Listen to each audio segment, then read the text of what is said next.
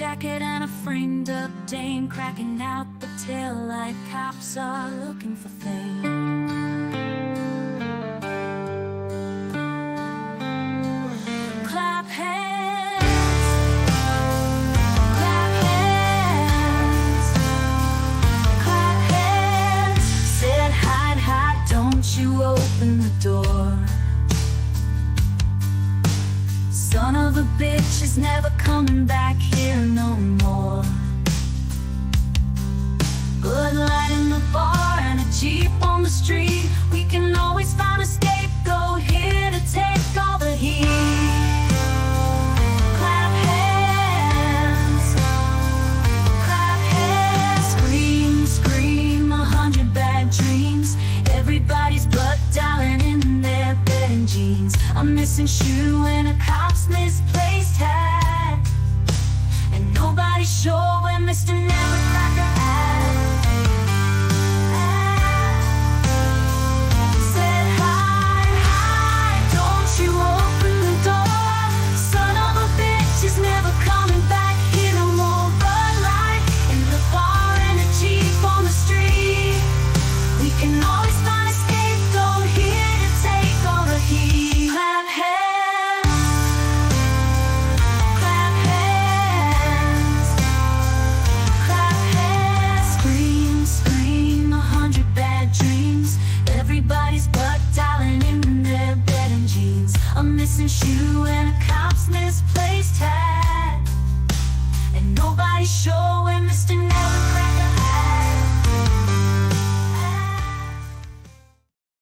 Hey, good morning, good afternoon, good evening, good night, whoever you are, wherever you are, whatever you're doing, etc., etc. I'm just glad you're doing it here with me. Thank you for your patience here for a few minutes. Well, I was a few minutes late. Boy, it's jet lag is kicking my butt. Should be all better by the beginning of next week. All right. Well, I'm here now. Forget the fact that I was dead asleep on my bed until exactly the time that was supposed to start, exactly what happened yesterday. So I've been awake for a grand total of 11 minutes now. We're good. All right, everybody. We are going to pick up with day 23 afternoon session of this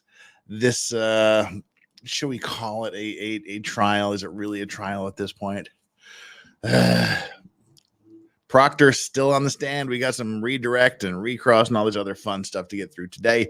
We got an hour to do it, so we don't have a lot of time to mess around here. We've got to get right into it. There's not. I'm just getting the bingo card here ready for those of you that want to download the bingo and do that.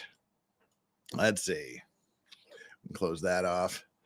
Here we go. Here is the link for the bingo card. Let me pin that up here to the chat so you can go away, mosquito. All right, pin the message. So anybody that wants can generate their bingo card right now, which is what I'm going to be doing. All righty. Where's my bingo card? There we go. Click on the link. Generate card. All right, my bingo card is up and running. We are good. Everybody get your bingo cards because we're going to start in just a matter of moments. Righty then. Put my bingo card over here. Bring up Judge Bev, who I no longer like at all. I liked a little bit. I didn't like her a little bit. I just didn't dislike her as much as everybody else. Now I do. But I'm starting to give her points because she doesn't like Proctor at all. And so she's letting the defense kind of pound Trooper Proctor hard. And good for her because he deserves it. All righty, what am I doing here? Presents, share screen, waiting for brain to engage. All right, we don't have closed captions yet, so all right. Ladies and germs, let's do it, shall we? All right, the bingo card is up and running. We'll get a poll up here a little bit later, but right now we've got to get into this. So, as always, super chats are not required. They're not begged for. They're not requested. But we've made it easier. We've got the you can super chat here. We've got PayPal, Venmo, Cash App, and Zelle. The links are right down there below. So check those out if that's the route you want to use. We've made it possible by popular demand. It took me a significant amount of my vacation to get everything set up to do that. But it's done because you asked. Now use it. Just kidding. Well, not really kidding, but you know what I mean. All right, we do have a couple super chats here. Tribbleman 247. The trouble with Tribbleman. Tribbleman 247. Thank you so much for becoming a YouTube member, a member of the Clean and Sober crew. Thank you so very much for being our newest member. Everybody wants to be my member. That's okay. I understand. Never mind. Tammy Fayette. Hey, Tammy Fayette. How you doing? Tammy for the $5. Hey, Jeff. Good to see you. Hello there, chat. Hello there, Tammy. It's been a short period of time. Thank you. And Xcomer Triple Z out of the past. It's been a long time. How you doing? Xcomer Triple Z. Nice profile picture. The Reed famous or something. This Reed famous or something. Thanks. Nice. Okay. Thank you very, very much for that. Appreciate the Nork money. We got the Nork money. All right, everybody. Oh, Lylan just pulling us right under the wire before we jump into this. Jeff, thanks for sacrificing sleep to be with us. I'm not sacrificing sleep to be with us. It's just right now it's 9 p.m. here. I just got home from work at 6:30. Fed the dogs, did some things around the house, laid down at 7. Thought I'm just going to lay here for about 10 minutes because I got to clean the house. I got to do a bunch of stuff. And then boom, 2 hours later, I'm like, oh my gosh, I got to be on the screen. So I'm not sacrificing sleep. I just fell asleep. Okay. That's it. It wouldn't be the same without you and the doggos. Chat, no spoilers. Spoiler, no spoiling. All right. Well, let's do it. We got 45 minutes to try to get through the rest of his testimony and a little bit of the lieutenant's testimony. So, ladies and gentlemen, let's pick up where we left off with a redirect of Trooper Proctor from yesterday afternoon. We're back in session. You may be seated. Okay, let's bring the witness in, please.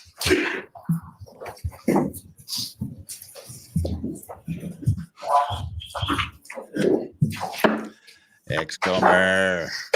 All right, Mr. Jackson, whenever you're ready. Thank you, Your Honor. Triple Proctor, before we broke, we were discussing Sally Port video that you watched several weeks ago. I want to make sure I'm clear about this. You indicated that the video that you watched was proper in terms of orientation, but the timestamp on the bottom had been inverted, correct? Yes, that's the way it appeared. And you recall that being a yellow chyron underneath. To the best of, In other words, the font color. to the best of my memory, yes.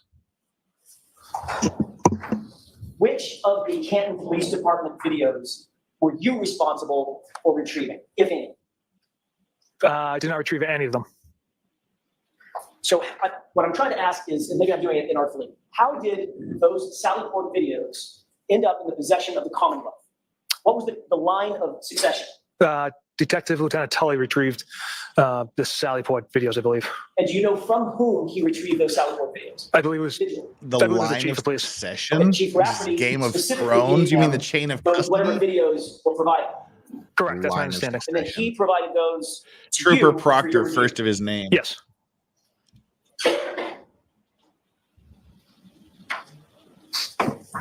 I want to stay on the subject of videos for a second, but shift gears to the Ring video footage. You've already testified that there were several hundred Ring videos from One Meadows, from both the facing the driveway and the front door camera, correct? Yes. As the case officer, you obtained and controlled those Ring videos from One Meadows from the moment that they came into Massachusetts State Police custody until they were handed over to the Commonwealth, correct? Yes, they were archived. You drafted the search warrant for the Ring video access records, correct? I did. You obtained the warrant returns once those search warrants were executed, correct? I did. You took possession of Mr. O'Keefe's cell phone physically, correct? Yes. And you had access to Mr. O'Keefe's Ring account in that cell phone, is that right? Correct. You indicated that you reviewed several of the videos on his Ring app on his cell phone, is that right? Yes. So you obviously had not only possession of his cell phone, you had possession of his login account information to get into the app on his cell phone. Is that right? I don't think we had the password. We had his email account associated with the Ring.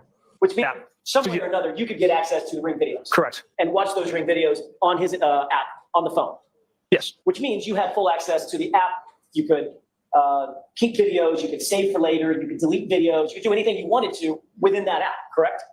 Yes, those are the capabilities within that app. Trooper Proctor, did you delete any of the Ring videos ever from John O'Keefe's phone? Absolutely not. Somebody Did you delete a did. video of Miss Reed arriving to One Meadows at approximately 12:41 a.m. on January 29th, 2022? Absolutely not. You will agree, Trooper Proctor, that the video of Miss Reed returning home from 34 Fairview at approximately 12:41 a.m. is not there. Correct. As the case officer, you're aware that Trooper DeChico also reviewed some or all of those videos, correct? Yes. And he did that at your request. Correct. He took notes of his review of those videos, correct? Yes. And then he provided those notes to you so that you could then memorialize those notes and your notes in a broader report that you then drafted in November of 2020. See, he's trying to make it seem Correct. like Proctor didn't do it, so it The- didn't from happen. Memory serves me, Even the if Proctor report didn't I delete those wrote videos regarding the somebody Ring in the camera police station was based did. off my observations of the videos that I had watched. But you certainly did have, as you just indicated, you did accumulate his notes and review his notes as well as your own notes, correct? That's my recollection. I wrote that report off of my notes. Did you actually, at any point before writing your report, did you note or did you review his notes? I can't recall. You asked him, he reviewed the videos at your directions, correct? At Yes. your direction, correct? Yes. And obviously he would have wanted to provide you whatever insights he had into his review of those videos. Otherwise, what's the point, right? Correct. So when you reviewed his notes, did you see that they were on some sticky pads? You remember that? That sounds about right.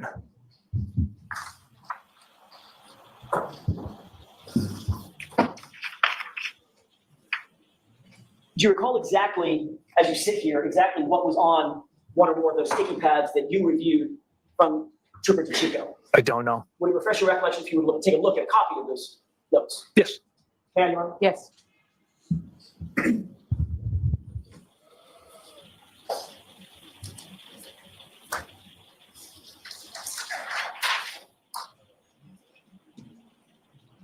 Yes.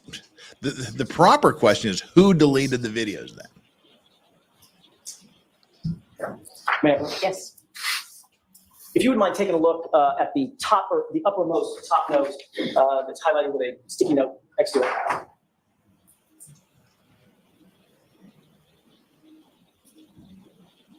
If you can read.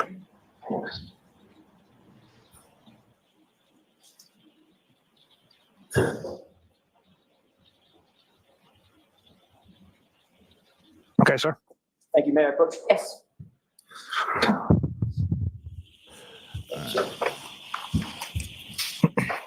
Super Proctor, do you have these notes in mind, specifically the uppermost note? The 0041? Correct. Yes. You reviewed this previously before you wrote your report, correct? Yes. And you note that at 0041, which is a time relative to what DeChico was looking at on the Ring video, he indicated taillights from driveway, parentheses, I think she arrived home, in parentheses, correct? Correct. 0041 is what? What's that in reference to? Just after midnight, the approximate time where Miss Reed will be returning from Fairview Road. It's military time for 12:41 a.m., correct? Yes. You wrote a report on November, I'm sorry, I earlier said November, it's actually June 1, 2022, memorializing the times,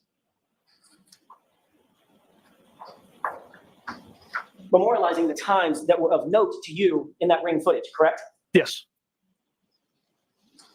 Do you recall every single entry that you made concerning the events that were of note to you that were reflected in your report? The majority of them, every single one. Would it refresh your recollection to look at a copy of your report to determine what all you did and did not note? Yes, sir. Fair approach? Sure. Do you have it with you, Trooper? Do you have your report with you? Okay. Did you do your homework?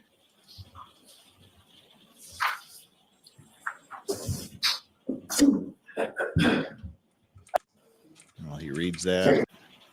The report is due Trooper, do you have those events in mind? I do. Your report is dated June 1st, 2022, correct? Correct. And reflected in this report are the bullet points of the times that you found of some note in your review of all of the ring footage from One Meadows, correct? Yes. In your report, there's no mention of the footage showing Karen Reed arriving home at 12:41 a.m., correct? Correct. And that's notwithstanding the fact that in Trooper DeChico's report, in his handwritten notes, he makes note of an event at 12:41 a.m. indicating, I think she arrived home, correct? Correct. So sometime between when Trooper DeChico wrote his notes and when you wrote your report, that video footage vanished, correct? There's also no date on Trooper DeChico's notes. Yeah, We have it vanished. many Who dates from had ring video, so I don't possession know of if he's it when referencing a it different date. vanished? The Well, you're cops. aware that the video footage from 12:41 a.m. is gone, correct? Yes, it's something I've tried to find through Ring for months, as well as the video when Miss Roberts, Miss McCabe, Miss Reed arrived back at John's and they're looking at the broken tail. Like that video is gone as well. So at some point, while this footage was in Massachusetts State Police custody and being reviewed by Trooper DeChico, that video existed, didn't it? Objection. The objection Mhm. is sustained. Mr. Jackson, don't waive that again, okay? Yes. I want to know what he was waving. What was he waving? The fact is, notwithstanding Trooper DeChico's handwritten notes, there's no video of 12:41 and January 29th, is there? No, there isn't. You effed up, didn't you? Again. Trooper Proctor, would you agree that from the very beginning of your investigation, you treated Karen Reed very differently than you treated the Alberts and the McCabe's in this case? Objection. I'll allow it. Was she treated differently? Absolutely not. Liar. Like I said before, we follow Liar. the facts and the evidence, the open mind. Did you consider her to be, for want of a better phrase, an outsider? No, not at all. Not somebody from Canton, No, not at all. not family, not friends with the Alberts? Absolutely not. At some point, your view of this case caused you to turn what could be described as a bias into an out-and-out hatred. Would you agree with that? Objection. Sustained. Did you develop some sort of hatred for Ms. Reed at Objection. any point in your investigation? I'll allow it. Again, we follow the facts and the evidence which showed Miss Reed hit Mr. O'Keefe with her vehicle. And yes, at times I got emotional because of that. And I said some stuff, texted some things I shouldn't have, but it was based off the evidence. As a matter of fact, you did express your feelings about Ms. Reed Uh-oh. in yet another text message that we haven't gone over today. Oh, another Is that one? right? On February 4th, 2022? Uh-oh. They've been holding something back. Tap 10? It's either the bait stamp or the, This is triple F. The defense has been holding something back. What text message haven't we heard yet? 2526. Oh, dear.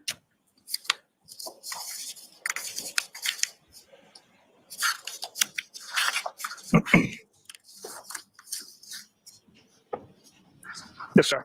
Do you see an entry from Courtney Proctor, a text starting, I didn't give my Yes. request permission to publish on? yes. 2526, Mr. Bates.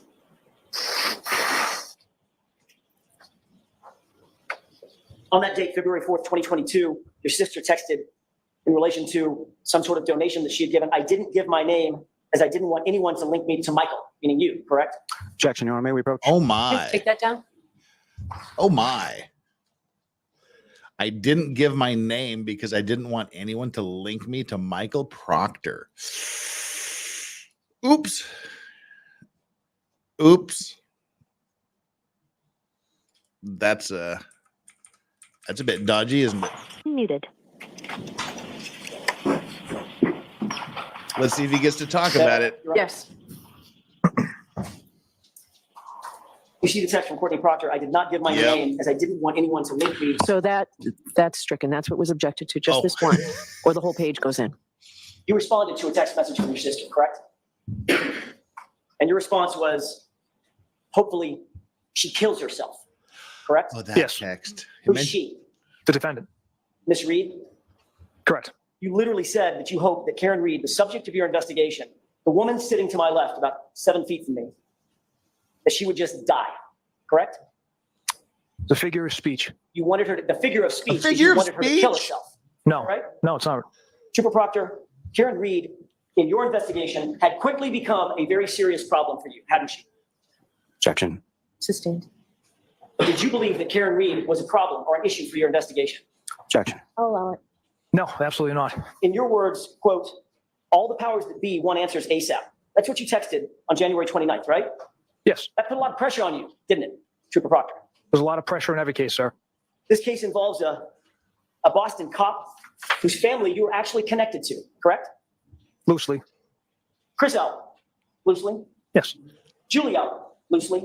yes, Colin Albert, loosely. yes. Well, Colin Kevin Albert so loosely that he was Loosely? the ring bearer. Loose The enough to wedding. leave his badge and his gun in your cruiser after a night of drinking, right? Objection. Sustained. You agreed in your group chat that you needed to, quote, make this cut and dry because another cop was involved. Those are your words, right? Objection. Where is this? Oh, no. This was referred to as earlier. There's a text few messages in text chat. messages So is they that, so is that right? Did you say that, sir? haven't brought up yet. I did text that. I don't know if it's in the exact context. But yes, those were my words. Group chat. Yes, that was in the group chat. Your friends wrote this whole thing in their words stinks, correct? Yes, I interpret that as a joke. You believed, Trooper Proctor, that your life would be much easier if Karen Reed was just dead, didn't you? Objection. I'll allow it. No. Like I said, it was a figure of speech. My emotions got the best of me based on, the fact that Miss Reed hit Mr. O'Keefe with her vehicle and left him to die on the side of the road. So my We're emotions got the jumping best to of me with conclusions, that figure of Proctor. speech. Let's talk about your figures of speech. During Oh, the no. course of your investigation, your figures of speech include the following. Oh, no. He's going to go through them again. She's a bitch.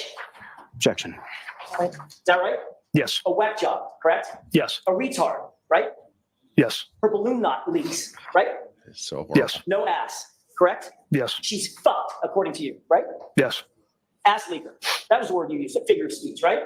correct, A girl who shits herself, right? correct, And then fuck her, correct? correct. Would you agree, Trooper Proctor, that you have dehumanized Karen Reed during the course of your investigation with comments and words like this? Objection. I'll give you this one, Mr. Jackson. Oof. Would you agree with that? I'd say based off that language,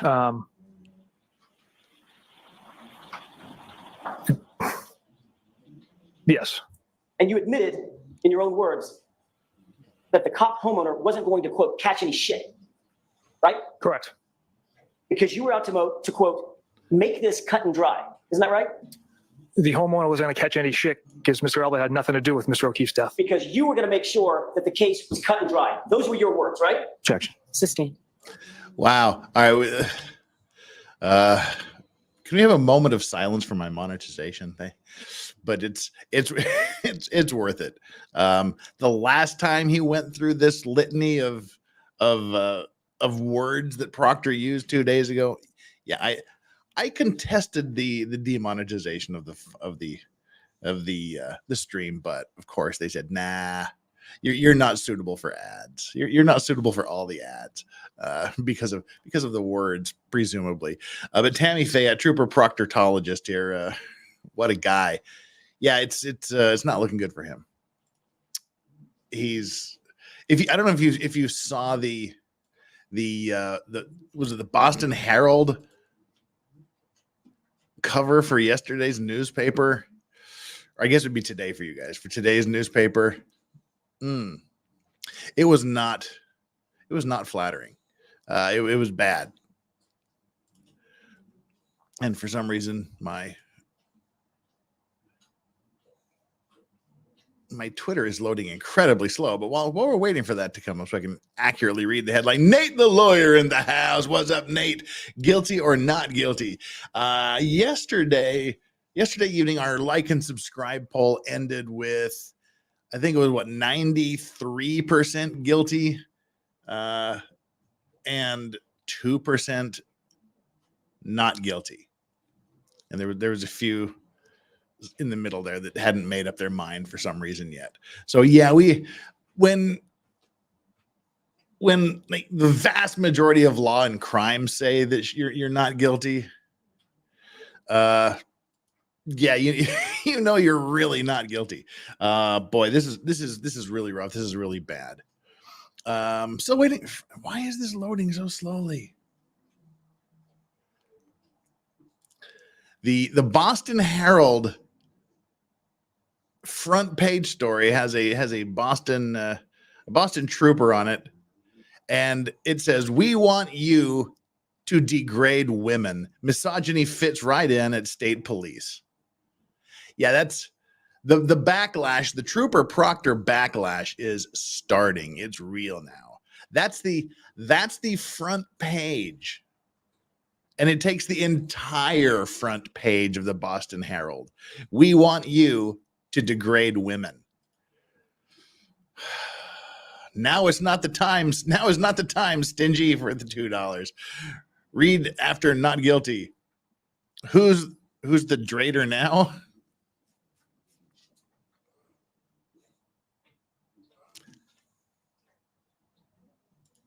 All righty then. Try turn twatter off and on. Yeah, wiggle the wires, jumpstart the vehicle. But anyway, we got what we needed out of it. The headline, I mean, it takes up the entire front page. So this backlash is starting.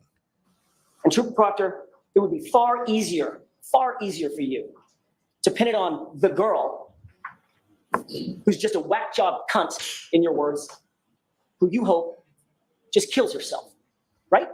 Objection. Sustained. Shame on you, sir. Objection. All right, so jurors, disregard that. I've told you before, lawyers can't make comments. They can ask questions. And Mr. Jackson, you know better than that. That's all I have. Nice. Thank you. Nice.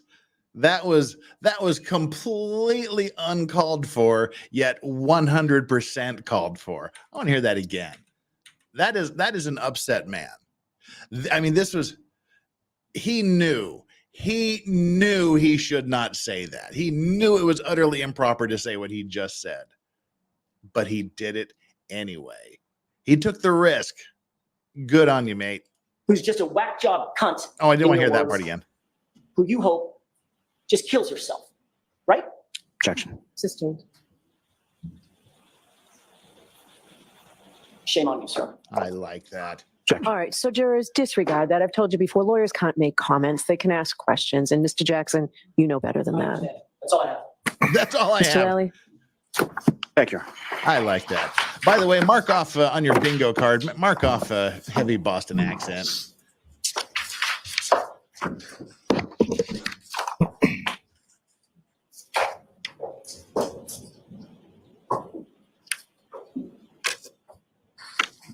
Where's my heavy Boston accent on my bingo card? Oh, there it is. sir. Good afternoon, sir.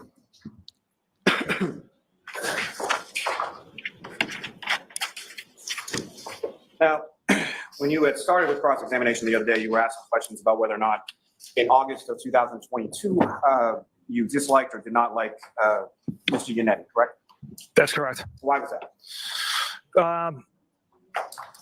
Well, basically, he stood up in open court and spouted lie after lie about me, called me corrupt and conflicted, dragged my name through the mud after I spent 10 plus years without a single complaint filed against me, and he had no basis or no facts of these wild accusations because there are none. This investigation was done with the utmost integrity, not just by me, but my supervisors and other troopers in my office, as well as Mr. Yannetti shows up at my sister's school yesterday in the parking lot where he's not welcomed or where people are not supposed to be.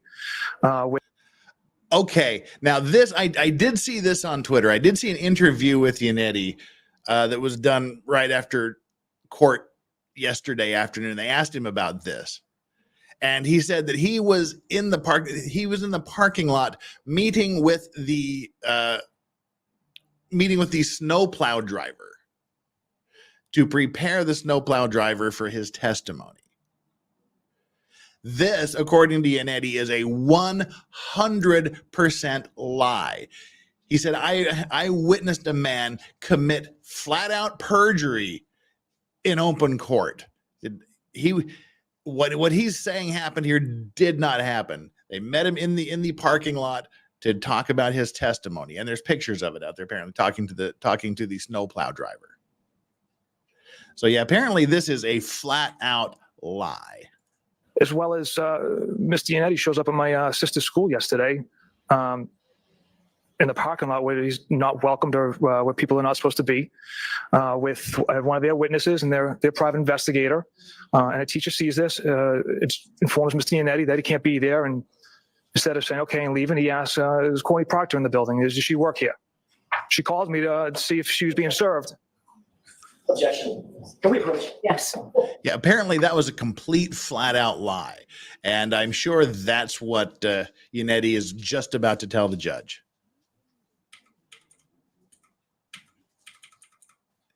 And that by the way, mark off a lawyer calls for sidebar on your bingo card. That heavy Boston accent and lawyer calls for sidebar. Oh, the jury's leaving. Uh-oh. That's never a good thing when the jury leaves. So this is going to be a long sidebar. Yep.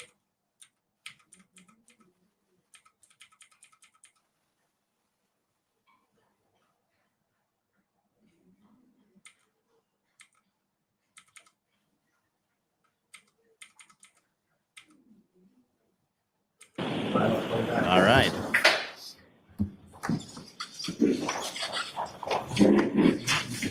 Let's see what happens here.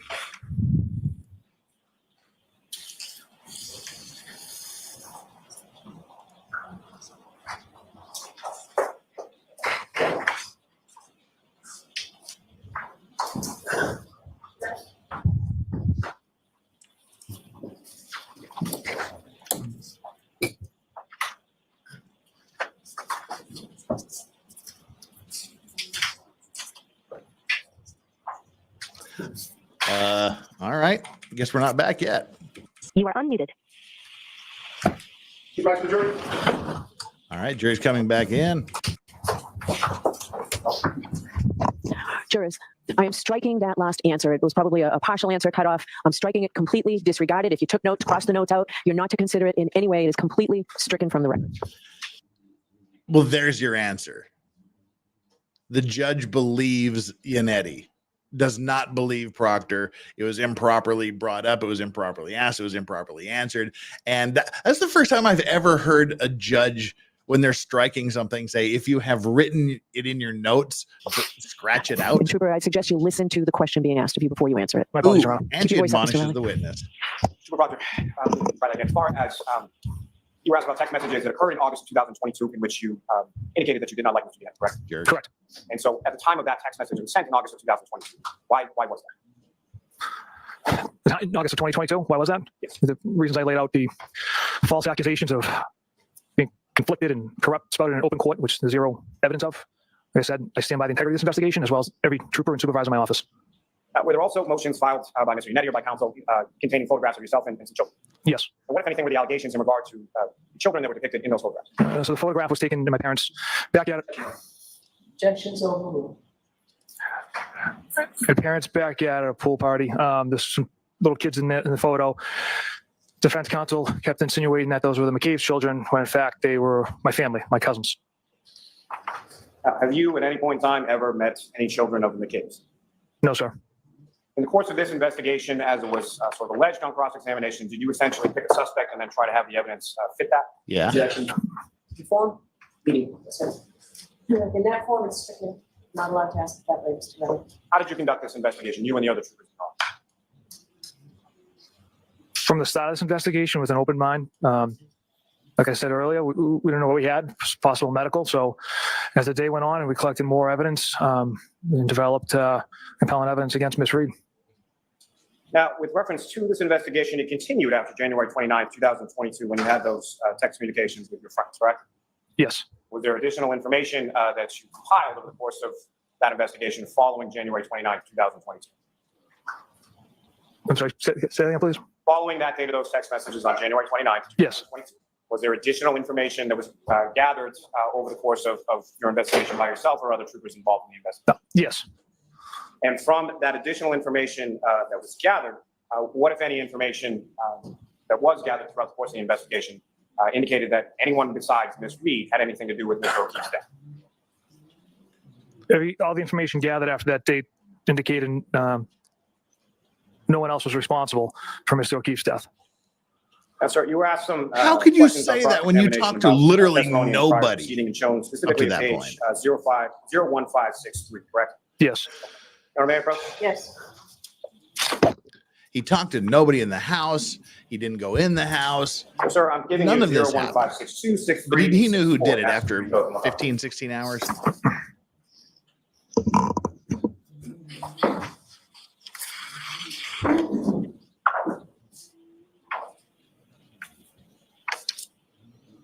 What were the numbers again, Mr. Lally? 1562, 63, and 64.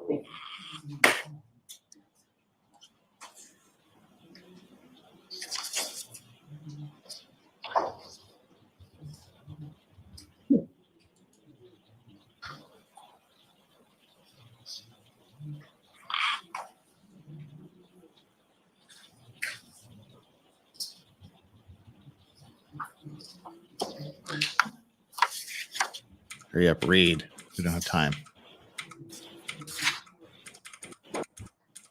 On those 3 pages, is there now more context to what you were just asked about on one specific page of that testimony? Yes. And those were questions related to what you had told and what you had informed other people within the office or your supervisors in relation to relationships with both the McCabe's and the Albers, correct? Correct. And in the course of that testimony, did you relay to that body the same testimony you just relayed to this jury in regard to photographs of children and defense counsel attributing those to being McCabe children, which they were not? Yes. Now, you were asked some questions by Mr. Jackson in regard to what you knew or why your focus was not on Brian Alberts later on in the evening of January 29, 2022, correct? Correct. And why was that? Why was your focus not on Brian Albert at that time? There was just no evidence that Mr. Al was involved anyway. Did you They said interview Mr. before Albert? The, from witness interviews, the statements Ms. Reed provided to witnesses, the one shoe left at the scene, the taillight pieces found underneath the snow that were dug out by the CERT team, the injuries to Mr. O'Keefe, the one shoe at the hospital that was observed. Her statements to us, Sergeant Mechanic and I, while we interviewed her, clearly the broken taillight and the fact that leaving Brockton, instead of going to Dighton, she backtracked to go to Canton to retrieve her vehicle and then go double back to go to Dighton, which I found odd.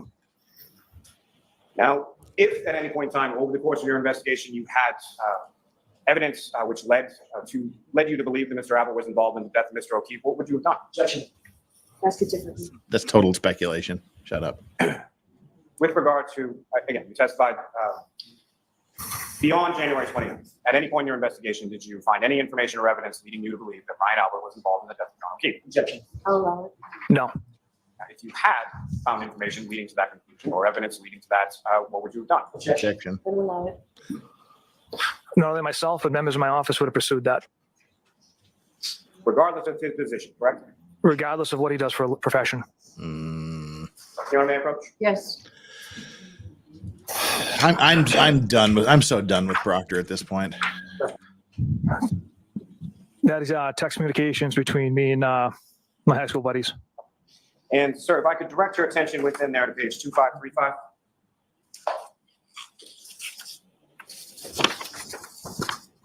Yes, sir.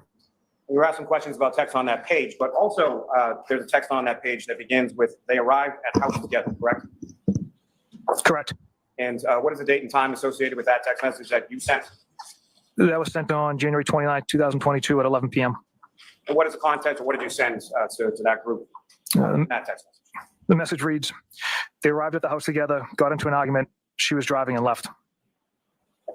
So that's also information that you had late in the evening of January 29th, 2022, correct? Objection. Inform that system. With respect to that information you conveyed in that text message, when did you learn it? During the course of the day on the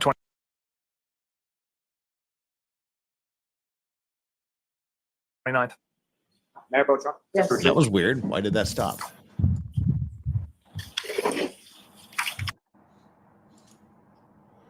Yeah, that's weird. Why is it stopping all by his little lonesome?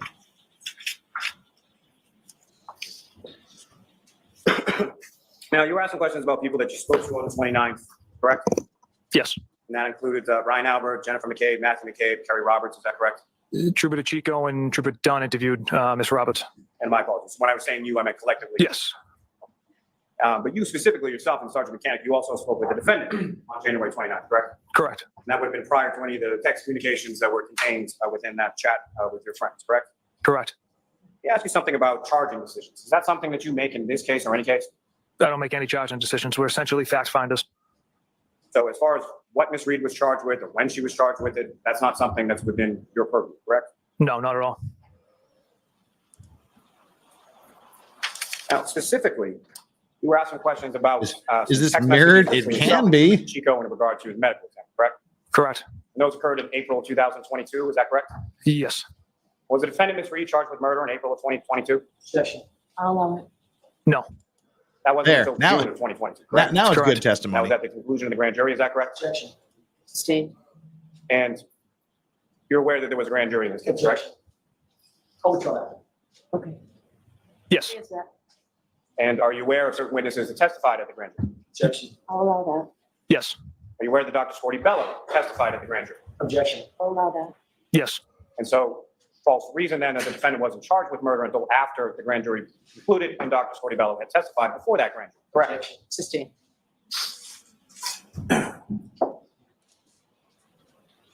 Now, the Albert family that you were familiar with some members of, that's not an entity, correct? No. Individual members of a family, some you know, some you may not, correct? Objection. Sustained. Watch your phone, Mr. Brown. Certainly not. How many members of the Albert family did you know when you started this investigation in January, or when you received this call on January 29th, 2022? Julie, Chris Albert, Colin, and Kevin Albert. So he Now, knew four you of the asked Albert questions about clan, but he interviewing, didn't Julie really, Albert he and Chris wasn't Albert connected at to their them at home all. on February 10th, correct? Yes. Now, with respect to that date, have you ever been to that home prior to February 10th? I'd not been to that, this kind of their new home. I'd never been to their new home or the previous home either. Now, as far as conversations with either Julie or Chris Albert, when was the last time you talked to them before you interviewed them on February 10th?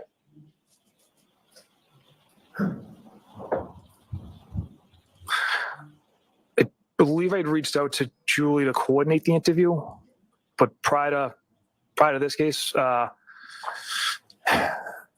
was that one random text message she sent me and my sister when I was going on a family ski trip. They weren't a part of it. She wanted me to take a video of my sister skiing, but That was February 2022. yeah, So what Yes. my question is prior to February 10th, 2022, prior to any arrangements to schedule an interview for February 10th, when was the last time that you spoke to either Julie Albert or Chris Albert? You know. I don't know. I can't remember. Now, with regard to that text message in regard to skiing in late February 2022, you were shown that text message, correct? Yes. Is there any response from you? No. Did you have any further communication with Julie Albert after that interview on January 29th, 2022, related to this investigation? I recall the serving her for grand jury. I know she wanted to kind of have an idea of what the process was like. So there's communications regarding that. And was that something that was solely done with Julie Albert or other witnesses or what? All the witnesses that were called in the grand jury, it's unusual for, the majority of civilians to be called in the grand jury. So they obviously have questions about the process. Now, as far as babysitting for your children, is that something that Julie Albert ever did? No. As far as those text communications between yourself and your sister regarding that, is that something that you had asked for or something that your sister had suggested? Yeah, my sister had suggested that. We never followed up with having Julie watch my kids. Now, you were asking questions about text messages with your sister Courtney, correct? Correct. And I believe a couple times you would use the term, well, let me ask you this first. With regard to from January 29th throughout at least January, February 2022, this was this case became something that was on the news on a fairly regular basis, correct? News and social media, yes. And so when you were using the term in describing what you spoke to your sister about as far as newsworthy, what did you mean by that? My sister lives in Canton, so there's a lot of, as well on the news and social media stuff that was being discussed on those platforms. Now, as far as the discussions that you had with regard to your sister, how would you describe or how would you characterize the type of information that you shared with her at that? Just general information, nothing specific about the case. You were also asked of a specific text from your sister On January 30th, it started out with, I believe it was Jesus Christ. Is that correct? Oh, that's, Yes. it's a great way to And start. that was in reference to the body of Mr. O'Keefe being found on Brian Albert's lawn, correct? Correct. And so she's asking you about that on January 30th, correct? Yes. So fair to reason that wasn't something that you shared with her prior to January 30th, correct? Correct. And something that you hadn't shared with her at all at that point that you received that text communication, correct? Correct. Sustained as to inform. Watch how you ask these questions, Mr. Riley, as your witness. Yes. Yep, you can't With ask leading regards to that questions. information as far as who the homeowner was, what, if anything, had you shared with Sister Courtney prior to you receiving that text from her, indicating her knowledge? Yeah, I don't recall sharing anything with in regards to the homeowner. Now, in regard to any issues of a gift or request for a gift, how would you characterize that? Was that serious? Was that a jest? How would you characterize that? I didn't take. I'll allow it. I didn't take that offer seriously. Yes, and as you I had mentioned did. to you on Monday that I You didn't s- ask for a gift. I never received one. I kind of said, get my wife a gift. She had been home about 10 straight nights with the boys. We had another homicide a week before. So That's some bullshit that was right my response. there. Get Elizabeth one. You took She it never received one. seriously. You said, give it to my wife. Now, you were asked some questions about Colin Albert, correct? Come on. Correct. And as far as what, if any, information did you have as far as Colin Albert and his being at 34 Fairview at the same time as anyone from coming back from the waterfall? It was my understanding Colin arrived later on to just see his cousin, his birthday. He didn't stay that long, maybe an hour, a little over an hour. And as he was leaving, I think he ran into his aunt and uncle as his ride had arrived out front and left at sometime around 12:10 a.m. Oh, that's a little different than Was what that you said on the information that you stand had yesterday prior to when you you said interviewing that with he was Colin Albert? gone before anybody got home. Little Yeah, different there. we knew Colin wasn't at the house. The timing was provided by Colin. And at any point in time in your investigation, what, if any, evidence did you ever receive that Colin Albert was at 34 Fairview at the same time as Mr. O'Keefe or the defendant? Based on Mr. O'Keefe's cell phone location data using his Waze app, Colin Albert is leaving around like 12:10 a.m. Mr. O'Keefe is about a half a mile away at 12:20 a.m. So they did not cross paths.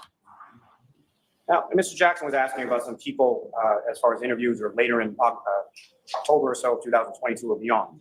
You were given 5 names as far as Brian Albert Jr., Julie Nagel, Ms. Kent, Ms. Fabiano, Ms. Alba, and Ms. Levinson, and Colin Albert, correct? Yes. And then you were asked about 3 people that you had interviewed, and then were asked if there was only 1 person left, that being Colin Albert, correct? Correct. That math match up as far as 5 people, 3 given, and only 1 person not interviewed? No. Now, with reference to Ms. Kent, Ms. Fabiano, and Ms. Alba, your knowledge, have they been interviewed at any point in time? No. Or why not? They weren't present for when the adults had arrived back from the waterfall. They left 34 Fairview like Colin Albert prior to the waterfall people coming in. Objection. Sustained as that holds. What, if any, information did you have with regards to the whereabouts of Ms. Kent, Ms. Fabiano, Ms. Alba, and Colin Albert in relation to 34 Fairview and the arrival of people from the waterfall? They had left their residence. So, with respect to Colin Albert, why was it that he was interviewed and not Ms. Kent, Ms. Fabiano, and Ms. Alba?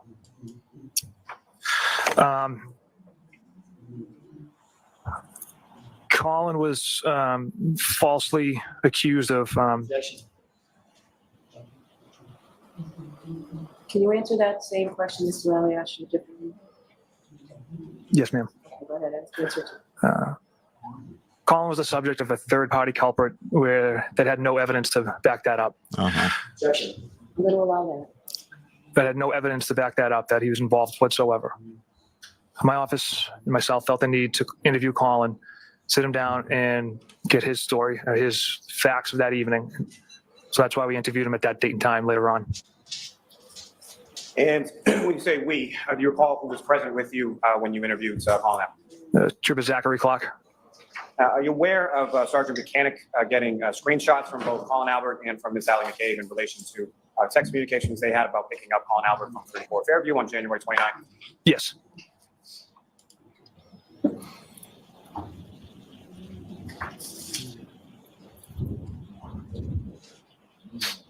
You were asked some questions about Miss McCabe's cell phone, is that correct? Yes. And As far as any material on that phone, are you an expert when it comes to cell phone extractions and what different material may mean within cell right extraction? No, that's left to Trooper Garino in our office. Are you aware of reports regarding those searches from Trooper Nicholas Garino, a Ms. Jessica Hyde, and a Mr. Ian Whip?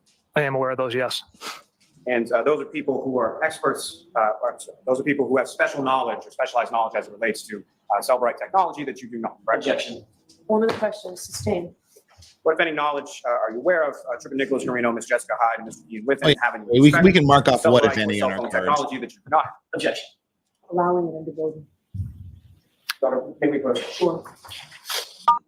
You are All right, we got another approach here.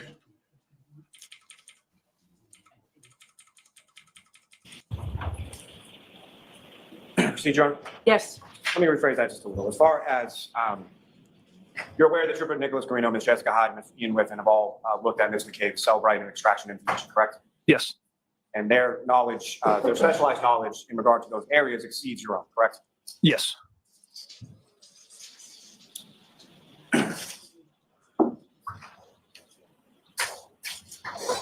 Now, as far as your conversations with Kevin Allen, how would you characterize those in relation to this investigation? They had nothing to do with this investigation. Like I said, we were working a cold case together. We also work on other cases together that, unattended deaths that I'll respond to a potential suicide or an overdose in the town of Canton that I'll respond to. But the topic of our conversations were in regards to the cold case or unresolved case that we're working together. Madam Mayor Pro? Yes.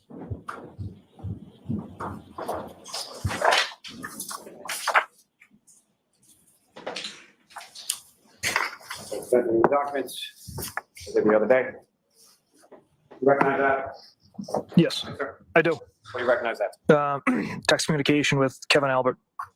And sir, if I could direct your attention to debate stamp pages of 2600 and 2601.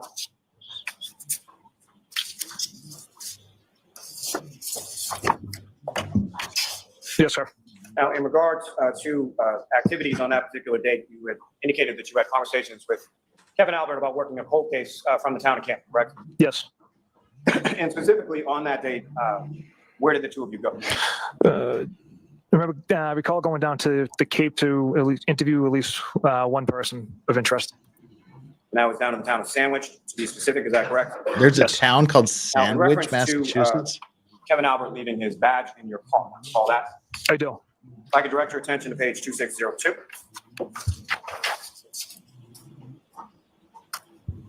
And what, if any, text communication is contained on that page as far as you asking Kevin Albert any questions about his address?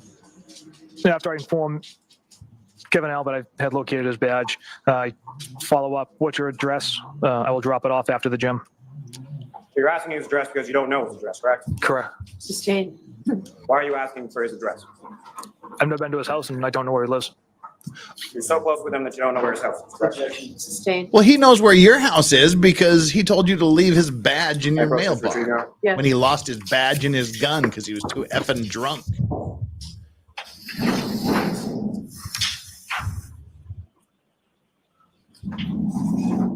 You were asking questions about ring videos from One Meadows Avenue, Mr. O'Keefe's home, is that correct? Yes. To be clear, did you delete any ring videos from Mr. O'Keefe's account, either on his app on his phone or from the materials that you received pursuant to the search? Absolutely not.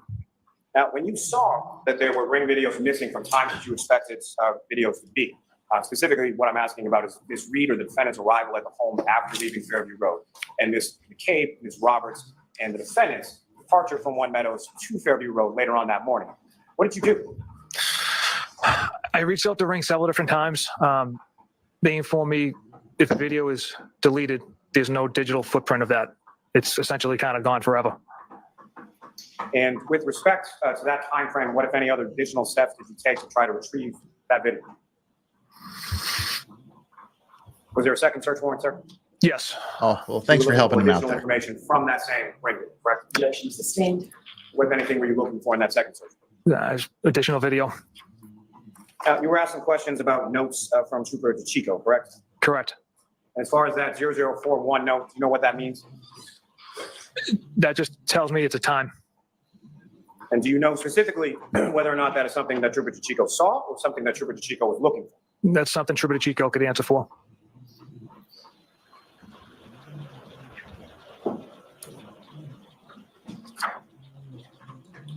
And I have this moment. Yes. Sally Port video at Canton Police Station, correct? Yes. And you arrived at the Sally Port garage of the Canton Police Station sometime around or shortly after 5:30 p.m., correct? Yes. Now, that 5:30 p.m. time, is that before or after 5:07 a.m.? After. And 5:07 a.m. is when the Exhibit 6, video number, I believe, 153, with the defendant backing out of the garage where you testified on Monday, you observed some damage to the taillight, correct? Correct. And you're aware of some other ring video from Mr. O'Keefe's house showing the defendant, Ms. Roberts and Ms. McCabe, arriving at his house, in which you can see damage to the right passenger taillight, right? Correct. Are you aware of a cruiser camera video from the Canton Police Station, Police Department, specifically Lieutenant Ray, going to One Meadows Ave at 8:22 in the morning on the 29th, in which you can also observe damage to the taillight? Objection. Sustained is 2-4. As far as 8:22 in the morning, what, if any, video from One Meadows Avenue are you aware of depicting the defendant's taillight? Canton Police Department went to conduct a well-being check, and on the dash cruiser camera, you can see the back of Miss Reed's vehicle and the right taillight to be broken and missing pieces. And as far as your time at the home indictment vehicle, the defendant's vehicle was towed from that location on that day, correct? Correct. And what, if any, video are you aware of from that? We're waiting for driveway, court to start now. It could start any minute. Right, rear passenger side tail light of the defendant's vehicle. Yeah, as the vehicle's being put on the tow truck, you can make out that there's some pieces missing. Now, sir, if I could turn you back to those text messages with your friends, January 29th, 2022. With that time in mind, at that point in time, well, let me ask before, as far as all those other videos that we talked to, all of those videos precede your time in the Sally Port garage at 5:30 p.m. on January 29th, correct? Correct. Now, with reference to, you mentioned in your testimony the other day, earlier, that at some point in time later in the day or early in that evening, you had met for a debriefing with yourself and the other troopers involved in the investigation on January 29th. Is that correct? Yes. So fair to say the information that had been collected by yourself and the other troopers on January 29th, you had that in mind, or you were aware of that when you were involved in these text communications with your friends, correct? Yes. And so were you, at that time that you're texting with your friends, you had seen the defendant's vehicle? Correct. Yes. And you had seen the damage to the taillight, correct? Yes. And you were aware that Lieutenant Tully and the CERT team had conducted a search around 34 Fairview and recovered Mr. O'Keefe's sneaker and taillight? Objection. Sustained is 2-4. What, if anything, were you aware of in regard to Lieutenant Tully doing with the CERT team at 34 Fairview earlier that day? Detective Lieutenant Tully and the CERT team conducted a search, discovered several pieces of broken taillight pieces, as well as Mr. O'Keefe's missing shoe. And the shoe that Lieutenant Tully and the CERT team had retrieved, what, if anything, did you observe in relation to that and the shoe that you and Sergeant Mechanic had retrieved from the Good Samaritan Hospital? Yeah, they were matched. They were both black Nike sneakers with the white logo. Now, you had talked to first responders, correct? Yes. That included firefighters. I'm still not sure That included how Sergeant him Yes. wearing You a had done shoe interviews with and the having a Sergeant shoe Ryan, in the correct? snow Yes. proves Okay, that correct. she hit Correct. him. Matthew McCabe, correct? Yes. The defendant Yes. and other troopers from your unit had also interviewed Kerry Roberts, correct? Yes. Are you aware of statements that were attributed by Ms. Roberts and Ms. McCabe to the defendant as far as what she told them earlier that morning? Yes. And you're aware of statements that Ms. McCabe and Ms. Roberts had made to the troopers in regard to what they had observed that morning? Yes. Now, were you aware that both Ms. McCabe and Ms. Roberts indicated in interviews on January 29th that when they had got to 34 Fairview Road, they could not see Mr. O'Keefe's body? However, the defendant sort of bolted out of the backseat of the vehicle directly over to Mr. O'Keefe's body. Objection. You can ask that differently, Mr. Valley. With respect to the statements from Ms. McCabe and Ms. Roberts in regard to their arrival at 34 Fairview around 6 a.m. in the morning, what, if anything, stood out to you or were you aware of in relation to those statements? Yeah. From those statements, as Ms. Roberts was driving down to Fairview, Ms. McCabe was in the passenger seat. Ms. Reed was in the back. Obviously, whiteout conditions as they're coming down, like that slight hill, getting just before the left side of the property. Ms. McCabe and Ms. Roberts indicated that. Ms. Reed said, "There he is. I see him. I see him." And Ms. Reed, sorry, Ms. McCabe and Ms. Roberts didn't know what Ms. Reed was talking about. They stopped the car. Ms. Reed ran directly over to John O'Keefe's body. And even when Ms. Reed had exited the vehicle, Ms. McCabe and Ms. Roberts still didn't know what was going on and what she was running to. Now, were you aware from? Okay, real quick, the court is starting. We have about 3 or 4 more minutes of this testimony. We'll get through this testimony, then we'll catch up with the court. So bear with me. Don't go anywhere. Court is live. We will be live with the court here in just a few minutes. Conversation with firefighter Famati that the defendant had stated I hit him in the presence of firefighter Famati earlier that morning. Yes. And were you also aware of statements the defendant made to other first responders about her getting into an argument with Mr. O'Keefe as she was dropping him off at 34 Fairview, indicating last time she saw him? Later on, subsequent interviews.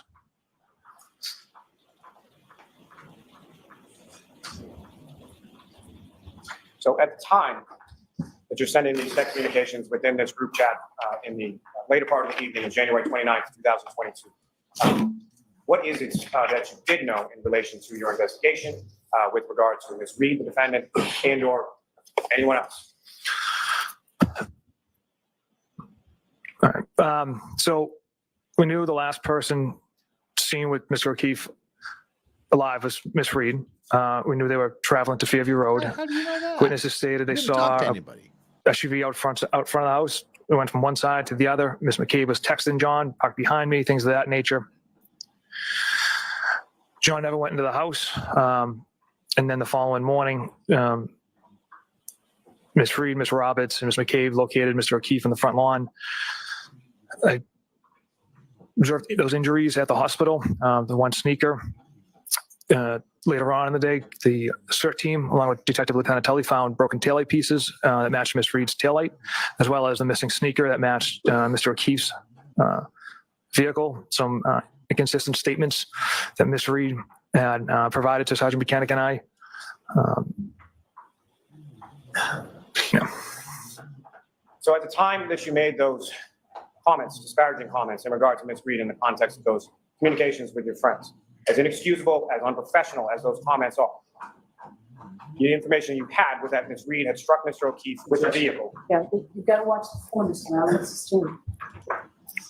As I said, I know court is live. We're going to be doing it for just a couple more minutes, then we'll go straight over and catch up. Mr. O'Keefe?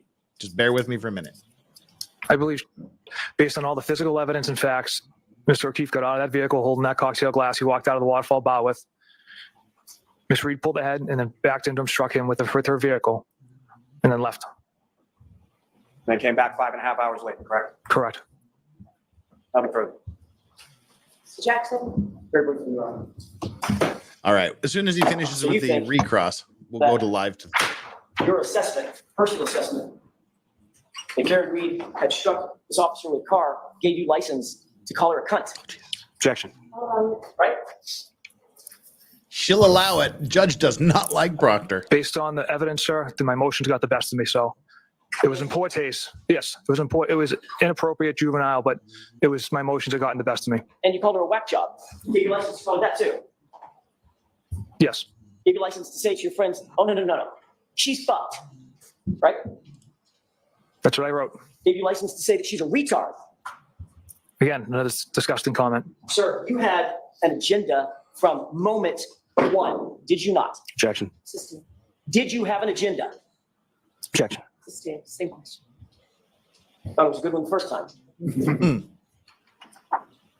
So the fact that you believe personally that your narrative was she hit him with a car, you get to talk about her leaky balloon knot, right? Objection. Assistant.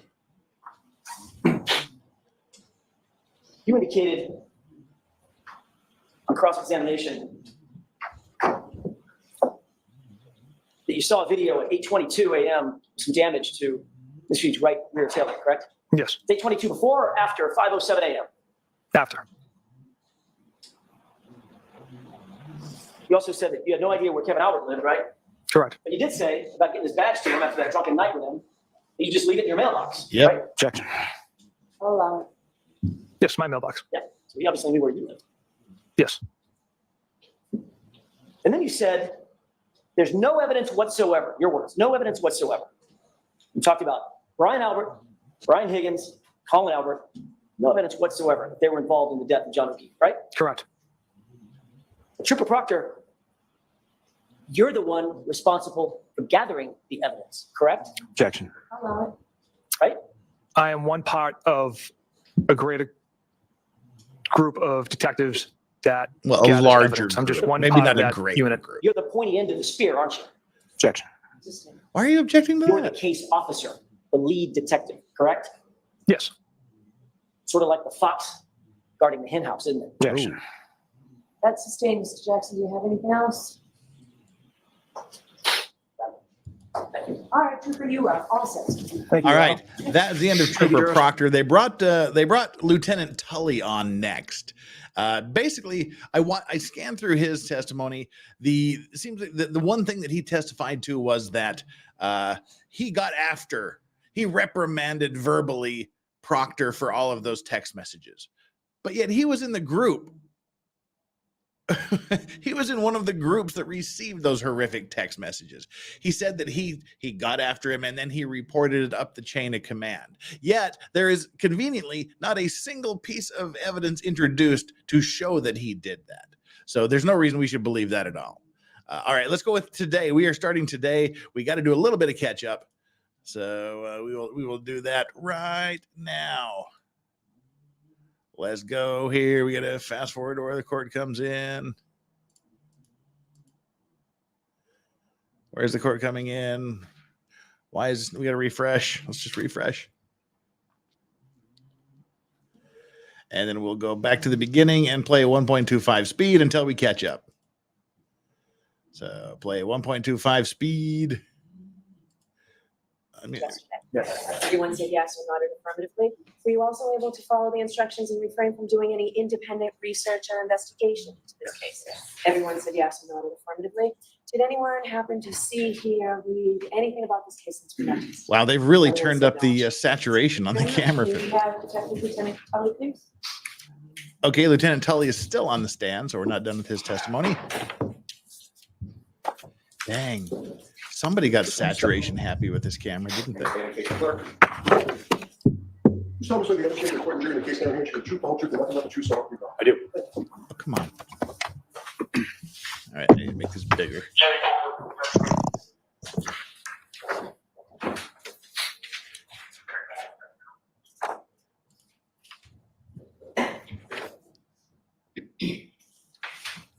Whenever you're ready, Mr. Lally. Every time I go to catch the tab. Good morning. There we go. Good morning.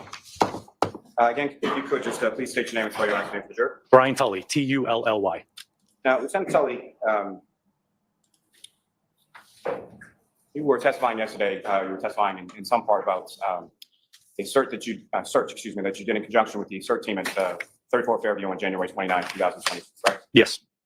And at any point in time, did you or any other member of your unit conduct any search of the residence at 34 Fairview Road? No. And why not? We had no reason to believe that the evidence found within the home of 34 Fairview Road. You had no evidence Now, to believe that they had no reason to Lieutenant, believe there would be if you could, evidence found inside the house or where there was a dead Inform the body jury of a little bit about cop sort of found on the search front warrants as far as lawn. Residences go and what is required in Massachusetts for you to conduct a search warrant. Objection. So we haven't heard the question. Let's hear the question. That was the question, I'm sorry. I thought it was you informed the jury about search warrants and then. If I interrupted Can you you, repeat your question? I did know, yes. So it's sustained then. thank you. As far as, Lieutenant, over the course of your career, you've conducted search warrants of people's residences, correct? Yes. And what do you need to do? A search warrant, consent, or exigent circumstance. And as far as a search warrant is concerned, what is needed or what is necessary in order for you to get a search warrant? Objection. Jody, continue to be quiet. So I'm going to allow him to build a foundation here. So the objections are. As governed by the Fourth Amendment of the U.S. Constitution and Article 14 of the Massachusetts Constitution, law enforcement is required Whoa. to get a search warrant if we're going to invade someone's privacy. In order to obtain a search warrant, I need to gather facts that I swear an oath and affirm that are true and accurate, that there is probable cause, which means more likely than not that a specific piece of evidence will be found in a specific location and it's related to a crime. So I need to check those boxes in order to obtain a search warrant through the trial court. And what, if any, information did you have related to specific evidence of a crime in relation to the interior of the residence at 34 Fairview Road? I didn't have any. When thinking about residence, in search warrants and evidence, I need to put the evidence inside the house. And so I don't believe that Mr. O'Keefe entered the home. So I had no nexus to the house. And what, if any, evidence did you have that Mr. O'Keefe had ever entered the home, 34 Fairview Road, on January 29th or on any other day? I don't. On the contrary, I have evidence that he was outside, but I don't have anything putting him inside the residence. Because you didn't talk to anybody, maybe? Just saying. Now, you're aware that, or you testified yesterday, that at some point while you and CERT team were conducting the search at 34 Fairview, the Sergeant Mechanic and Trooper Proctor were following a tow truck with the defendant's vehicle from Dighton to the Canton Police Department, correct? Yes. And in reference to taking the vehicle to the Canton Police Department, how was that decision arrived at?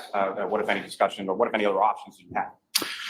So Sergeant Mechanic and I had conversations. It was ultimately my decision of where the vehicle was going to go. And so we need to find a location that was secure, indoors, and preferably heated. And so we start going through a checklist of what's available. So you start thinking, obviously, of state police facilities. So between Dighton and Canton, where our office is as well, you have the Foxborough Barracks, which was, I worked out of the Foxborough Barracks. The garage was probably not appropriate for that large vehicle to get in there. It's an old building. I worked at the State Police Barracks in Milton. That's even worse, with a smaller garage that's attached inside of an older building. So the Canton Police Department was the next step. It was kind of checked all those boxes. It was inside, it was secure, and it was heated. Now,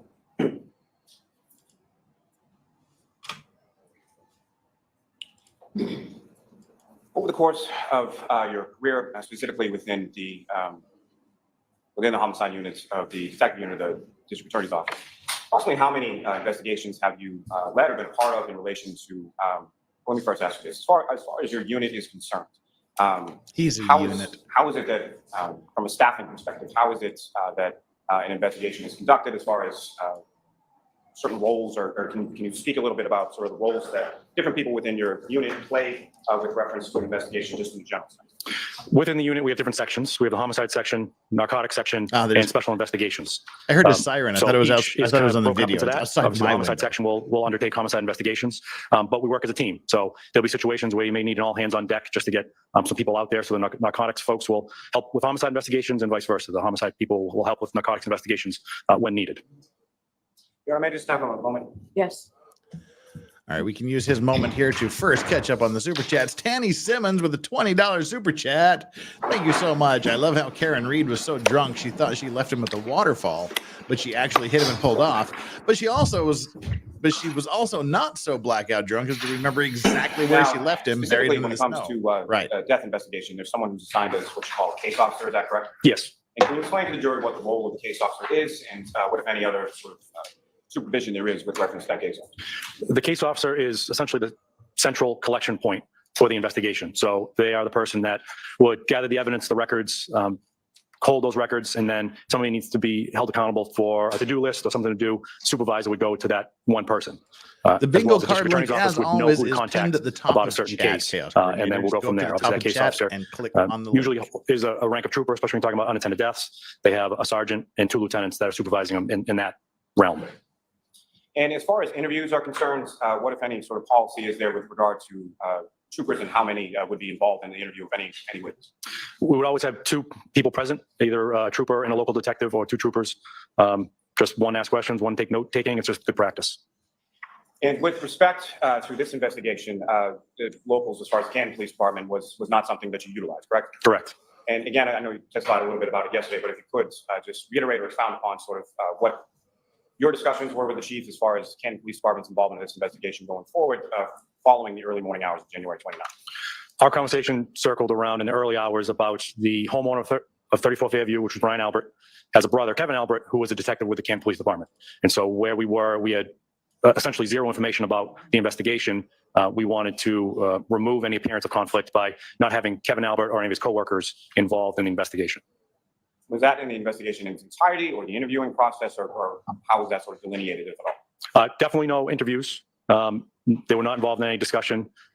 Essentially the entire investigation. And as far as the case officer is concerned, is the case officer someone who, particularly in a homicide investigation, is as far as a decision regarding charging, is that something that a case officer would be tasked with? No. Now, Turning our attention back to your testimony yesterday, there were items that you had retrieved from search on January 29th, correct? Yes. And as a precursor, if I could ask you sort of, over the course of your career, specifically within the homicide unit with the district attorney's office, about how many death investigations, homicide investigations have you been involved? I would say in excess of 600 unattended death investigations that I personally investigated. That's not counting those phone calls the calls I end up declining that I mentioned yesterday. In addition to that, I probably have either worked or supervised 75 homicides. And then getting back to the unattended deaths, I've supervised countless since I've attained the rank of trooper and lieutenant. Sergeant and lieutenant. And with respect to your training and with respect to your experience, how many of those investigations have involved injuries which included abrasions? Probably 10 to 20% of them. And if you could, at least from your understanding, if you could explain to the jury what your understanding of what is an abrasion? Objection. Sustained.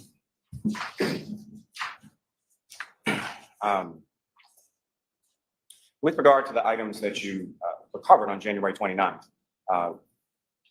there was one piece of clear plastic you testified yesterday had something that you termed as stippling on the outside, correct? Yeah, I may have used the word dimples, but yeah. Now, with respect to Mr. O'Keefe, at some point, did you have occasion to view photos of Mr. O'Keefe from the Good Samaritan Hospital? Yes. And with regard to the items that you recovered, what, if any, significance did you observe between those items and the injuries that you observed to Mr. O'Keefe? The injuries to Mr. O'Keefe, I noticed the abrasions had a certain pattern on them. And I know that when a blunt force object is involved in causing an abrasion, the characteristics of the object that comes in contact with a person will often leave the characteristics on that person in the form of an abrasion. What the hell are you And talking with respect to this specific case, as far as any items recovered on January 29th and your observations of Mr. O'Keefe, what, if anything, did you observe of any significance in relation to that? I'd be comfortable in saying that the marks of Mr. O'Keefe are consistent with. Objection. Sustained. Yeah. Yeah, a little bit of speculation there. He's, Now, I don't know sir, if if you I could remember on turn some of your those pieces of attention- plastic, there was like these little teeny tiny dimples, like little tiny raised bubbles on a small part of the clear Two plastic other casing members of your units are troopers of the by name of taillights. Trooper Don He's and Trooper Moore, is that correct? those caused Yes. gouges on his arm. Are On February 2nd, 2022, are you familiar with you out of your them mind? retrieving some video in relation to this investigation? Yes. And specifically from the town of Canton, did they retrieve video from there? Yes. And specifically, what location did they retrieve video from? From the Canton Public Library at 786 Washington Street. And are you familiar with them speaking with a gentleman by the name of Mr. Jutras? Yes. He's an IT person with the town of Canton. Yes. And as far as the timestamp with regard to the video that was retrieved from the Canton Public Library, what, if any, information do you have in reference to that? Whenever we retrieve video, we want to ensure the timestamp is accurate. As we've learned, businesses are not always great about updating the timestamp. So that's always top of mind when we collect video. Mr. Jutras assured us that the timestamp on the video was consistent and in real time.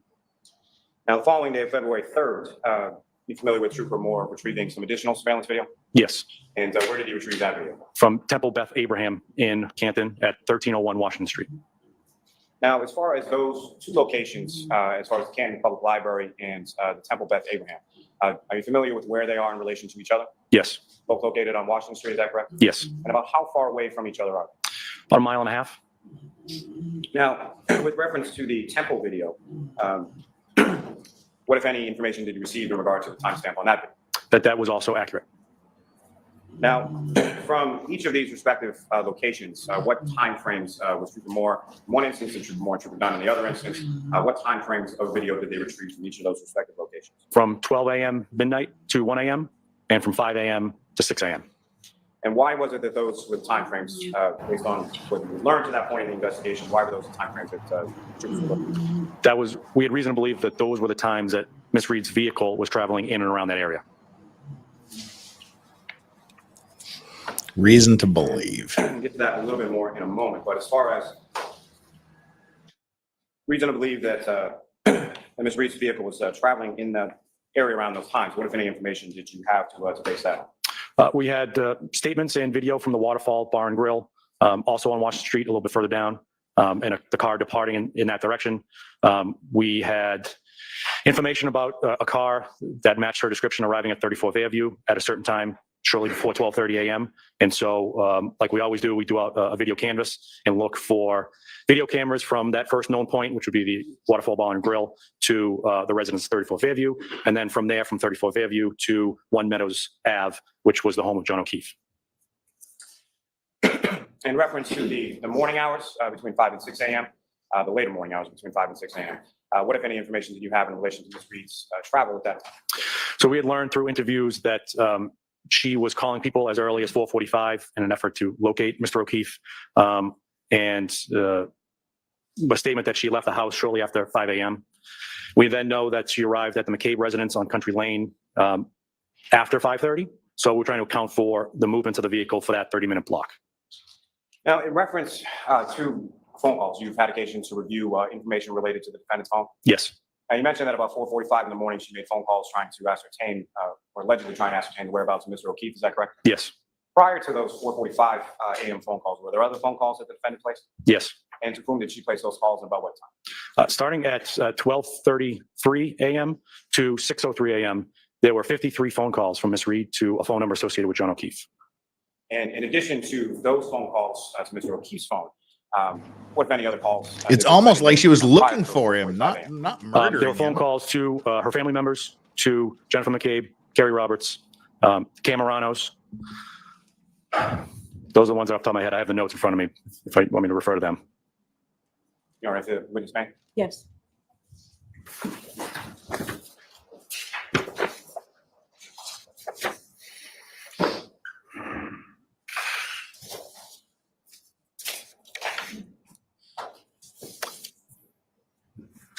Would you like me to continue, ADA Lally? Yes. After 6:03, when Mr. O'Keefe was found, there are a number of calls to members of John O'Keefe's family. No, the phone calls to family members of her own, the defendant's family members, those were specifically to her mother and her father, is that correct? Yes. And did those phone calls precede the phone calls to either Ms. McCabe or Ms. Roberts or anybody else earlier that moment? On the call detail records, they don't appear, but I know the phone dump has other information. Your Honor, may I approach? Yes. All right. Well, Turning your attention back to the videos we were speaking about, showing you with this, just asking you to recognize that. I do. And what do you recognize that to be? It is surveillance video from Temple Beth Abraham. all May I right. approach, Your Honor? Yes. I'll seek to introduce the witness in the next exhibit. No objection. Thank you. Exhibit 572. 572. May I approach again, Your Honor? Yes. All right. So we get to see some surveillance video now, I take it. We've seen the video from the library I do. And what to do you City recognize that? Hall. It is a map I created with icons of the town of Canton. And how did you create that map, sir? Using Google Earth as the mapping software, I placed icons on locations within the town of Canton that are relative to this investigation to provide better context and illustrate the area that we're going to be discussing. May I approach again, Your Honor? Yes. I'll seek to introduce the witness in the next exhibit. No objection. Thank you. Exhibit 573. And Berserker with a $5 super chat says Lally's outfit is perfect. He Your finally Honor, may I realizes return he's at a exhibit 573 to funeral. the witness? Yes. Your Honor, with the court's permission, if I could publish that to the jury at this time. Yes. All right. Let's see the vid.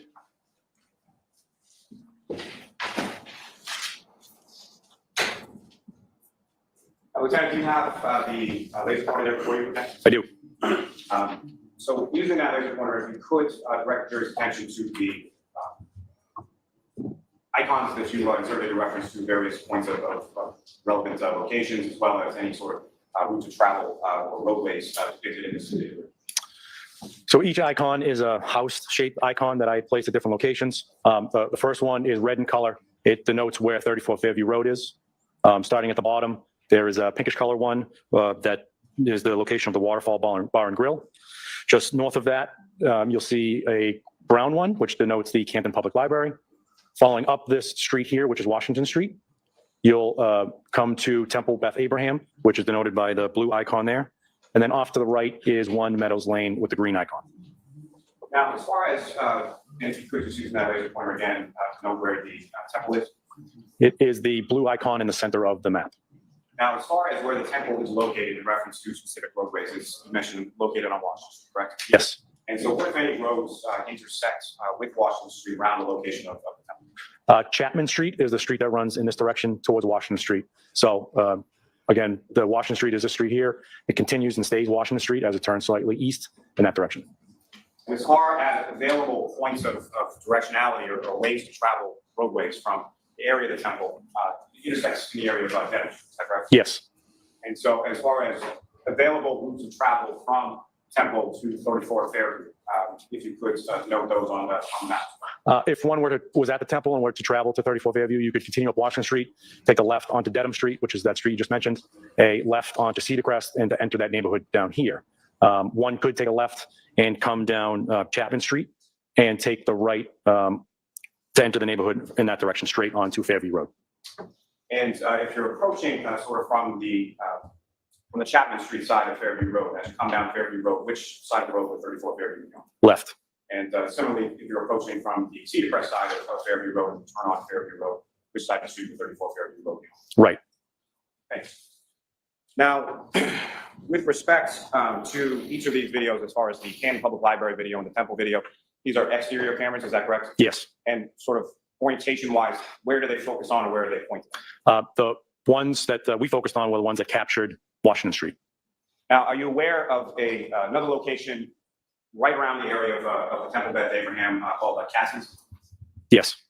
And that's essentially like a convenience store, is that right? Yes. And were you able to, you or other troopers able to retrieve video from that location as well? I don't believe so.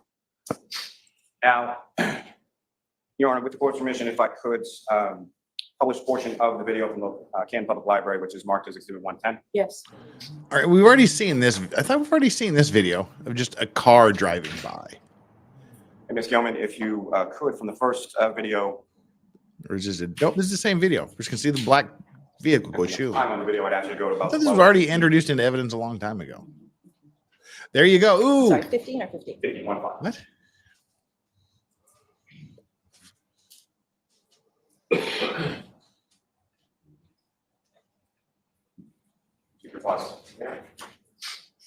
Now, again, for orientation purposes, Lieutenant, if you could, using the laser pointer, just describe to the jury sort of what we're looking at here directionality-wise and what you observed in this video. The main street in the video is Washington Street. The Waterfall Bar and Grill would be off to the right-hand side, and Temple Beth Abraham would be off to the left. The intersecting road we're looking at here is Sherman Ave, I believe.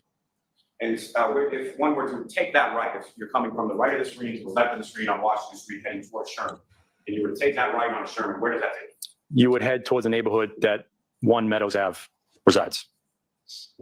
Now,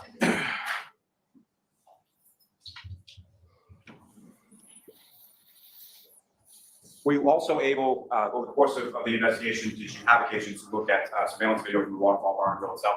Yes. And from that video, were you able to determine a time at which Mr. O'Keefe was leaving from that establishment? Yes. And what, if any, observations as far as time, or what, if any, observations did you make as far as what Mr. O'Keefe was doing or had with him when he left the office? When he left shortly after midnight, he was holding what appears to be a clear glass container. And do you recall which hand he was holding it? His right. And specifically, that was about 12 or 11 a.m., is that correct? Yes. And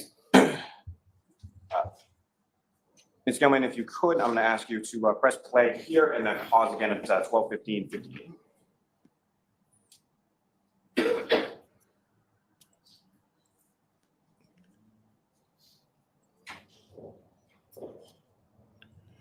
$12:15:58. Now, looking up at the screen now where it's paused at 12:15:58, Lieutenant, what, if anything, do you observe there? I observe a large black SUV here on Washington Street. And the large black SUV that you observed, is that consistent with what you've observed of the defendant's vehicle? Yes.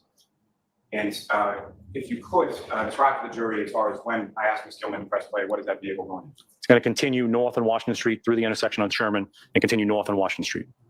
And what, if anything, is sort of in that directionality as it continues off of the screen to the left? Be heading towards Temple Beth Abraham. Ms. Gilman, if you could.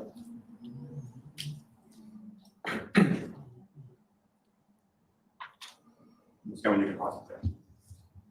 Now, with respect, Your Honor, with the court's permission, if I could publish portions of the Temple video, Yes. and just as a continuing, my intention would be to sort of go back and forth if that's all right with the court. Okay, yes.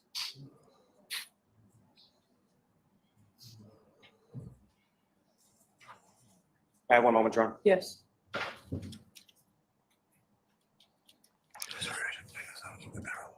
All right, Jill Ames with a $2 Aussie super chat says, "I'm not cheating on Aussie Overlord." Good, he's not streaming tonight. That's good. All right, we can skip a little bit here. Again, for orientation purposes, Lieutenant, if you could describe using the laser pointer there as far as what we're looking at in this particular camera angle and shot, and as far as the roadways that you. This is an exterior camera from Temple Beth Abraham at 1301 Washington Street. Where it's paused now at 1201, I believe is the timestamp. You see a vehicle here. That vehicle's traveling on Washington Street. We are now on the other side of Washington Street. How looking the at it, hell and we do you were from the know library. whose vehicle that is? So the south and towards the waterfall and the library would be off to the left. North would be off to the right. And Ms. Gilman, if you could fast forward to 1217.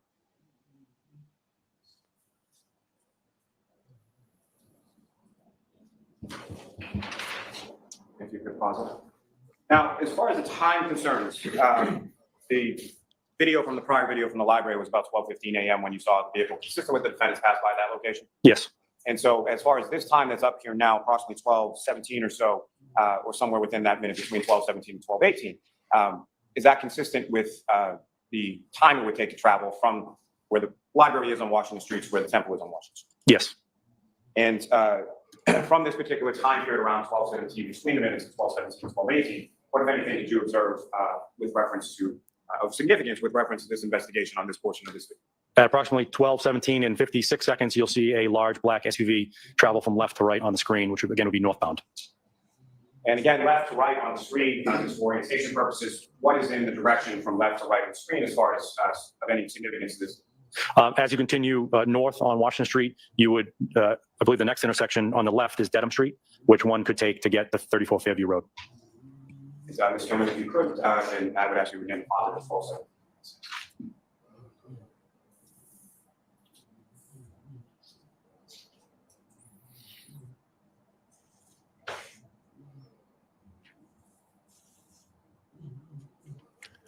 Okay, waiting for the large black SUV to drive through. It's not that car.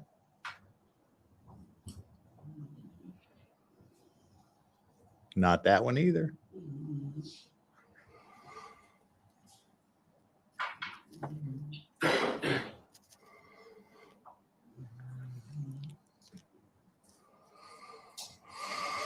There we go. And again, Lieutenant, directing your attention to the screen, and if you could, using the laser pointer, direct the jury's attention to what, if anything, of significance you observe in this portion of the video at 12:17:56 from the temple. A large black SUV traveling northbound on Washington Street. And the large black SUV, is that consistent with the large black SUV that you observed in the prior video, exhibit 110 from the Canton Public Library? Yes. Is that also consistent with what you observed as far as your personal observations of the defendant's vehicle? Yes. Someone, if you could please press play. Gilman, you can pause that. Take that down, please. Ms. Gilman, if I could ask you for the Canton Public Library video again. And from this, I'm going to ask for from the second video.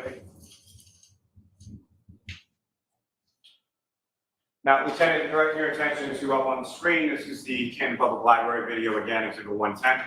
Yes. And as far as this is the time frame that you were talking about before, between 5 a.m. and 6 a.m. that Troopers Dunn and Moore retrieved from Mr. Jutras, correct? Yes. And with reference to as far as the conditions outside at this particular time between 5 and 6 a.m., what, if anything, do you observe in this video? The ground is now covered in snow. And Ms. Gilman, if I could ask you to fast forward to about 5:11 a.m. and pause it there. Well, all those videos showing her going toward Albert's house proves absolutely nothing. And all of these showing her again Now, searching for the body, Lieutenant, from this, searching for her boyfriend. This video from the Canton Public Library, what, if anything, of significance did you observe in this portion of the video relevant to this investigation? You observe a large black SUV take a left from Sherman Street onto Washington Street, heading south. And as far as the directionality from where that vehicle came from and the directionality where that vehicle is headed toward, what, if any, of the locations of significance are located in those areas? So again, Sherman Street or Ave goes straight to 1 Meadows. So if one were to travel from Meadows Ave, the residence of John O'Keefe, to this location here, you would come down Sherman and you could take a left onto Washington Street to head south. And as far as south on Washington Street, again, off to the right of the screen, what, if any, locations of significance in this case are located in that direction? The Waterfall Bar and Grill. Now, as far as the black SUV that you observe in this video, is that consistent with the black SUV you observed in the Temple video from 12:17 a.m.? Yes. Is it also consistent with the black SUV that you observed in the library video from 12:15 a.m.? Yes. And is it also consistent with the defendant's black SUV? Yes. Now, with reference to, are you familiar with Mr. O'Keefe's home having ring cameras affixed to it? Yes. And are you familiar with a video from those ring cameras depicting the defendant backing the black SUV out of Mr. O'Keefe's garage at approximately 5:07 a.m.? Yes. And from that, as far as distance or time it would take to travel from Mr. O'Keefe's residence to this intersection covered by the Canton Public Library, from 5:07 to 5:11, now depicted on the screen, is that consistent with the time it would take to drive that, particularly given the conditions? Yes. And Ms. Gilman, if you could, please press play.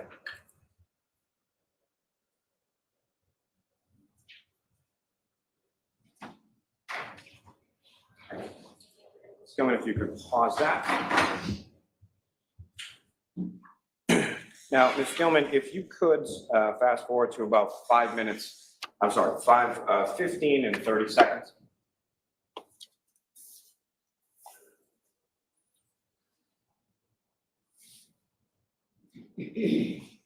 Pause there, please. Now, Lieutenant, between these timeframes of 5:11 a.m. and 5:15 a.m., at any point in time, do you observe the black SUV traveling back in the other direction? Yes.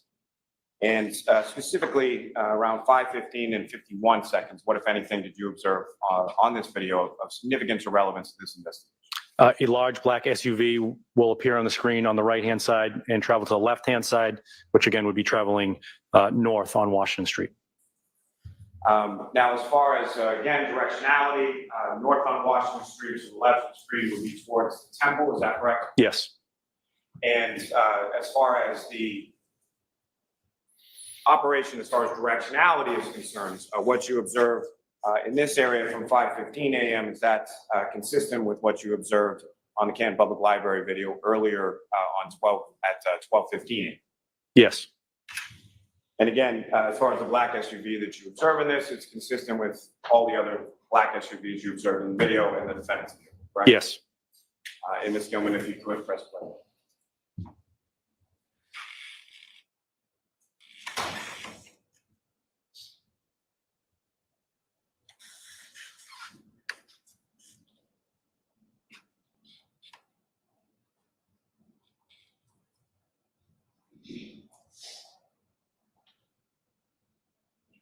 Pause there. And Lieutenant, if you could, using the laser pointer you have before you, direct the jury's attention to where you observe the black SUV. Here on Washington Street near the intersection. Again, using that laser pointer. I don't know. It looks like I can see some red as far as on the directionality. tail light, on the right side tail light. Doesn't look like North that would tail be to light the left-hand side of broke out the over there, screen, does it? towards Temple Beth Abraham. Ms. Gilman, if you could press play again. Looks like I see red on the tail light. Just saying. Pause there. Ms. Gilman, you can take this one. Now, Ms. Gilman, if I could ask for the Temple Beth Abraham video again. Your Honor, may I have just one moment? Yes. All right, I think we're caught up time-wise here. Yeah, it looks like we are. Beth Abraham video again. Your Honor, may I have just one moment? Yes. We are caught up. While he's having a lolly moment. And Alabama Rose says, "Oh dear, I'm so sorry with this leg and ankle. I totally feel your pain." Alabama Rose had a bit of an accident For the record, this a little is while from, ago and had surgery on her ankle the other the day. Temple Beth Abraham video. you're doing This well, is, Alabama. from I a period get of better 5:10 a.m. to 5:20 a.m., which is the second video listed down within those. Now, Trooper, with regards to this video, at some point around 5:18 a.m., what, if anything, did you observe of significance or relevance to this investigation from that period of video? A large black SUV travel left to right on the screen. And again, as far as directionality, where would that vehicle be coming from, and where would that vehicle be heading toward? The left side of the screen would be in the direction of the Canton Public Library and the Waterfall Bar and Grill. Off to the right, again, would be the intersection with Dedham Street, which one could take to 34 Fairview. And as far as directionality, with reference to the earlier video from 12:17 a.m. from the Temple Beth Abraham, is directionality consistent in this video with what you observed at 12:17 a.m.? Yes. Now,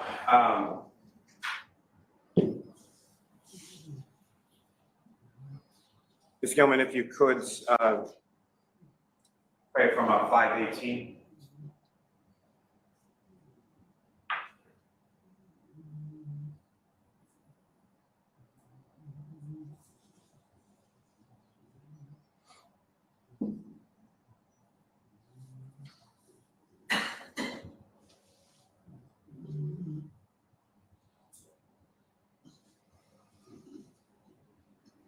Riveting video.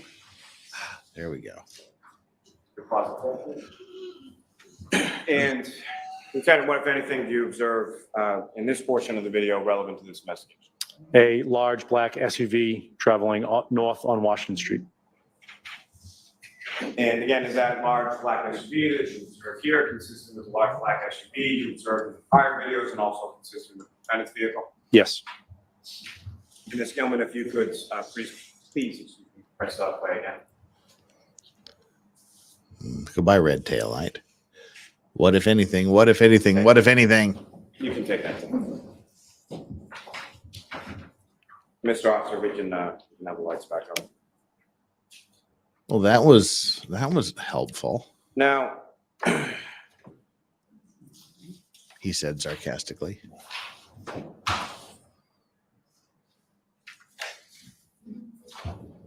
give me your arm if I could just have a moment. Sure.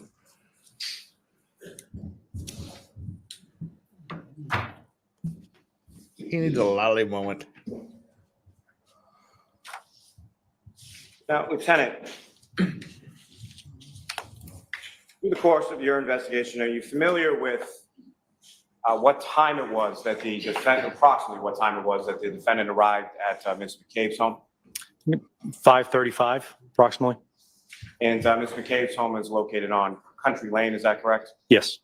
Now, from the directionality of that vehicle in the 5:18 a.m. Video, as far as timing is concerned, 5:18 to about 5:35 or so, is that consistent with the time it would take to drive from that area of the Temple Beth Abraham to Ms. McCabe's residence on Country Lane? No, not if you were to drive directly there. And so to that point, as far as what about that time doesn't match up? Is it too short, too long, or something else? It would take you much quicker to get there. It's about 1.5 miles from Temple Beth Abraham to Country Lane. You would continue north on Washington Street and just take a left into the Country Lane neighborhood. So the time to travel 1.5 miles. And from sort of the distance between either that Temple video and either 34 Fairview Road or Country Lane, were you able to find, locate, or retrieve any surveillance video in those areas that would capture the vehicle? No. Now, as far as you had mentioned earlier in your testimony, when we were talking about the earlier 12:17 a.m. Portion from the Temple Beth Abraham video, the directionality of that black SUV, both in the 12:17 and the 5:18, where is Fairview Road in relation to the directionality of the SUV that you observed? That SUV could take a left onto Dedham Street and then a left on a Cedar Crest to enter down to Fairview Road.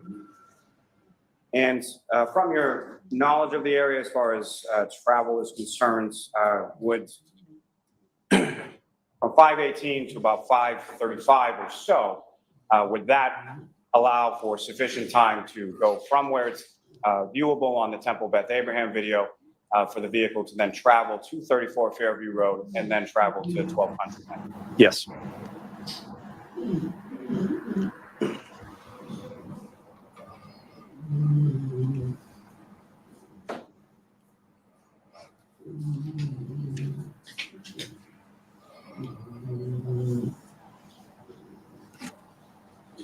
Now, I believe you had mentioned earlier in your testimony that at some point there were call detail records that were obtained in reference to the defendant's phone. Yes. And can you explain to the jury as far as, let me ask you this first, with regard to call detail records, with regard to phones in general, what, if any, specialized training have you received or have you given? What, if reference, any? To those areas of focus? I've received over 200 hours of training relative to obtaining and using call detail records and cell phone data in furtherance of criminal investigations. Most recently, I've given talks and seminars about the topic, and I've testified in numerous courts around the Commonwealth about the topic. Now, can you explain to the jury sort of call detail records, what they are and how you would use them as far as utility in generally speaking in reference to investigation? Call detail records are business records held by cell phone companies, specifically to this matter, that are created in the normal course of business. Typically, you would think about in a billing context. So if you think of your own cell phone bill, it would contain information like the date and time a communication occurred, the other phone number in which you communicated with, the duration of the call, that sort of bits of information. Obviously, as we're doing a criminal investigation, it's helpful to know with whom someone was communicating. Additionally, the cell phone companies memorialize other bits of information specific to what we refer to as CSLI, cell site listing information. They tell us the antennas that were used during the communication, usually just in the form of the first antenna and the last antenna. There are other engineering records that we can obtain that can be helpful when trying to determine where the handset, the cell phone was at any given time. And the handset that you refer to is essentially the phone itself, correct? Yes. And with relation to the handset and its connection to antennas or towers, can you speak a little bit about that based on your training and experience? They're using with him for the reference to, cell phone tracking witness. How the handset sort of communicates with an antenna and how it gets to the specific antenna. Cell phone companies place antennas all around to help facilitate communication. You can think of a cell phone as really a two-way radio. It's sending and receiving radio waves. So in order to facilitate that, cell phone companies place these antennas all around. Traditionally, you can think of them on a tower, but they can also be placed on the side of buildings or disguised as trees or just on top of light poles. So they're all around, but you don't quite know it. As far as how the handset communicates with the antenna, there are different variables that go into that. Now, Are you a cell phone wants to technician? connect to the antenna with the strongest signal. The best predictor of a strong signal is distance. So the further a radio wave travels, the more it's going to degrade and not be as strong. But there are other factors that can degrade or reduce the strength of a radio wave, specifically an obstruction. Mm-hmm. If you're in a basement of a building or standing behind a large brick wall, the radio waves aren't going to penetrate that as well.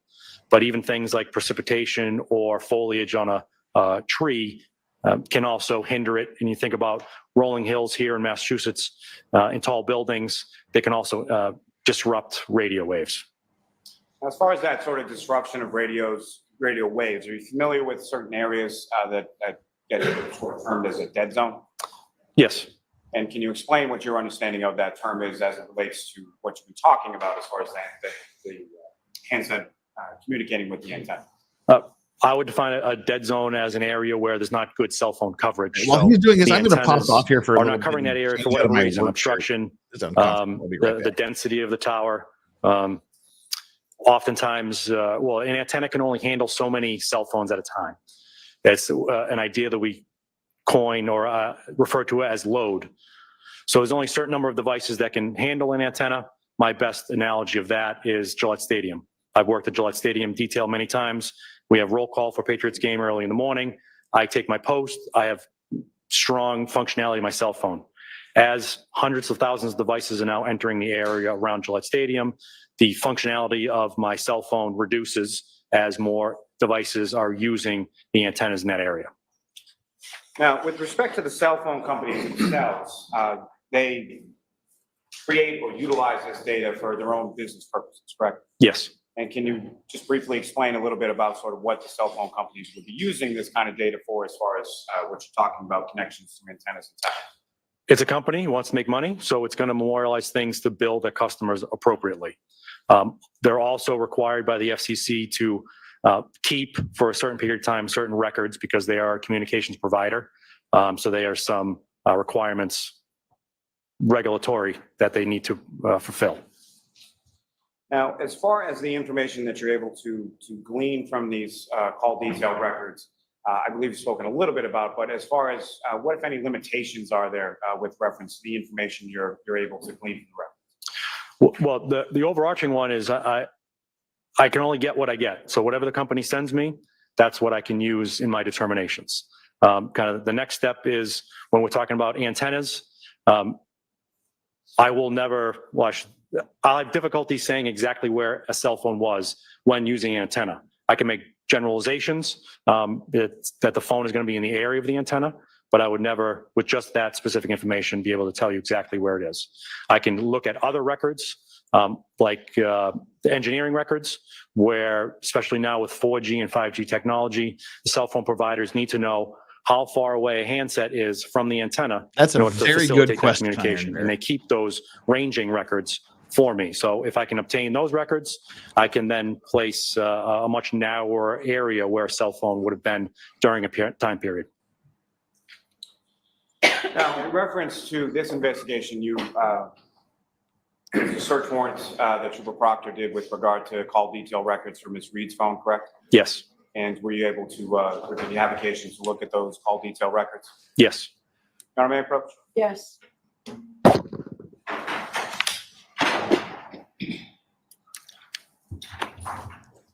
Now, may we approach this sidebar briefly?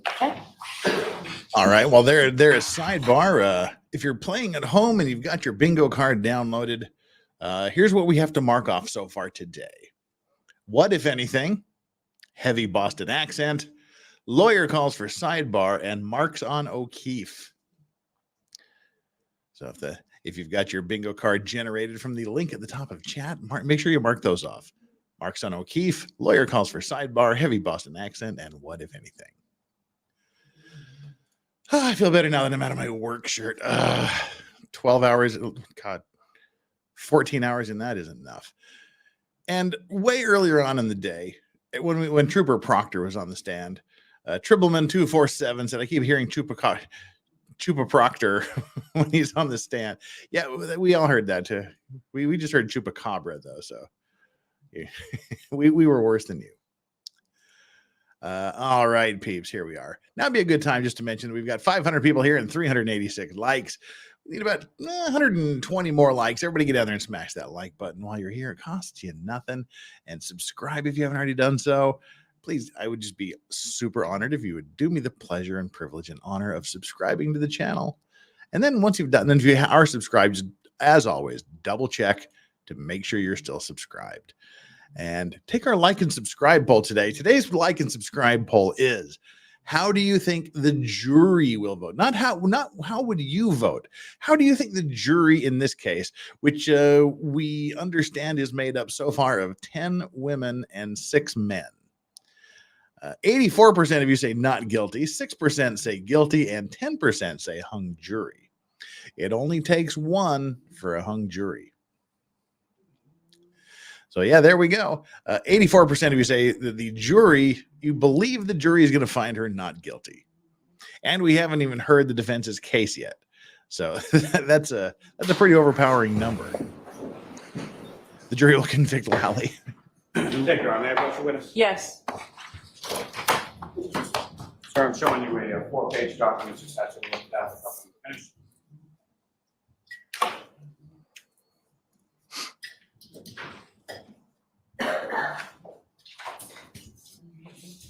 And we're halfway to Do you recognize that document, sir? Yes. What do you recognize it to be?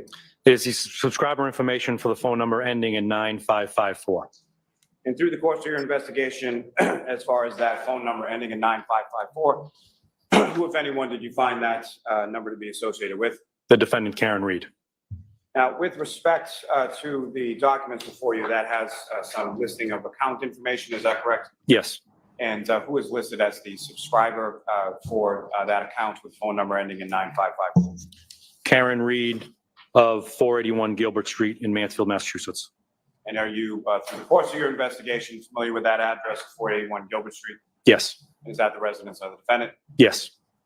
May I approach, Your Honor? Yes. I'll continue to introduce in a minute to next. No objection. Okay. Exhibit 574.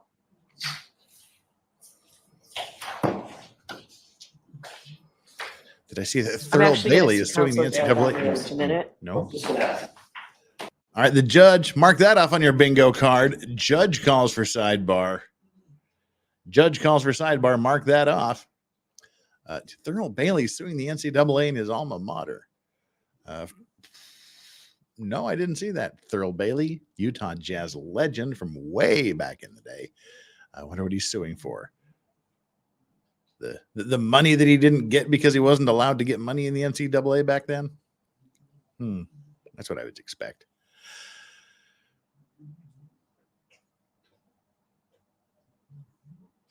All right, let's see here. Scrolling up through chat to engage with you fine folks. This is definitely the case where I believe jury nullification is absolutely permissible. Sure, she did it, but we hate Proctor too much to agree with him. That's another option that could go, but I just think they could just go based on the evidence and say there hasn't been any proof beyond a reasonable doubt that she did it. That's the O'Keefe family. They just scrolled through there. It's mom over there on the far left, dressed like a bee or a zebra or a prisoner, whatever.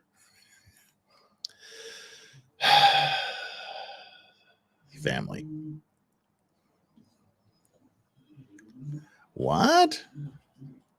Fun, interesting fact. A grandson of Maury Povich has 9 flawless innings for the Orioles as a starting pitcher. Okay. Was not aware of that.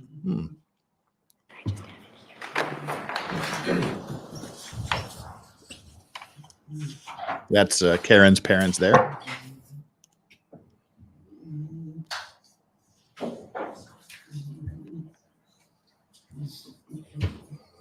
Zebra bee prisoner. Now, Lieutenant Tully, Did we mark that, Madam Court Reporter? Thank you. So that's 570. 574. 4. Right, go ahead, Mr. Lally. All right, Lyles, come on. now, as far as the information that you receive with reference to call detail records, is there a section called the records key? Yes. And can you explain to the jury what a records key is and how you use that in order to facilitate or read the records? The records key give us the definitions of terms that are used in the record. So the record comes usually in the form of a spreadsheet or PDF. You'll get columns and rows. The columns will be named certain things, and those titles are often specific to the company. So I want to make sure that I'm reading and understanding what the data is. Now, I believe you alluded to it earlier in testimony, but just for the jury's edification, if you could describe to the jury what your understanding of the term as far as cell site listing information and how that's used in an analysis called detail. So CSLI, as it's referred to, has that billing information, time, date, duration, other phone number, and it has the antenna used during the communication. So just as it says, it's a cell site, which is the other term for antenna, as I usually use. Now, sir, through your training experience, are you familiar with the term in reference to this type of material called ranging data? Yes. And can you explain to the jury what you understand that term to mean and how it's used in interpretation of call detail records? So the ranging data goes back to the engineering reports I had mentioned earlier that can provide more information. They can tell me the antennas that were used during communication.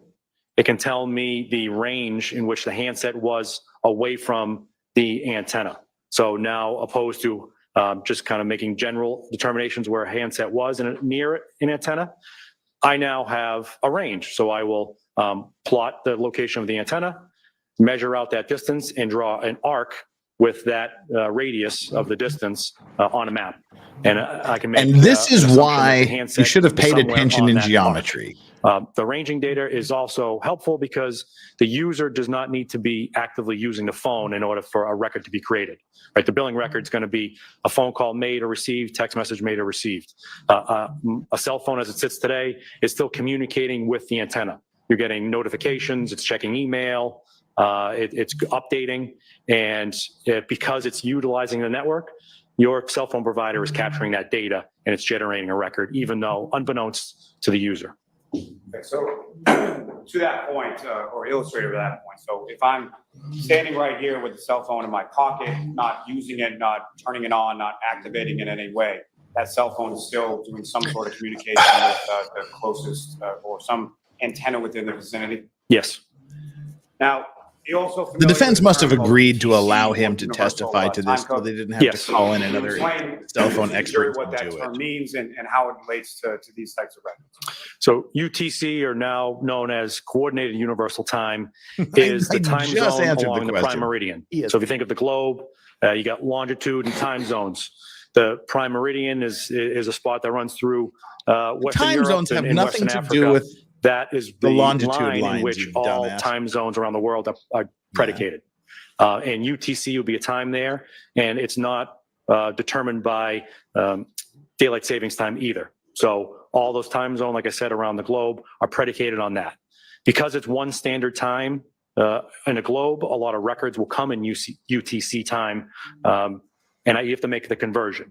And they will provide records specifically to a cell phone, what time it was locally, but it will tell me what the UTC time was. So for me to figure out what the time was locally during the time of the communication, I got to do the conversion. Minus 5 And hours. to that point, as far as the conversion is concerned, what type of conversion are we talking? Here on the eastern side of the United States, it's minus 4 hours during the summer and minus 5 in the winter.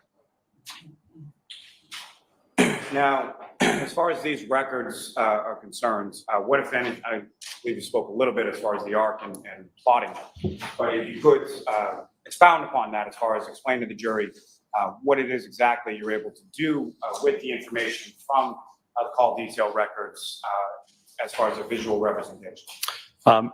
You said two things there, so I want to make sure I answer the question right. You mentioned ranging data, but CSLI, so specific to the Fair engineering enough. report in ranging or CSLI?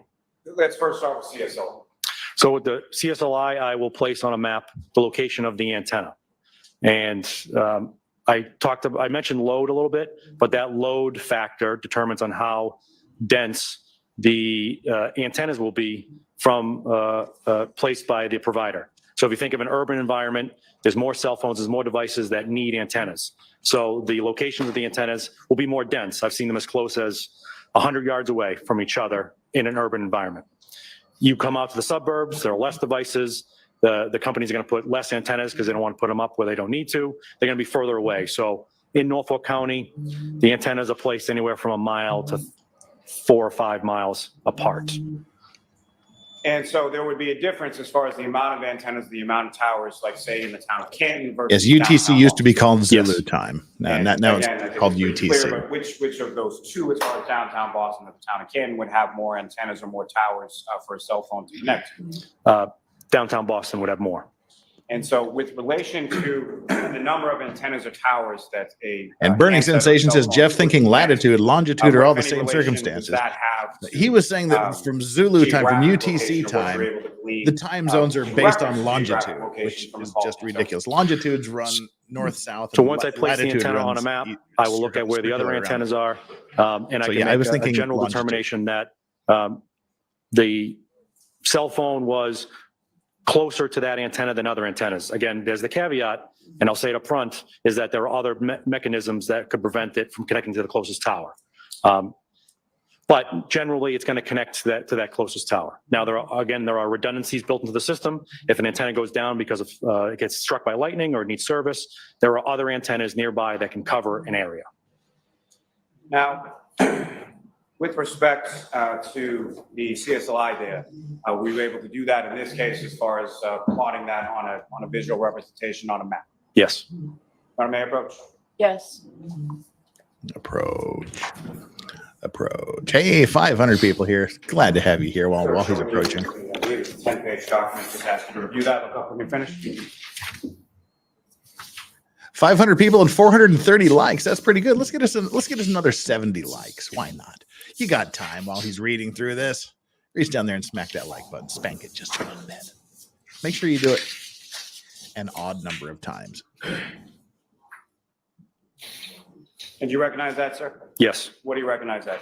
It is a series of maps that I created depicting the records obtained from that number ending in 9554. And that's plotted onto sort of a Google image or a Google Earth image? I use Google Earth to create the maps. I then take a screenshot and place it typically in PowerPoint in order to make it look nice. May I approach, Ron? Yes.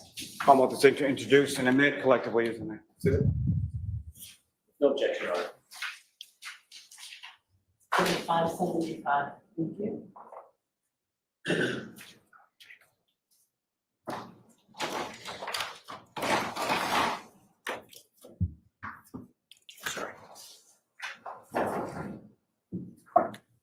May I return that to the witness, Your Honor? Yes. May I have a moment, Your Honor? Yes.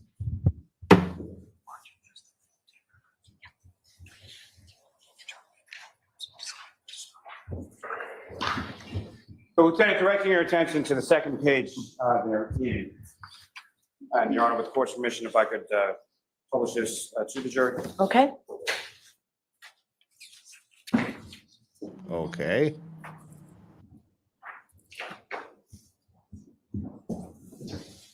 Lieutenant, do you recognize what's depicted now up on the screen?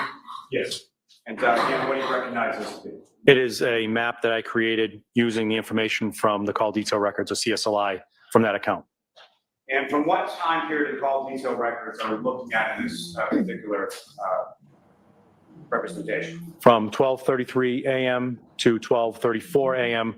Again, I had done the conversion for the purposes of making this exhibit.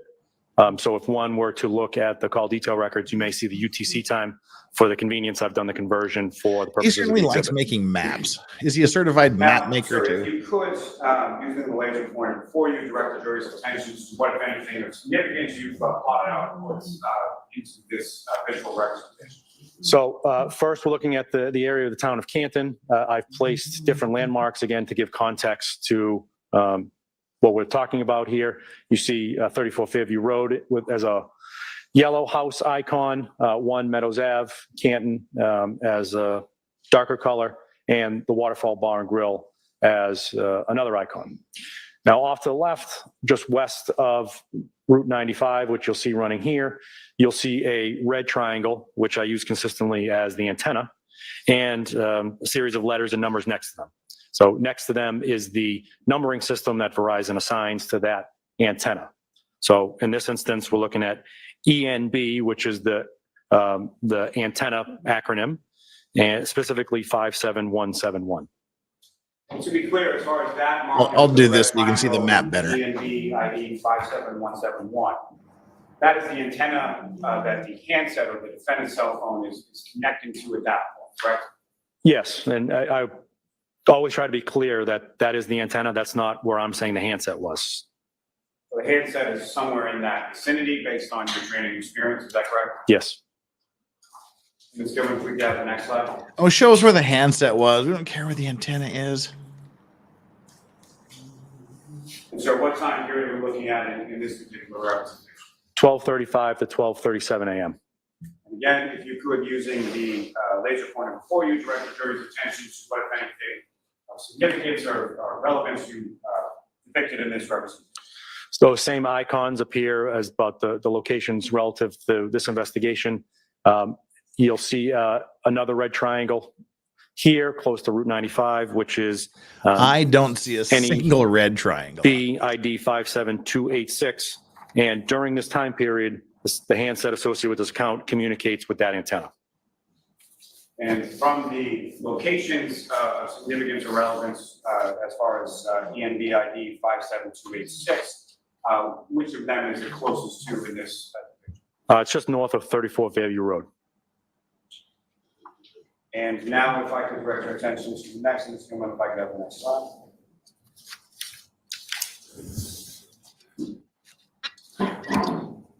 And Lieutenant, what time frame are we looking at in this slide? This comes from one call that occurred at 12:38 a.m. And as far as, if you could, again, using the laser pointer, direct the jury's attention to what, if any, other locations. What, if any, what, if any? In this representation. Again, same icons further south at the bottom.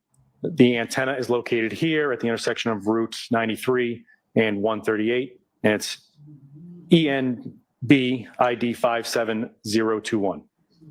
And of those locations of interest that you signified within this slide, where is ENB ID 57021 in relation to those? If you're thinking back to the previous slide, so now we've moved a little bit further east. Here's Fairview Road, and here is One Meadows Ave. And if I could direct your attention to the next slide, and if I could have the next slide, Ms. Queen, please. And Lieutenant, what time frame are we looking at in this one? 12:39 a.m. to 5:08 a.m. And again, if you could, using the laser pointer, direct the jury's attention to what, if any, locations of significance. Fascinating story. Any chance you're nearing the So end? there were a series of calls during this time period.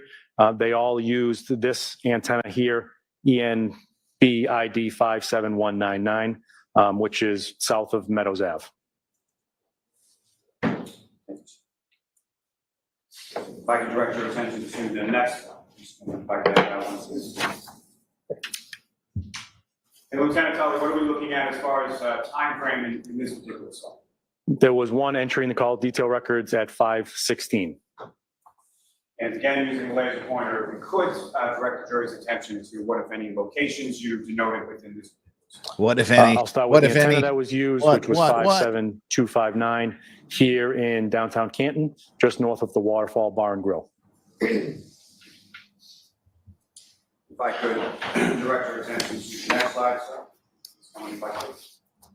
I bet he's gonna say, what, if any? What time frame is that depicted in this? 5:19 a.m. And again, if you could, using the laser pointer, direct the jury's attention to where the antenna is that the phone is connected to at this point, and what, if anything, is closest. We Slightly might get to further the south 100 than the what, if previous any one, mark today. It's 57199, directly south of One Meadows Ave.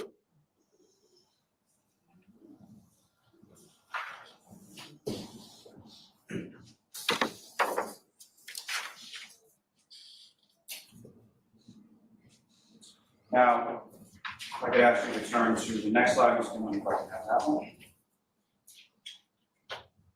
And Lieutenant, what time frame are we looking at in this? 5:20 a.m. to 5:37 a.m. And again, if you could, using the laser pointer, direct the jury's attention to where the antenna is and what, if any, of the locations you observe it, where it is in reference to. I previously mentioned this one here at the intersection of Route 93 and 138. It's ID 57021. That's what I It's said. north of those Longitude locations I runs mentioned north earlier, the south. 34 Latitude Fairview runs and One around the Meadows Ave. circumference of the Earth. He said that the time zones are based on longitude, And next slide. which they know they're not. It's all based off Zulu time or UTC time. It's one entry at 6 a.m. from the record. But the time If you zones could, don't again, using the laser change pointer, direct according your to attention the longitude. antenna and where it is in relation to locations of interest in this slide. It is located just north of the Waterfall Bar and Grill in downtown Canton. And the next slide, sir. Naru Hodo. Now it all What makes time frame sense. are we looking at in this slide, sir? Says Xanthium 15. Thank you so much. 6:03 to First super chat for a 6:57 while. a.m. And again, using the laser pointer, if you could direct the jury's attention to which antenna the defendant's cell phone is connected to at this point and where it is in relation to locations of significance or relevance throughout the course of this investigation. During this time period, the cell phone will bounce back and forth between two antennas. So I did lump them together and place them on one map with this time frame here. So you will see two antennas. One is this one here, just west of Route 95, which is 57171. The other antenna is north of 34 Fairview, which is 57286. Now, sir, as far as the locations that you observed from looking at the CSLI information from the defendant's phone, any relationship did you note with them in relation to what you had observed on each of the respective videos from the Canton Public Library and the Temple Beth area? It's consistent. As with anything in our investigation, we want to get corroborating information. So the best corroboration about the location of a handset is to obtain video, receipts, anything else with a timestamp and a location that we can corroborate the location of a handset. And with respect to information that you had received as far as the defendant's whereabouts, what, if any, consistency or corroboration was there between witness accounts of the defendant, including the defendant's own statements, as far as where she was and what she retrieved from the CSLI? Objection. Ask it differently, Mr. Mayor. Throughout the course of the investigation, were you made aware of path of travel attributed to the defendant, both between the hours of 12, between the times of 12 a.m. and 6 a.m.? Yes. And the I know you're information that shitposting you Ginger, but that's obtained from the exactly what I CSLI said. records, was that consistent with what you knew as far as the location of the defendant? Objection. Ask it differently, Mr. Mayor. The objection is the same. With respect to what you knew as That is the so path of incorrect, travel, Dark Isle. from Dark Alil. No. You're of the exactly defendant. backwards. the information that you obtained from the CSLI, what, if any, relationship was there between that and the path of travel you knew with the defendant? Objection. I'll allow it. It's consistent.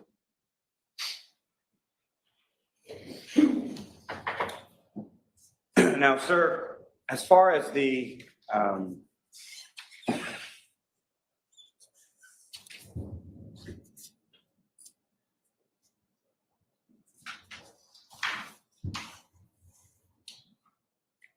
ranging data, what, if anything, were you able to do with the ranging data in relation to a visual depiction of that?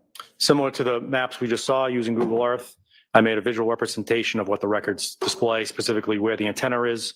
But I took that additional step to measure the distance out from the antenna that's depicted in the records and draw a semicircle line depicting where that range would lie. But the one thing we can all agree And on approach the witness, Your Honor? Yes. is this is completely boring and unnecessary. We can all agree on that. Especially seeing how Proctor had the case all sealed up 16 hours after it was over. So we don't even need this information. Proctor already proved everything, right?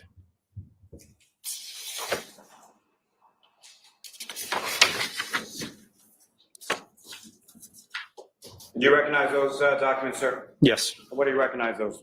the series of maps I created using the ranging or engineering report. May I approach, Your Honor? Yes. I'm about to seek to introduce in a minute as the next exhibit. No objection, Your Honor. Now Strawberry's being really needy today, just like whining and wanting pets. Bit 576. Thank you.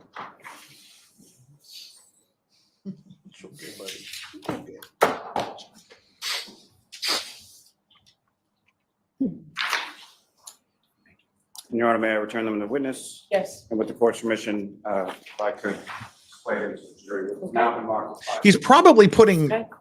Tully on now to lull us to sleep, to make us forget Proctor. It ain't working though. Now, turning your More attention maps. to the second page of what's now been marked as Exhibit 576. Is that what's up on the screen? What you have before you as Exhibit 576, the second page in, is that what's up on the screen, Lieutenant? Yes, Now, if you could, again, what time frame are we looking at here? 12:17 a.m. And again, sir, if you could, using the laser pointer, describe to the jury what's depicted in this particular slide. So two locations that are, again, as a frame of reference, 34 Fairview Road in Canton and the Waterfall Bar and Grill are depicted with icons. You'll notice a red lollipop would be the best description icon here. And next to it, you see a number and the words either first or last. This one, 3, first or in last. If you were to go back to the record of the ranging report, you would go to line 3, and that's where you would find this record. So it's just an easy way to cross-reference the map with the documents. With these ranging reports, it gives me the range that the handset was from the antenna at the beginning of the communication and at the end of the communication. So that's the first range and the last range. That's why we're using those words. You'll notice a line that goes straight out to the semicircles. That line denotes what's called the azimuth, and I've failed to kind of describe what an azimuth is. So as antennas are placed in these locations, they're pointed in a direction. Now, they're not typically a 360-degree antenna. Some are, but mostly they're not. They're pointed in a direction and have a beam width. Rule of thumb, and as you'll see with the records with Verizon, it says typically it's 120-degree beam width, because they'll place 3 around the circle and you get 360 degrees. Remember back So when with you were a this record kid here, and I you know looked what your the math azimuth is. teacher right in I the then eye? draw a semicircle in Why each do we need to direction. learn I'll this? go We're beyond that never going to use 120 degrees geometry in just our to real give life. deference to maybe it was on the outer This edges is of why you that. need So I to want study to geometry. give the tie to it was maybe farther away. So that's what's depicting on the map. Now, with reference to this semicircle itself, if I could ask, is the semicircle that is being drawn, what does that exactly denote as to the location of the handset or the cell phone? The report is telling me that the handset is somewhere on that semicircle. So the phone could be anywhere from here on the semicircle all the way around to there on the semicircle. So again, it's not denoting sort of that the handset of the phone is within the confines of the semicircle, but actually on the line that you've drawn. Correct. And if I could ask you to flip to the next slide, Ms. Gilman, the next one, please.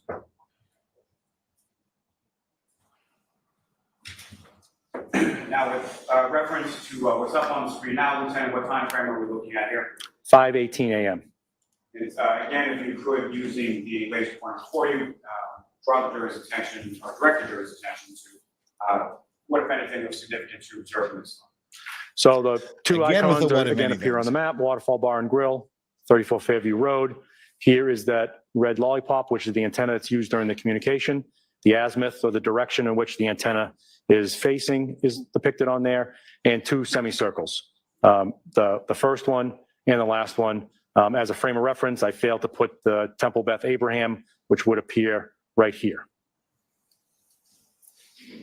Now, from this, what's depicted in these last 2 exhibits, as far as what you're able to plot out from the CSLI and the ranging data, what, if anything, what if any significance do that have as far as in reference to the investigation and the handset or the defendant's phone? It's important to figure out the movements of someone that we're investigating for a crime. So these ranging records really narrow down the scope of they're somewhere around this antenna to it's possible they were somewhere on this line. Again, these records are just depicting where the handset was, but as we all know, we all travel with our cell phone within arm reach. Do we? Do we really, though? And again, it's in reference to this ranging data in the last 2 slides here. What, if any, relationship did you find that to have with other information, being videos and witness statements that you obtained during the course of the investigation? So as we previously showed, Temple Beth Abraham, which would be located here, just south of this intersection here, depicts a large black SUV traveling north on Washington Street. That SUV is similar to the defendant's. And with this record here, a phone associated with the defendant was somewhere on this arc at that exact same time.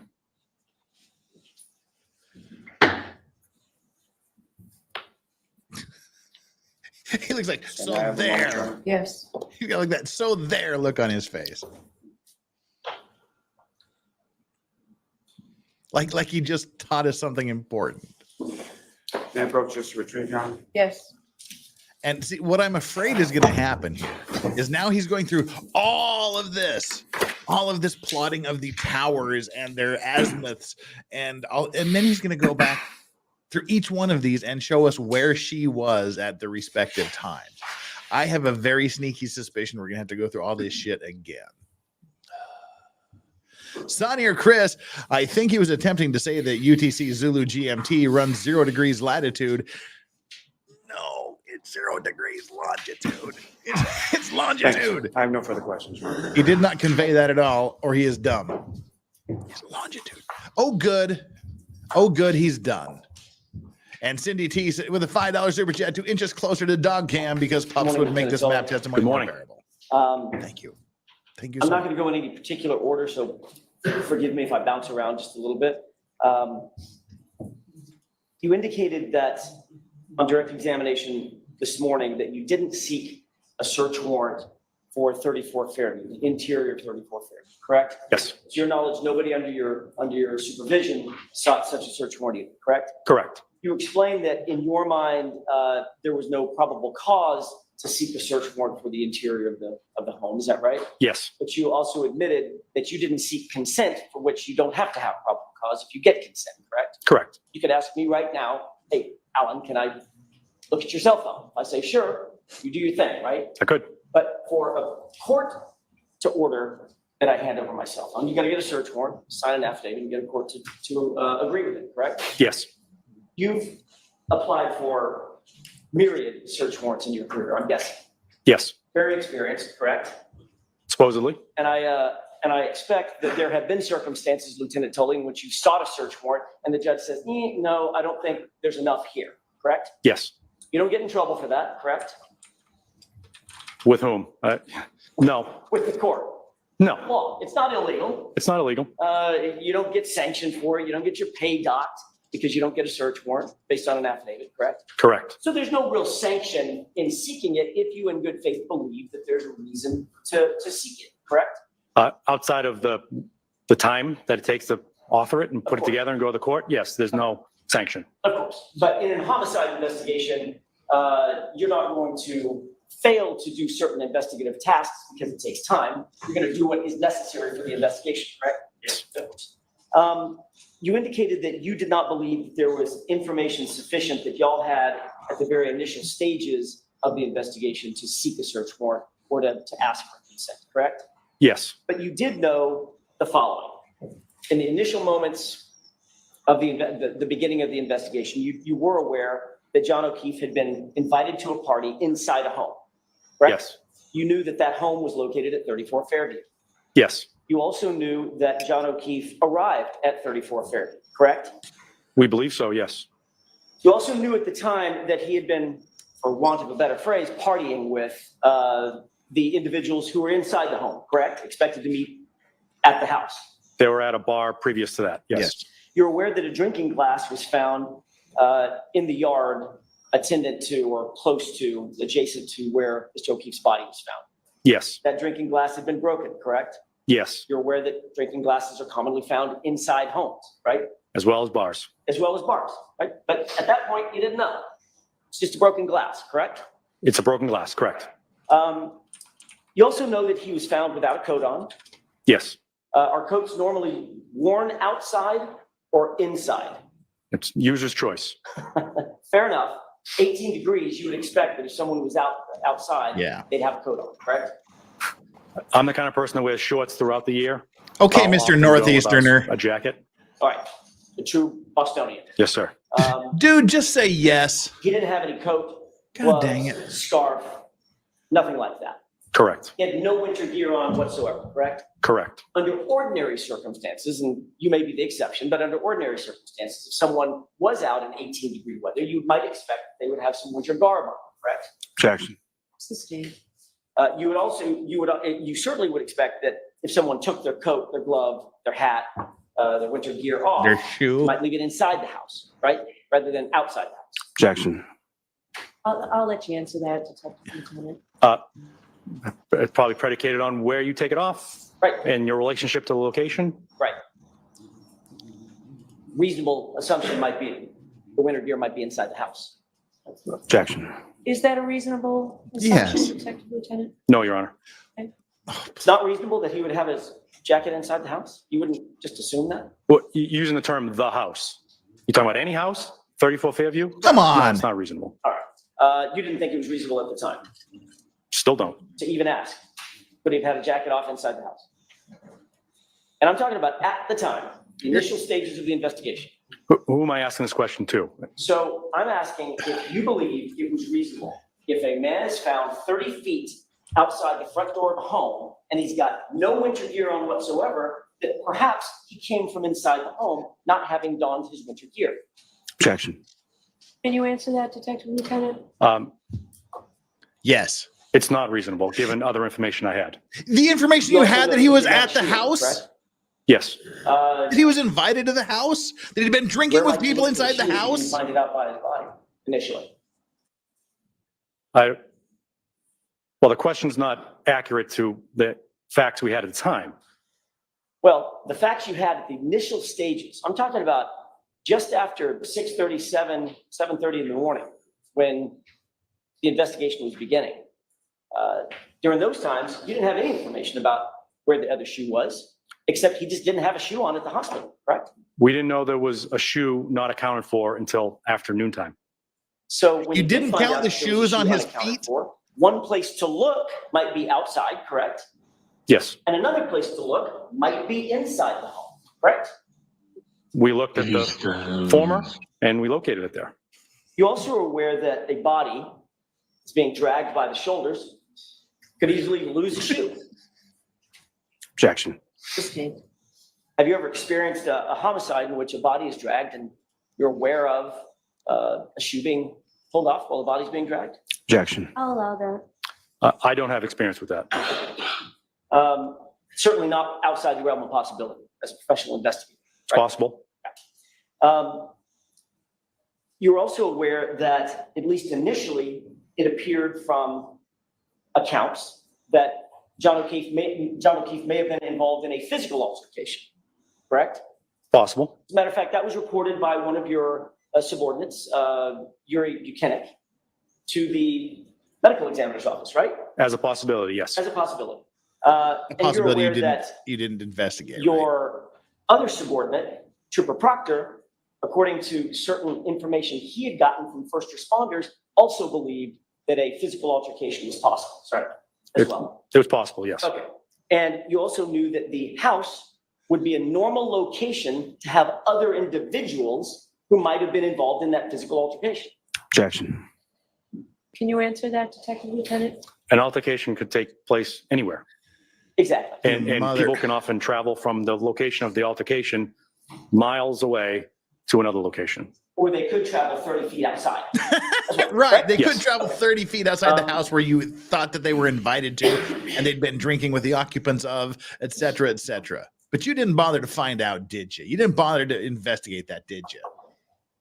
In the early morning hours of, well, let's say the hours following your Massachusetts State Speculation. Police initiation or engagement in this investigation, you became aware of Brian Higgins, correct? Yes. That name was bantied about as a potential witness in Bandied, not the investigation, bantied. correct? Yes. And you're aware that Brian Higgins indicated that he saw a tall, dark-haired man enter the home after he arrived, correct?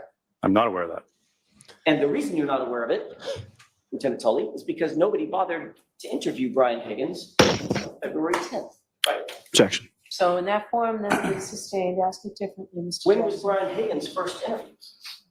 February 7th? 7th, 10th? To- Yeah, in February, not January 29th, certainly. Correct. Although he was known to be inside the house, correct? Yes.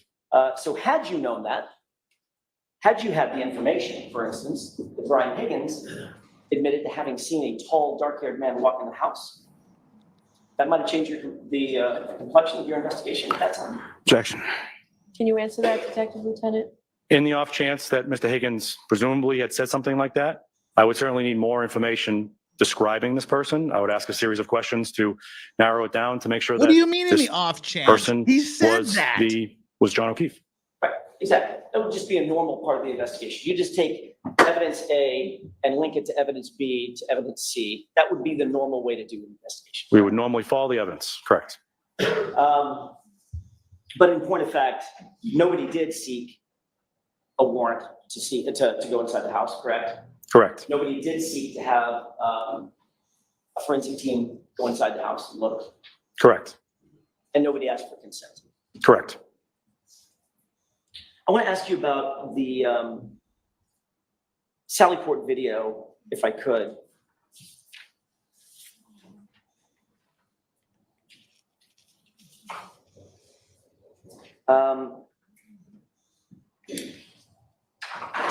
Did you obtain a copy of any video surveillance footage from Canton Police Department? Yes. Okay.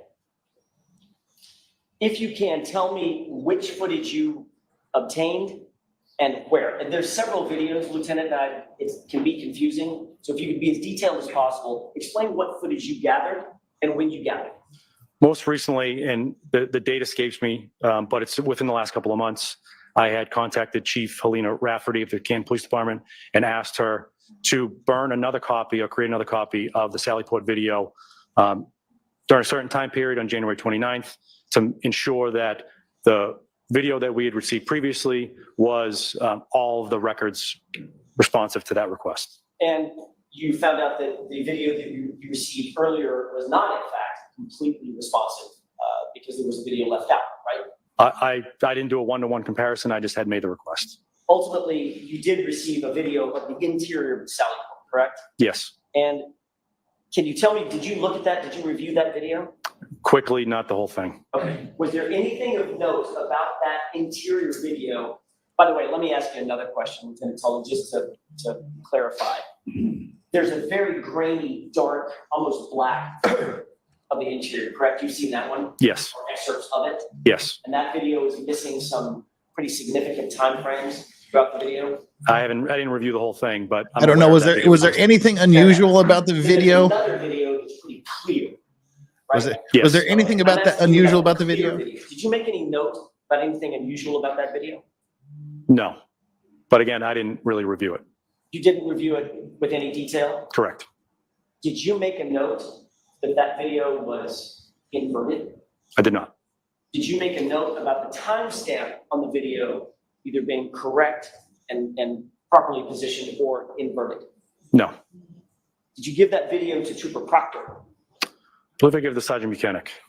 Sergeant Buchanan, and then what did Sergeant Buchanan do with it? Reviewed it. Okay. Is that somehow uploaded onto the Massachusetts State Police computer system somehow for safekeeping? No, we'll hold it within the DA's office on that server. You know, it's not touching the MSP. Okay, so it is uploaded on some sort of server. We will memorialize it somewhere, yes. And you, Mr. Observant Lieutenant, didn't notice it was flipped? Thumb drive or a disk, or how was it physically provided? I don't know. I didn't receive it. She dropped it off at the office. I remember a thumb drive.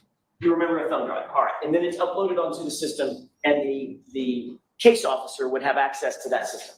Yes. Okay. And in this case, that would be Trooper Proctor? Yes.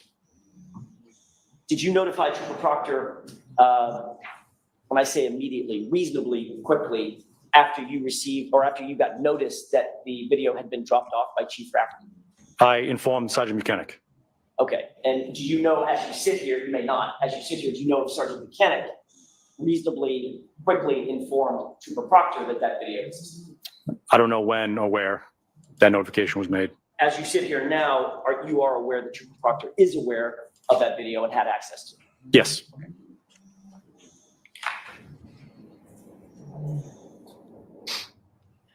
Yesterday, there was some testimony about taillight pieces that were found at the location, correct? Yes. May I have just a moment, Your Honor? Yes. He thinks he's pretty clever. All right, well, he's having a moment here. So show us where Higgins and Colin Albert were on the maps. Yeah, For a question. ain't gonna happen. Thank you, Aussie Wombat. All right, they're going up there again. He's got to clear a question with the court. Taz with the $5. My contribution to getting closer to Puppy Cam. With the court's permission, Sending you love I've asked and for the respect. evidence bags that were entered into evidence yesterday. Okay. May take a minute. All right, good. Buy us some more time because Taz put us on the road, and Ted Skoverneck II with a $25 super chat. Who, if anyone, Before Doggo I Cam? get to the evidence bag, may I inquire? Thank you. Before I get to the evidence bag, Lieutenant Tully, one more or maybe a couple more questions about the Sallyport video. You indicated that you received additional video from Chief Rafferty once she dropped it off. You said within a couple of months. Yeah, additional that package, yes. What was the original Sally Port video that you received? In other words, what were you following up on? What you had previously described as a grainy black-ish video. Okay, and so just to be clear and close that loop, when did you receive that video, if you can tell us? Which one, the grainy one? The grainy Earlier in the investigation. one. A year ago, 2 years ago? I don't recall. Okay. Do you believe it was pretty early on in the investigation? I don't recall.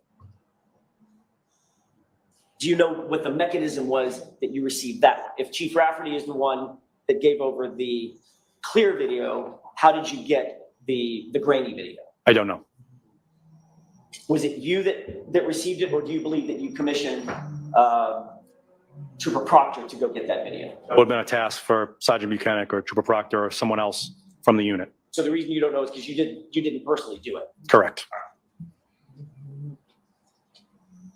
Yesterday, you testified that it's obviously your responsibility as not just the chief of the unit, but as the evidence officer to maintain and protect the integrity of the physical evidence that's found under your supervision, correct? Yes. You indicated that you took photographs of the items that were recovered on that initial search, and you took those photographs in place where they were found, correct? Yes. With the exception of one of the photos, you indicated that it had been moved by a shovel, and then you instructed the individual put it back down where it was found, and then that's the point at which you photographed it, correct? Yes. You took an establishing shot, then a closer shot, and then I think even a third close-up shot, correct? Yes. And you indicated pretty clearly yesterday what the evidence that you found at the scene was a red plastic taillight piece that was recovered first, then 3 feet or so to the south of that, the shoe was recovered, and then 1 to 2 feet south of that, another red plastic piece, and then a clear plastic piece next to that, correct? Yeah, you get the last two inverted. It's clear then red, but Inversion is becoming a theme. Sorry about that. So clear piece, So I'm going to strike that comment. clear piece. and Sorry. then a red piece next to the clear piece. yes. 3 pieces of plastic in total and a shoe. No, there was with the clear piece, there was 2 pieces with it. So clear plastic, multiple pieces of the clear plastic. Okay, so yesterday when we saw the photographs that you testified to, there was 1 piece of clear plastic that was photographed, right? 2. Didn't the photograph have 1 sort of arc-shaped clear piece of plastic that you described as having did you say dimples or stippling? Yes, I believe. I think I said dimples. Okay. What was the second photo? There's the next photo that was displayed was Not the second next piece of photo. clear plastic taillight. So in fact, that would be 4 pieces of plastic. Yes.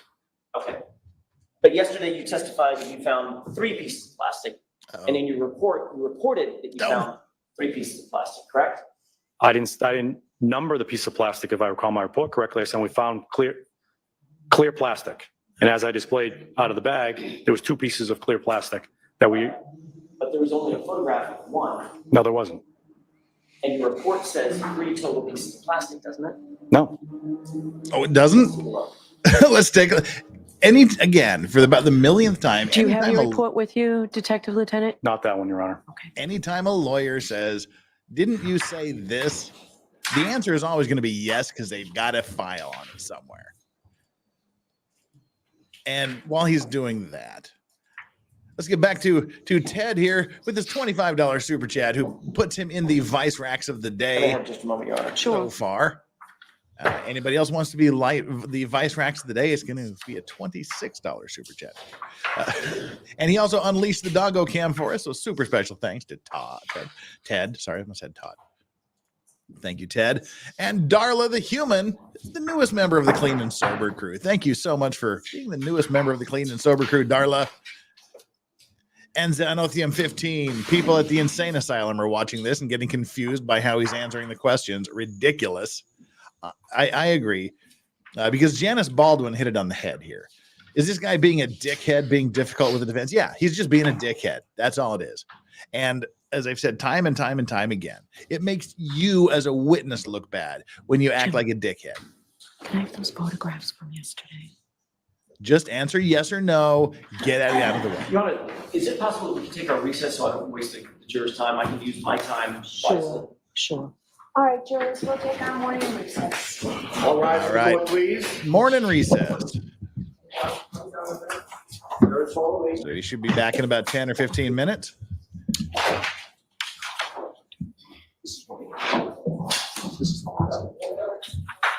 They're gonna need them to remove from exhibit. Tapster, I believe the jury would disagree with you. Because they go, of course, if it's 18 degrees and snowing outside, they're going to wear their coat. They're going to be saying things like that. You can sit down. Thank you, Your Honor. Okay. All right, Jim, that's okay. They're gonna- No, just.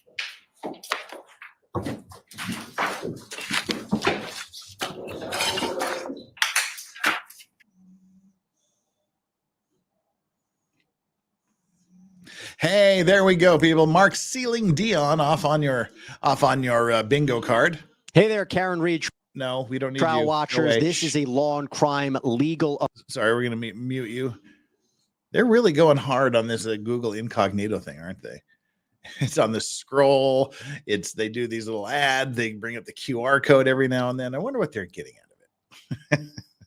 All right, let's ensmallen him. We don't need to see him here anymore. All right, it's me and the dogs right now for the next 10 or 15 minutes. Me, the dogs, and you guys. All right, so if you want to play the bingo with us, I'll give you a minute. If you haven't already done so, at the top, pinned right up at the top of the chat is a generate your bingo card link. Click on the link, generate your bingo card, and I'll give you a couple minutes to do that. Then we'll go through what you should have on your bingo card. It's time for our mid-morning grift. We currently have 510 of you here. People, don't go anywhere. Just stick right around. We're going to be right back with the court once the morning break is over. And from the 510 people that are currently here, we've got some likes. It seems like on about an average, we have between a 30-minute and a 1 hour average view time. So we've had some turnover in the 2 hours and 46 minutes we've been doing this. So although there are 503 concurrent viewers and 497 likes, probably half of we got 500 likes now. Cool. We're almost even. But a lot of those came from people who are no longer here. So, hey, people, I think we can get up to 600 likes during this break. I think we should do that. If we can get up to 600 likes, I will thank you. So get in there and hit that. And we're also on our way to the second achievement unlocking, which is a drink of some really not very good Korean whiskey. That happens at the $200 mark. We're on our way. Still got a long way to go, but so hit the like button, hit the subscribe button if you haven't already done so. Let's see how we're doing on our subscribers. We're pushing our way towards 77,000 subscribers. Where are we sitting? We are at 76,859. We need 141 subscribers to get us up to 77,000. That's lawyer math, isn't it? We need 139 subscribers to get us up to 77,000. So if you haven't subscribed, I would be just tickled pink and honored and just giddy with excitement if you would do me that little honor and privilege of taking a couple seconds, or not even, half a second of your time and reaching down there and hit that subscribe button. If you have, just double check to make sure you're still subscribed, because YouTube is asshole and unilaterally deletes people's subscriptions for some reason. And let's see if we can get us up to 77,600 likes. That'd be super cool. And while we're doing this here, D. Pat with the $5 super chat. Can you explain why a defense attorney pushes for mistrial? Does it have to do with public outrage for retrying a case over and over? No. I would say that would be a bad tactic to take. The primary reason why anybody, prosecution or defense, would push for a mistrial would be the protection of somebody's rights. If you're a defense lawyer and you're pushing for a mistrial, you believe there has been something that affects your client's right to obtain a fair trial. there's been a violation of constitutional rights. There's been a violation of procedure. There's been some improper actions by somebody.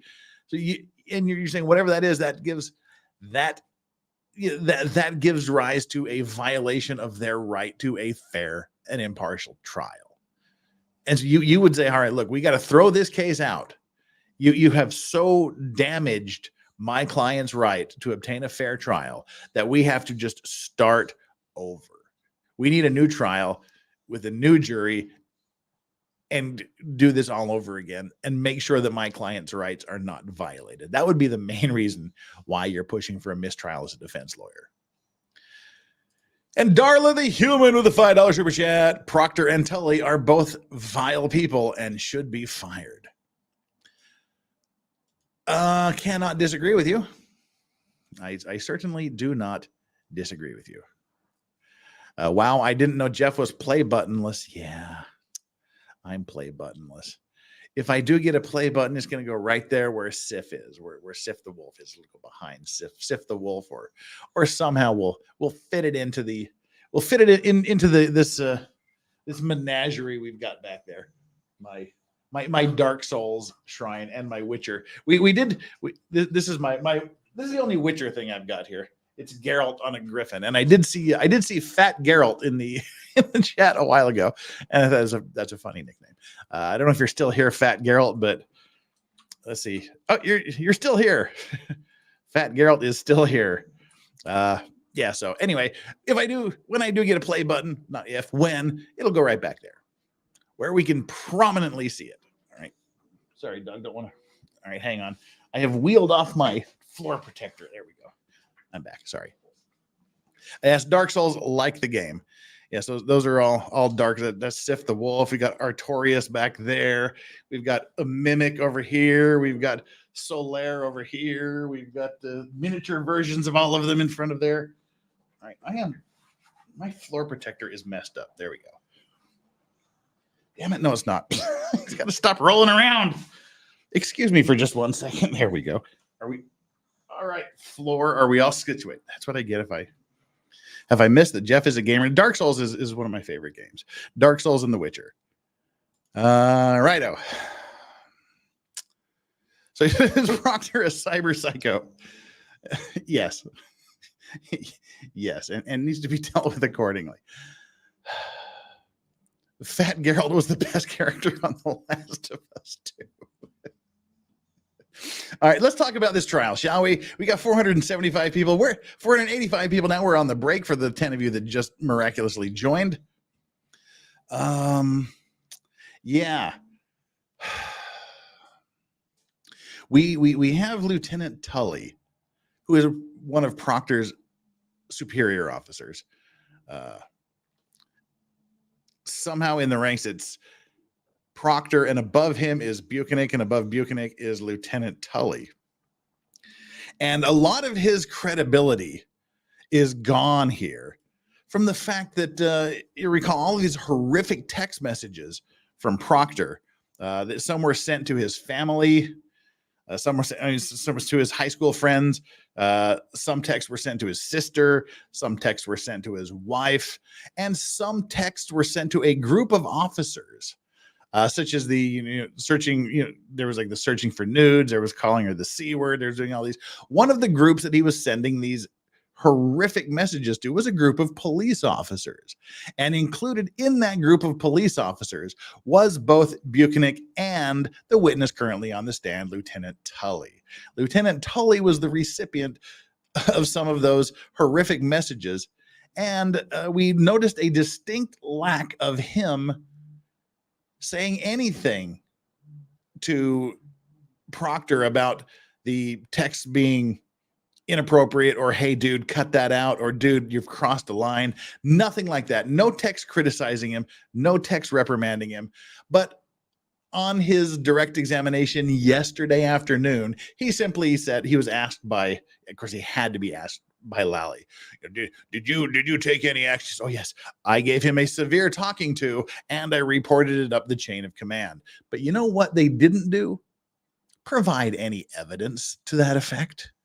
There was no report submitted showing that he was reprimanded. There's no notes of any minutes. There's nothing. It's just his. We just have to take the word of a guy who initially was in the chat group and didn't say anything whilst he was in the chat group, that he said it later. So yeah, that calls his credibility into question a little bit.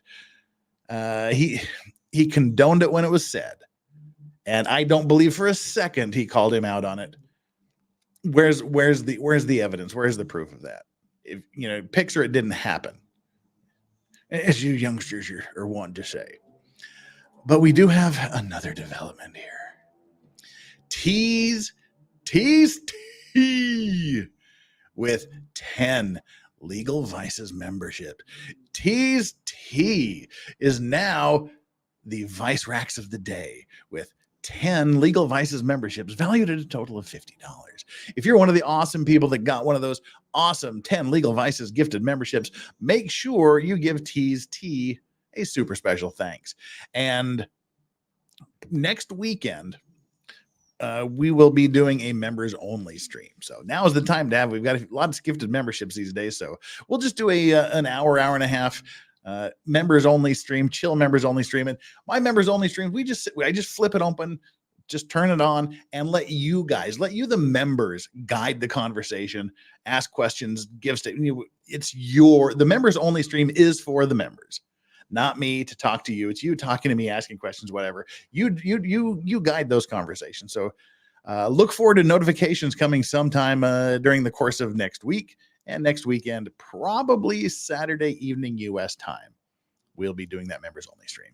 Thank you so much, Tease T. Let me readjust the banner here to give you your rightful place as the Vice Racks of the day so far. Vice Racks of the day is Tease T with 10 gifted memberships. 10 gifted memberships. All right. Thank you for that. Now I've got to do lawyer math here. Hang on to see if we've actually, I think we have either got to the second tier or we are incredibly close to our second achievement unlocked for the day. Let's see, 12. We've had 12 new members today, so 12 times math. No. I can't even. This shows you I'm a true lawyer. I can't even do math with a calculator. All right, 12 times. There we go. So that's 60. All right, everybody remember 60 for me here. Now I have to convert from Korean squiggly monies into dollar monies. That's that. And then we add 60, 67. So we are $33 away from the second achievement level. All right. Now we've got this. So now we are $35 away from the next achievement level with Darla the Human's $2 super chat. Do you think the Commonwealth will call the medical examiner or the defense? We already had the medical examiner on day 21, I want to say, where they said that, yeah, he was dead. They didn't have like the like a coroner's report where they enumerated all of the injuries in detail and showed us graphics and and diagrams and things. We just had someone say he's dead. But I'm sure we're going to have at least one, possibly more accident reconstruction experts called on the defense team. So, we'll have to see how that goes. Jamie Green with a $5 super chat. The amount of snow at 5:15 a.m. didn't cover the bushes. No way his body would have been like Bukaki and McCabe said. I'm catching up, so this is late. No, I agree. They said he was buried under like mounds of snow. I don't think there was that much snow either. Even if you look at that, they said you look at that 5:15 video, there's a couple inches. But also, that's one thing we're going to do. The Yannetti has said we are going to have the snowplow driver who drove by there at right around 2:30 a.m. and will testify that there was no dead body laying on the lawn, because he would have noticed it. Those are the sort of things he's looking for. He's looking for things that are unusual on the side of the street and whatnot. And Darla, the human who asked about the calling the medical examiner, there's a little notification here that just popped up that said that's your third super chat on a live stream. And Jamie Green, a little pop-up note here says that's your 10th super chat on a live stream. Thanks both of you for doing that. I appreciate that. And that's edging us closer. All right, we still got the lawn crime banner here up. They're still on their morning break. And I'm gonna do lawyer math again because I'm incompetent. I really, really am. Even with the calculator, it doesn't work out for me. All right. 1 times 4 plus 60, that's 84. That means we're $16 away. Cool. All right. And I just need to remember 16 from now. So, so I don't have to keep doing math every time a new super chat comes in, because I'm dumb. I'm dumb that way. And if you don't want a super chat, as I said, whilst I was on my vacation, we opened up PayPal, Zelle, Venmo, and Cash App. All the links are down there below in the description. If that's what you want to do, if that's what you want to put to use, go right ahead. All right, let's see. We did Janice Baldwin asking if this guy was being a dickhead, and I said yes, he's just being a dickhead. All right, we're caught up on all the chats and whatnot, so here we are. They're going to call in a dog training expert.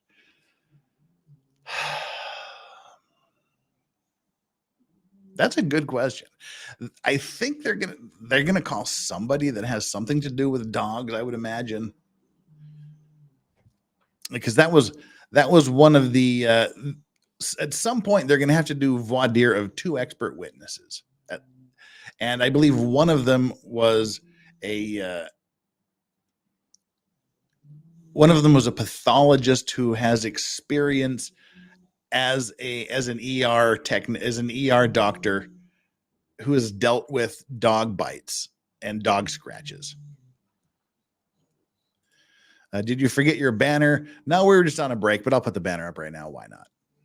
Let's see. We'll put the banner up because I will forget about it now that you mentioned it. So let's put that on up here. There we go. There's our banner. And Island with the $5. Medical examiner is a woman whose conclusions don't support the Commonwealth. The guy was from the ER. State is stalling with the ME. You're correct. You are correct. Sorry. My apologies. You're absolutely correct. But will they recall her after the testimony about Proctor bullying her to change the manner of her death? Island is correct. She hasn't been called yet. So that's going to be interesting. Maybe that was a bad call to delay her. Maybe that was a bad choice to call her to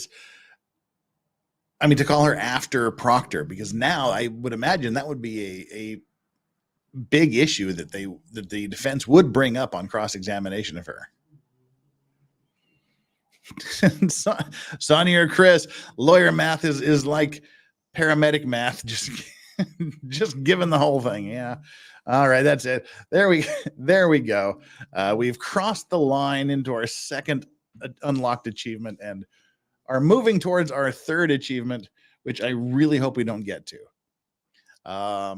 We're just shooting the shit here for a bit until they come back from break, which should be in another 5-10 minutes. Oh, yes, that is true. Buddha Berries, he called her a whack job, too. He called the medical examiner a whack job. But he very, very disingenuously said that he was referring to Karen Reed again as the whack job, when every one of us that heard and read and listened to and watched the testimony about him calling the medical examiner a whack job knew he was talking about the medical examiner and not Karen Reed. So yeah, there's a lot of interesting questions to be asked of the medical examiner. Yeah, and Jackson will 100% make sure she knows it. You're correct. What are the achievements? Well, the $100 super chat, that's unlocking the doggo cam. We've we have the emotional support potato pig dog bulldog cam here, which has been activated. I would put Strawberry on the camera, but she's literally directly under the camera, so there's no way I can put her on. The second achievement level, which we have just unlocked, unfortunately for me, is a shot of this Gi-1. This is Gi-1 Korean whiskey. It's the very first fully Korean produced whiskey, meaning Korean farmed barley, distilled in Korea, aged in Korea, bottled in Korea, and sold in Korea whiskey. It's still this is the second batch ever made. I have a bottle of batch 1 that I'm just not going to open because it's the first batch of the first whiskey. I'll just use it for a keepsake. This is the second batch. And it's a work in progress, shall we say. A few more years down the road, it might be better. But Ozzy Overlord has tasted this. Nick Ricade has tasted it. And I believe Flux. I believe if Flux is here in chat, I can't remember if Flux had a taste of this or not. But everyone that's tasted it universally agrees it ain't the best whiskey out there. So that's the second tier. I just have to do a shot of this. And of course, it's in the red Solo cup. It's in the red Solo cup shot glass. I picked these up in the States while I was on vacation. I picked up a package of these red Solo cup mini because they're just the cutest damn thing ever. The red Solo cup evidence collection containers, as they're now called, are forever ruined for me because of this trial. I will never, ever hear the song Red Solo Cup. I will never see a red Solo cup without thinking of this trial. Thank you very much for that. Here we go.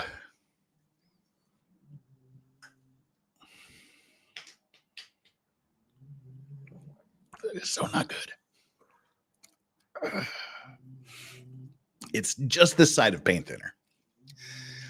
Flux, not okay. Is Proctor penis? He looks like one too. Damn, that's it. Flux, not only. Yeah, Flux. Did you have?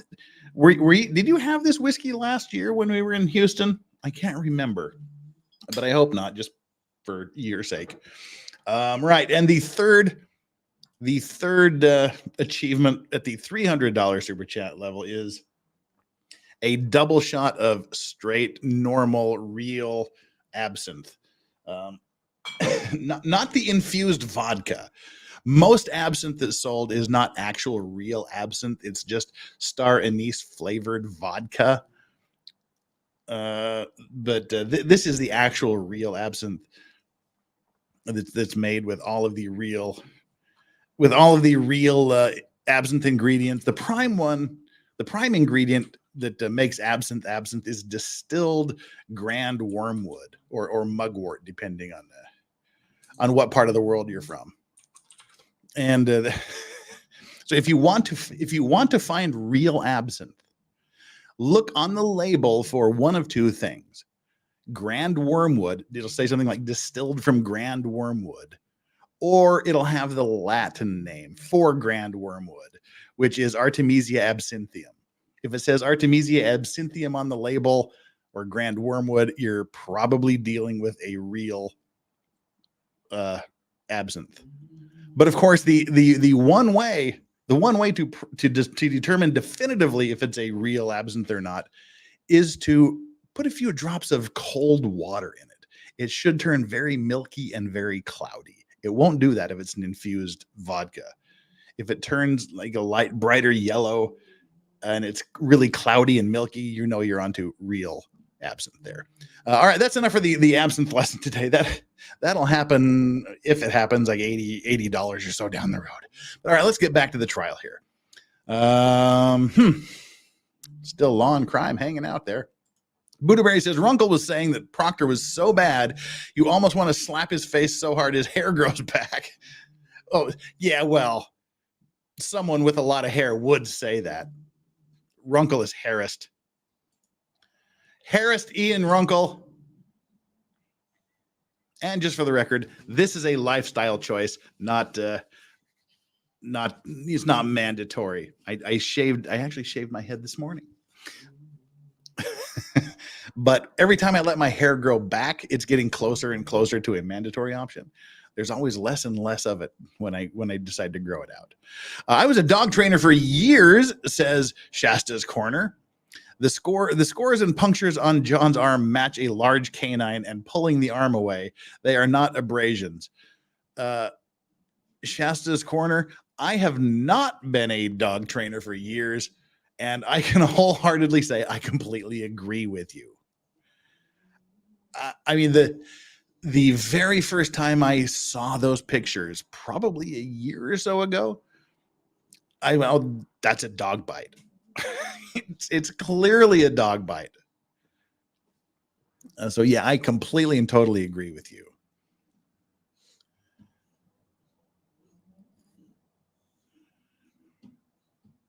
Yes. Chloe, has anyone ever located the reformed or the rehomed dog? Well, see, that came up very early in the trial when they said, I can't remember which witness said, yes, we do know where she is. She's in Vermont.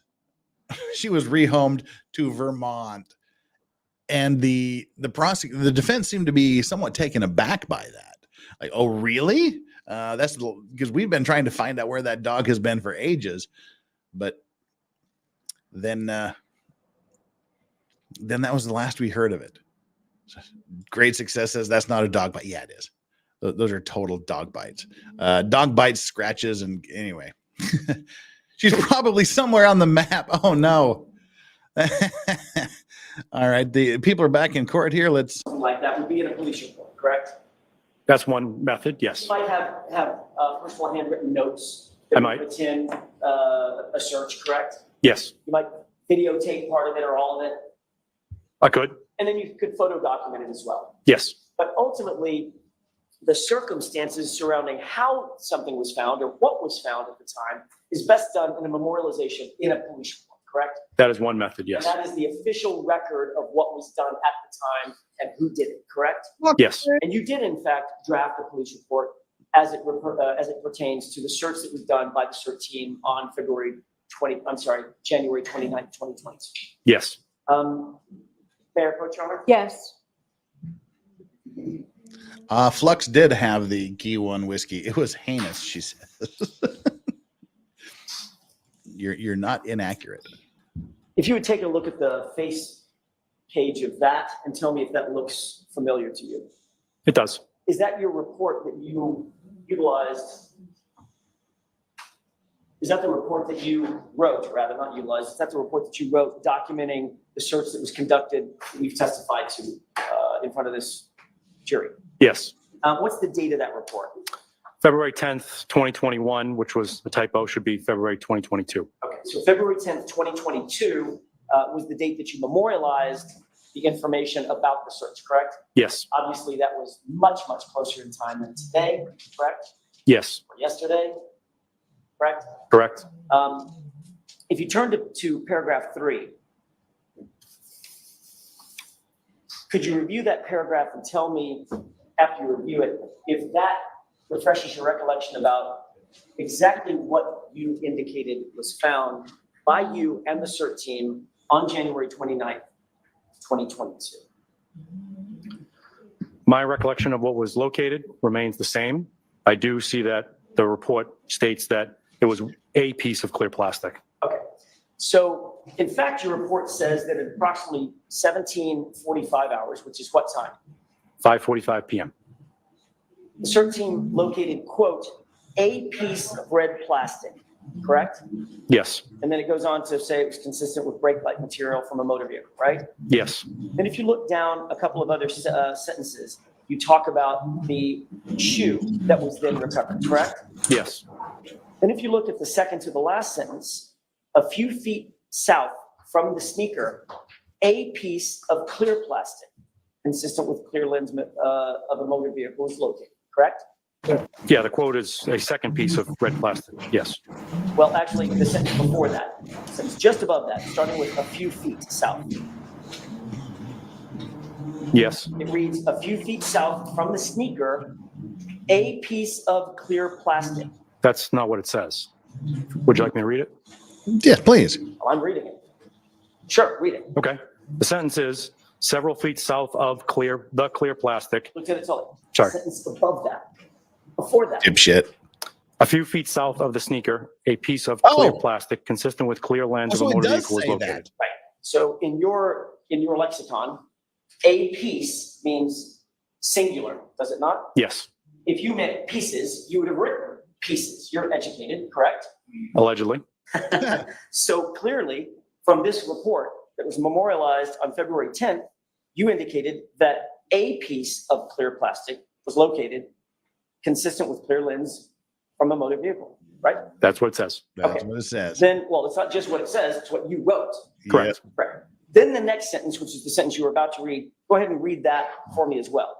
Several feet south of the clear plastic, a second piece of red plastic was located. Okay, simple math. According to your report on February 10th, a piece of red plastic was found first. Then a piece of clear plastic was found. Then a piece of red plastic was found thereafter, correct? According to that report. Yes. Then you go on in the following paragraph to reiterate, just to clear up any doubt about what was found. And the last sentence reads, the sneaker and 3 pieces of plastic were secured as evidence, correct? Objection. See, overruled, I don't know. I hate to say it, but I What's the agree with you. Form. No, I'll allow it. I agree Is that with what you, it Darrell. says? Yes. Okay. Then yesterday, you were asked to open these 2 evidence envelopes. Yeah, see, this is great. His report talks Could I about, take a look? he said there was 1. Yes. The report Correct. said there's 3, and then just a minute ago, he testified to there being 4 pieces of clear plastic. Which is it, buddy? Those are the bags that you opened yesterday, correct? Yes.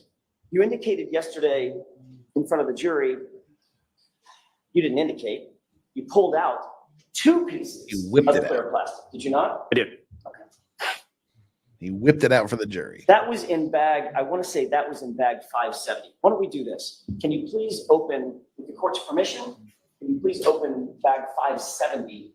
I'm sorry, evidence. Hi, exhibit hi, 570 hi, in that bag, Delilah. and just look inside. I didn't bring gloves with me, Your Honor. I think there might be some on the stand Oh, there. You don't Thank need you. the gloves. Don't go through this charade. Don't go through this stupid charade of putting gloves on. This is so dumb. Hey, there's no fingerprints or anything on these pieces of plastic.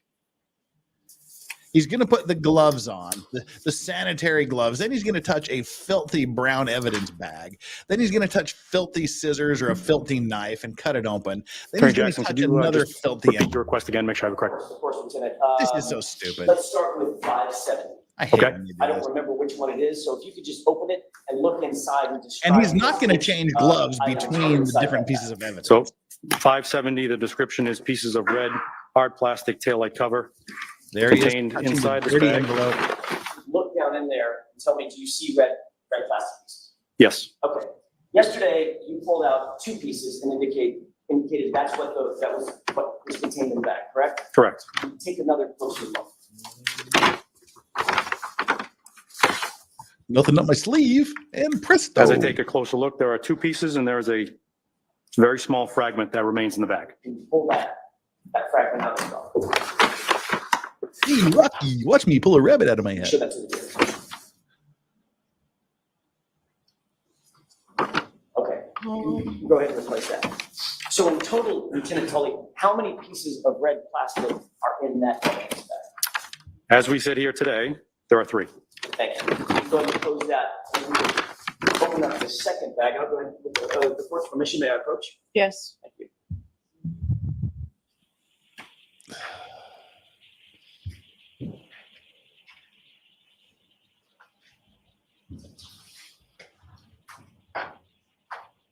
Your Honor, may I?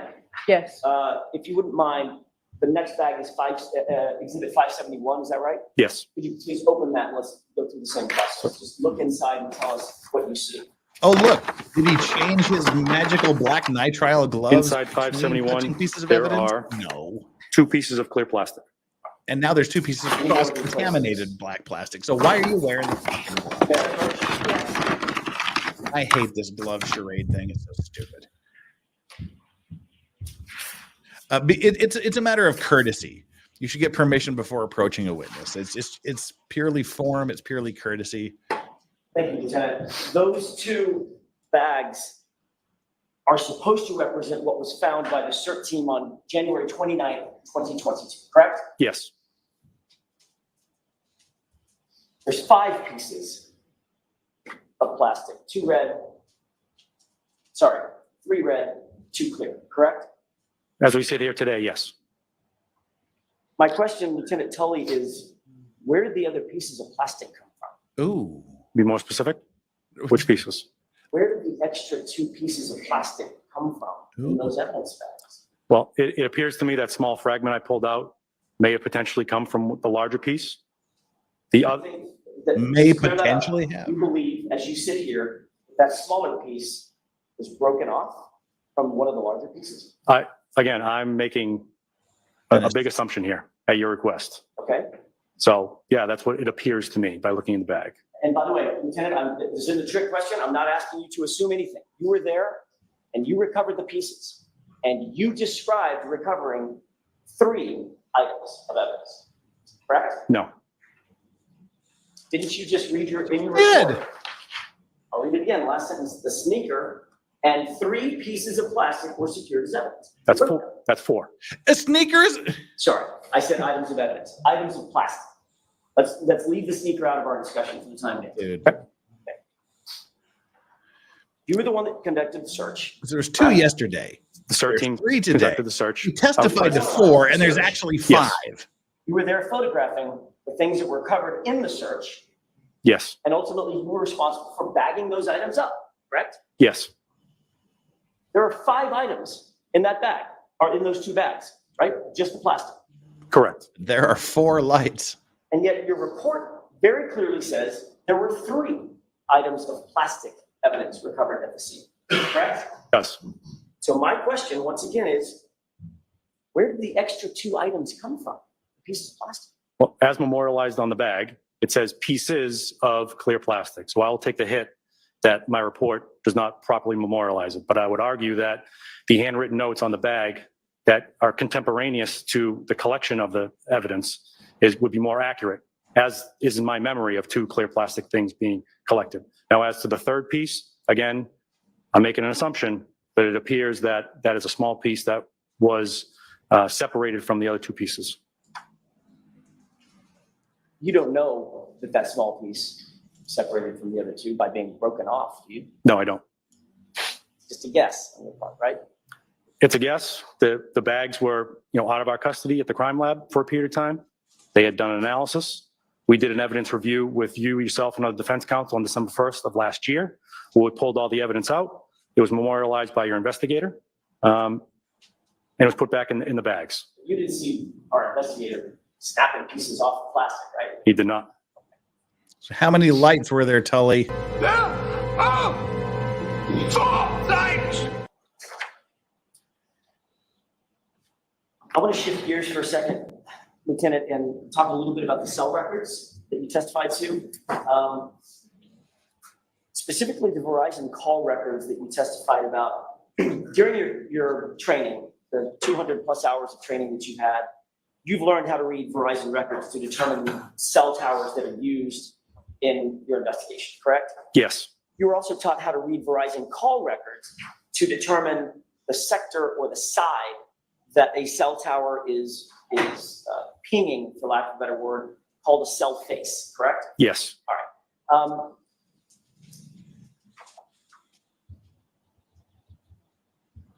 One of the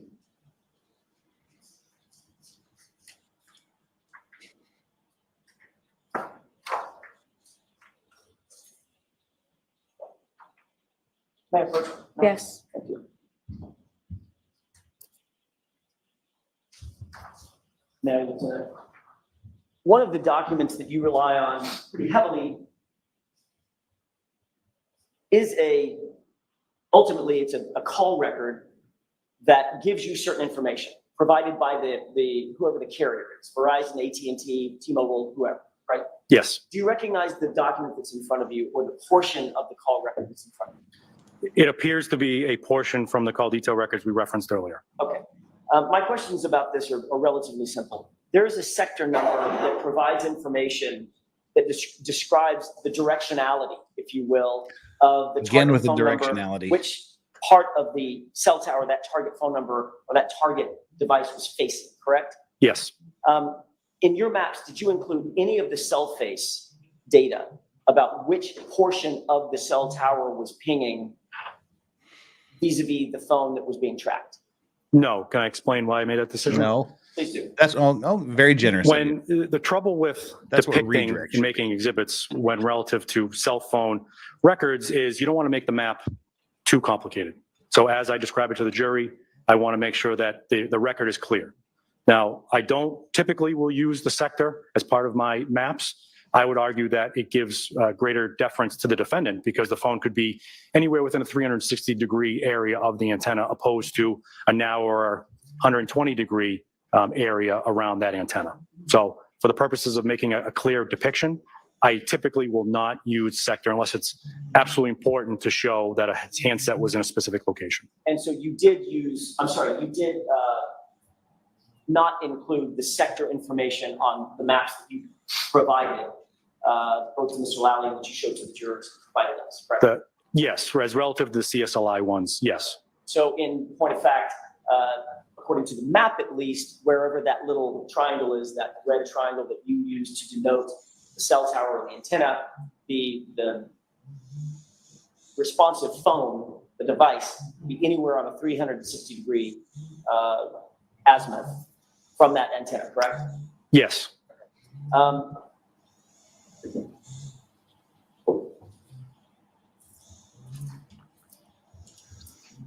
Yes, Kate Madison. The Wire I is wanna one of ask the you best shows about ever in the the history of one- television. Just watch it. Map that was related to 5:20 a.m. to 5:37 a.m. Remember that? Not off the top of my head. Okay. There were several maps shown.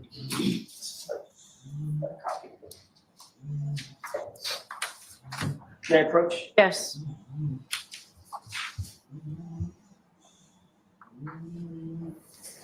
Snore pigs. The pigs are That's a snoring. copy of a page of an exhibit that's already been marked and entered into evidence. You recognize that?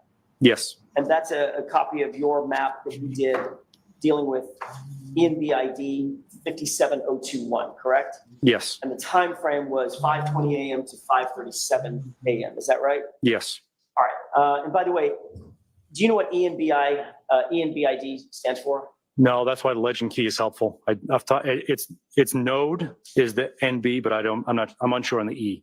Evolved Node B Identifier, right? Is that a question? Yeah, that's possible. Yes. It is my question. Okay. Refresh your recollection. That's what it means. I'd have to look at the key again, but that sounds right. So an evolved, if that's what it stands for, an evolved Node B identifier, and then a series of numbers after that is simply sort of the proper name for a particular tower.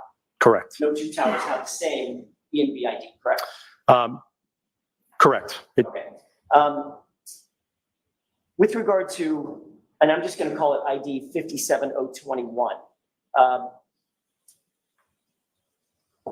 Do you see what appears to be, on your map, what appears to be the cell tower that is associated with that ID number, 57021?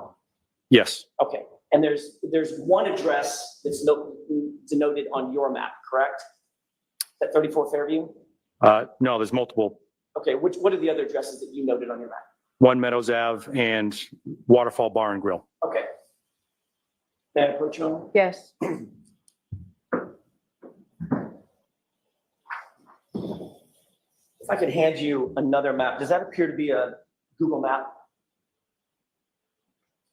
Yes. Does that generally track the map that you created, the darker map you created?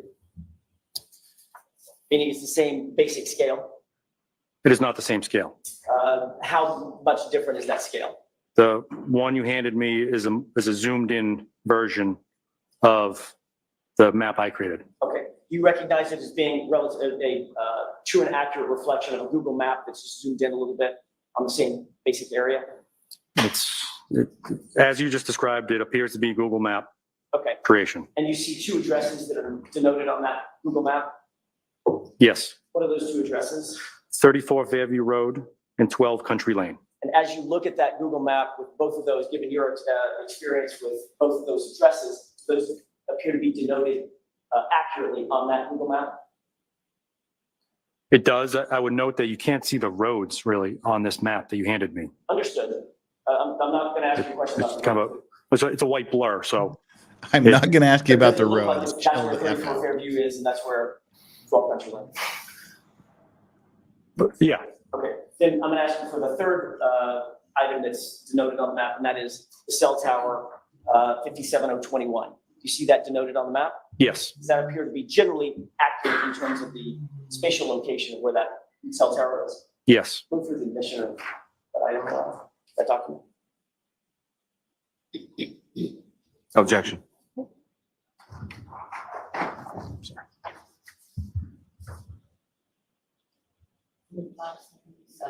Thank you.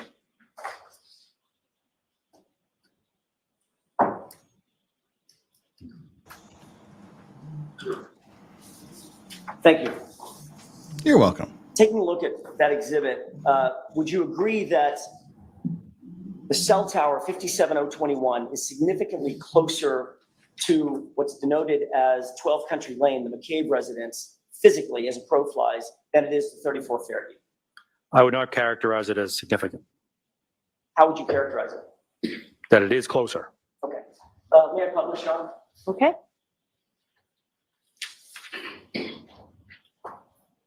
Take a look.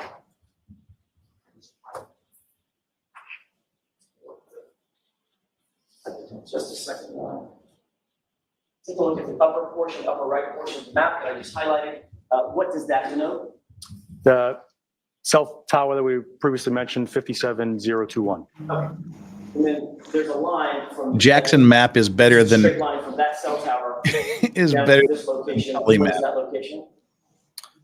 It's denoted on this exhibit as 34 Fairview Road. And you see a legend indicating scale, how far that is. I see numbers and miles written on there. Does that appear to be reflective of given your understanding and your experience with this location or these locations, does that appear to be a relatively accurate delineation of the distance between the cell tower and that location, and that address? So how is it that this white blur is more I don't know legible the than distance his between black the cell and tower green and the smear? address off the top of my head. Would you agree that it's around 2 miles? It's roughly 2 miles. Okay. Then I'm going to ask you to take a look at the same proximity, cell tower on the top of the screen, and then the address at 12 Country Lane. You see those two items denoted on the map? Yes. And do you see the approximate distance between those two items? See it on the map? All right. And does it appear to you that the distance from 12 Country Lane looks like it's less than half the distance to 34 Fairview? I wouldn't characterize it as it appears to be less than half. How would you characterize it? My understanding of that area, I would say it's at least a mile between those two locations as the crow flies. Okay, meaning between the cell tower and 12 Country Lane, Yeah, right? Yes. And it indicates approximately a mile, right? it does indicate that. Okay. And the other location indicates approximately 2.4 miles, right? It does indicate that. All right. So would you agree that a mile is less than half of 2.4 miles? I would agree a mile is less than half than 2.4. Thank you. You can take that out. Cannot.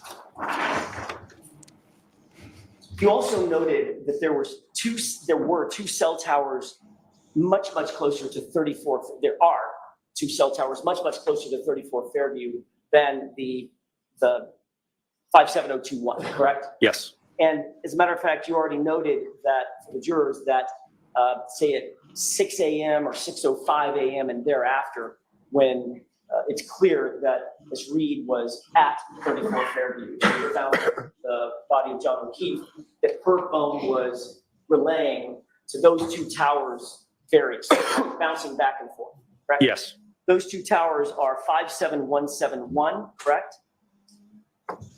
Sorry, I don't need to test your memory like that. I can May I approach? Yes. This is just his grand jury stuff. Approach. I'm just going to give you that packet, Lieutenant. Like I said, it's not a memory test. That helps refresh your recollection of the name of the two towers closest to 34 Fairview.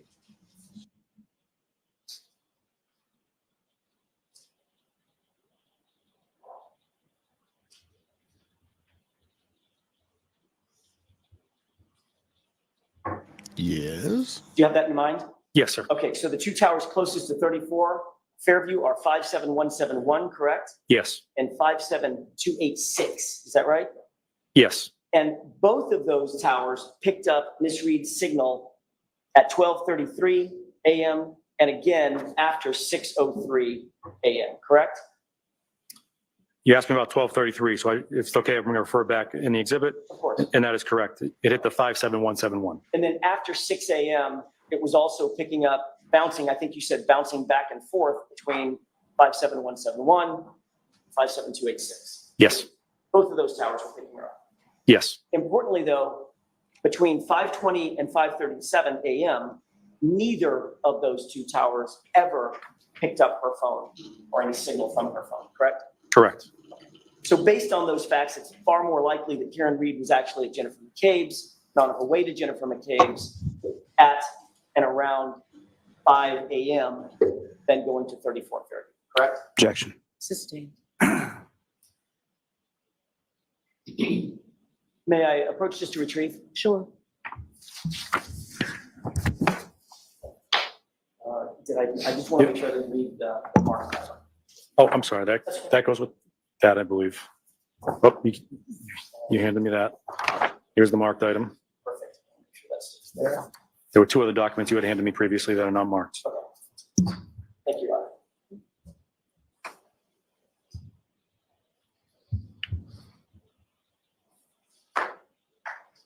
I just want to touch very briefly on the ranging data, the RTT records. What does RTT stand for? Depends on who you ask from Verizon, either range to tower or round trip time. Have you ever heard real-time tool? I have. Okay, so that's the RTT. Proctor's a has real-time several acronyms, tool. But real-time tool is one of them, correct? Yes. The RTT data is what you earlier described as a ranging data or access distance, correct? I didn't use the term access distance. I know that Verizon may, but I said ranging.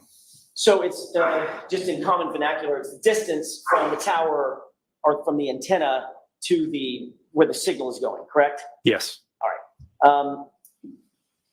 May I approach one more time? Yes.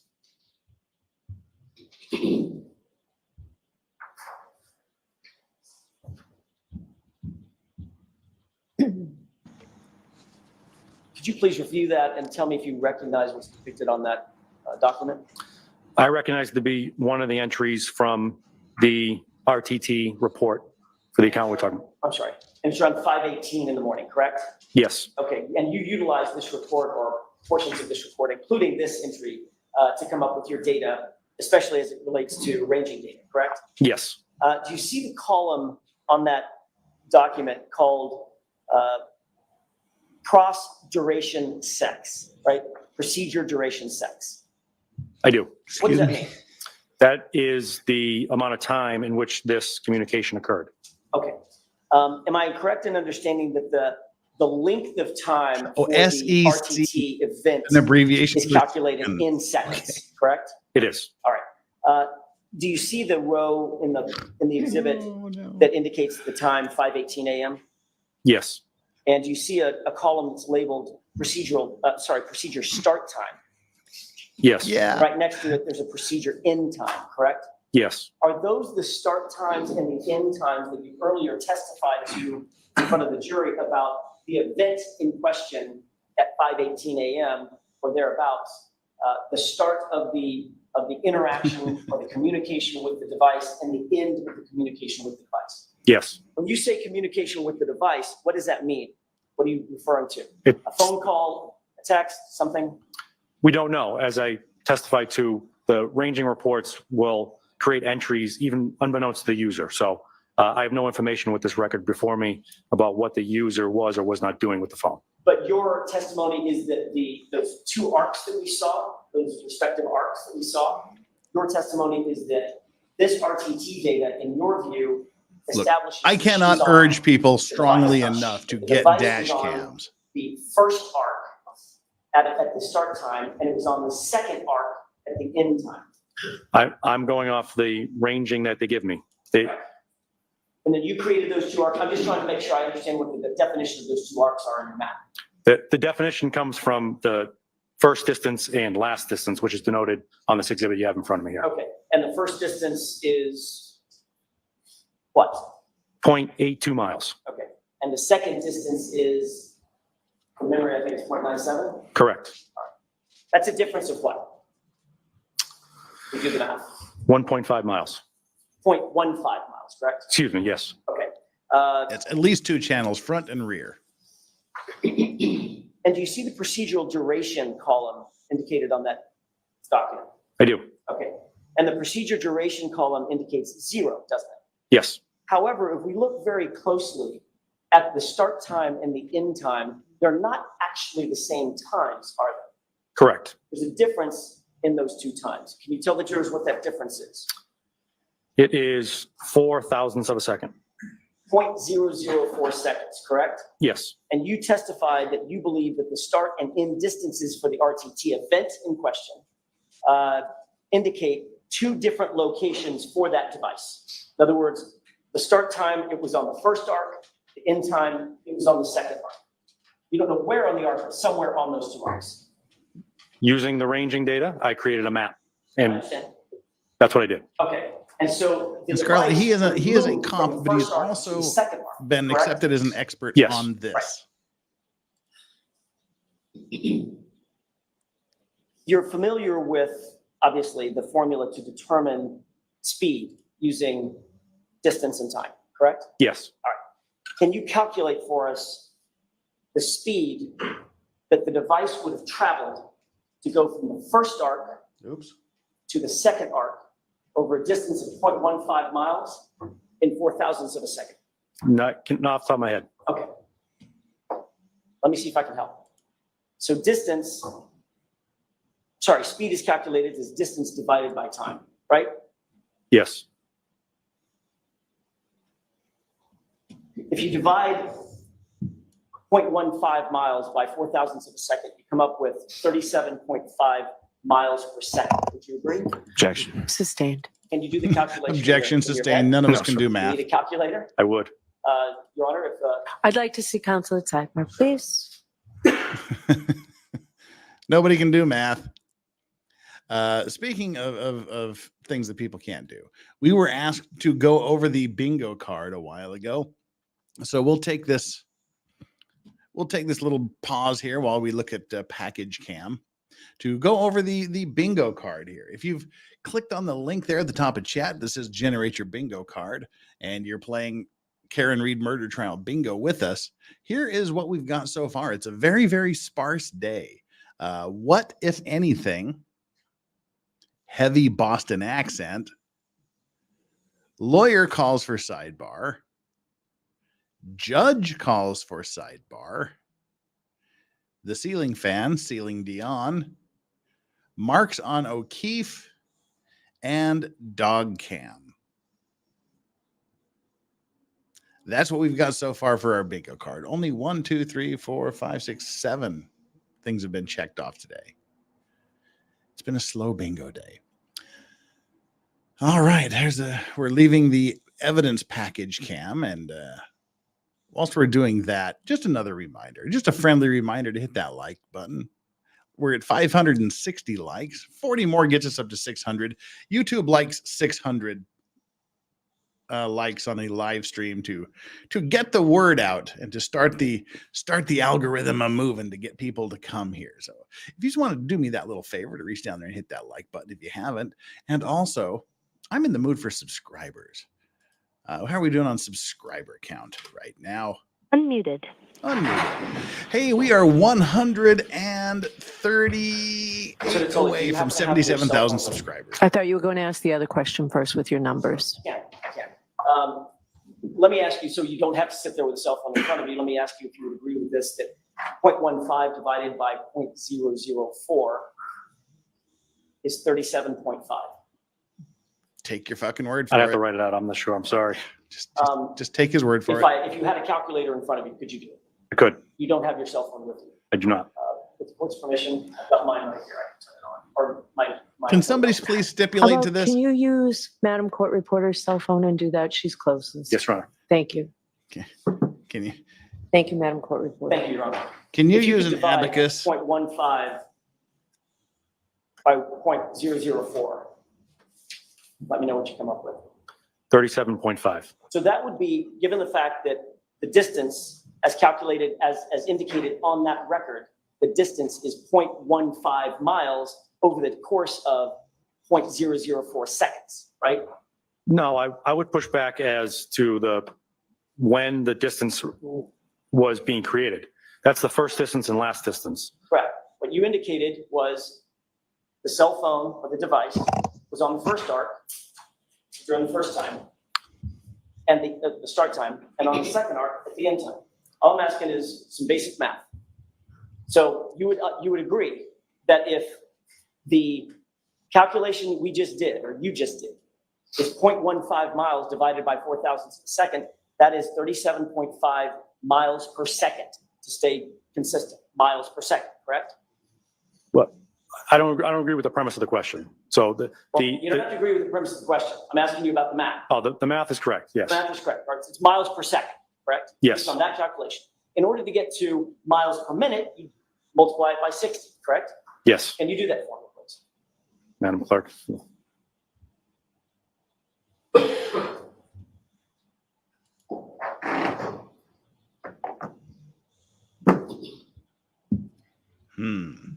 All right.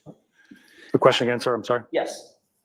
Multiplying 37.5 times 60 would give us miles per minute. What is that number? 2,250.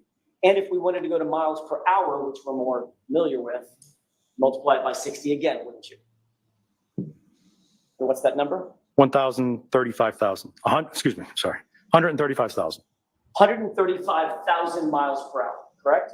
Yes. So you would agree if the premise is moving from the arc, the first arc, moving 0.15 miles to the second arc over the course of 0.004 seconds, the device would have to be traveling 135,000 miles per hour, correct?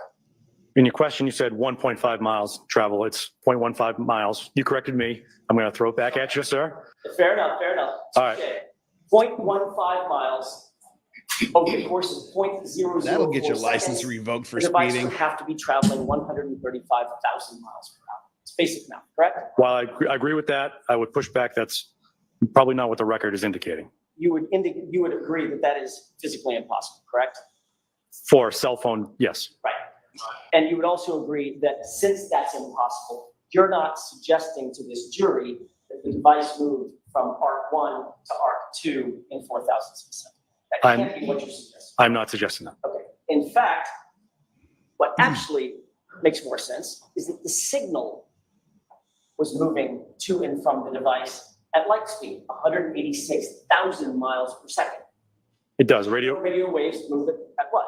speed of light. Speed of light, 186,000 miles per second, right? Yes. Okay. If, as you indicated on direct examination, if that return signal, the bounce, is in any way refracted, meaning it takes a deviation. It's not straight because of something like, I don't know, weather, precipitation, or snow, then it would take longer to get back to the intent, correct? That's fair. And that could be what's reflected in that map and the distance of the two arcs. Isn't that correct? That's not my experience with these records. But you do agree that in fact the device, as you indicated earlier, moved from arc 1 to arc 2 from the start time to the end time. That's impossible. No, I'm saying that the records reflect that the first time the distance was created, marked, and the second time the distance was marked, that's what's represented on the map. Right, but you said that those are reflective of the start time and the end time, which is 4 thousandths of a second apart. No, I don't know. That's when these distances were created. It doesn't say start of procedure distance. It says first distance, last distance. Actually, it says. See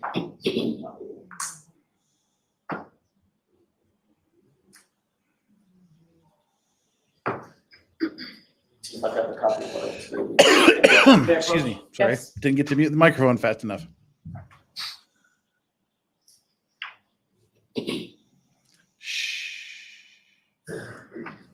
Procedure start time, 5:18 and 19 seconds, 0.154, right? Yes.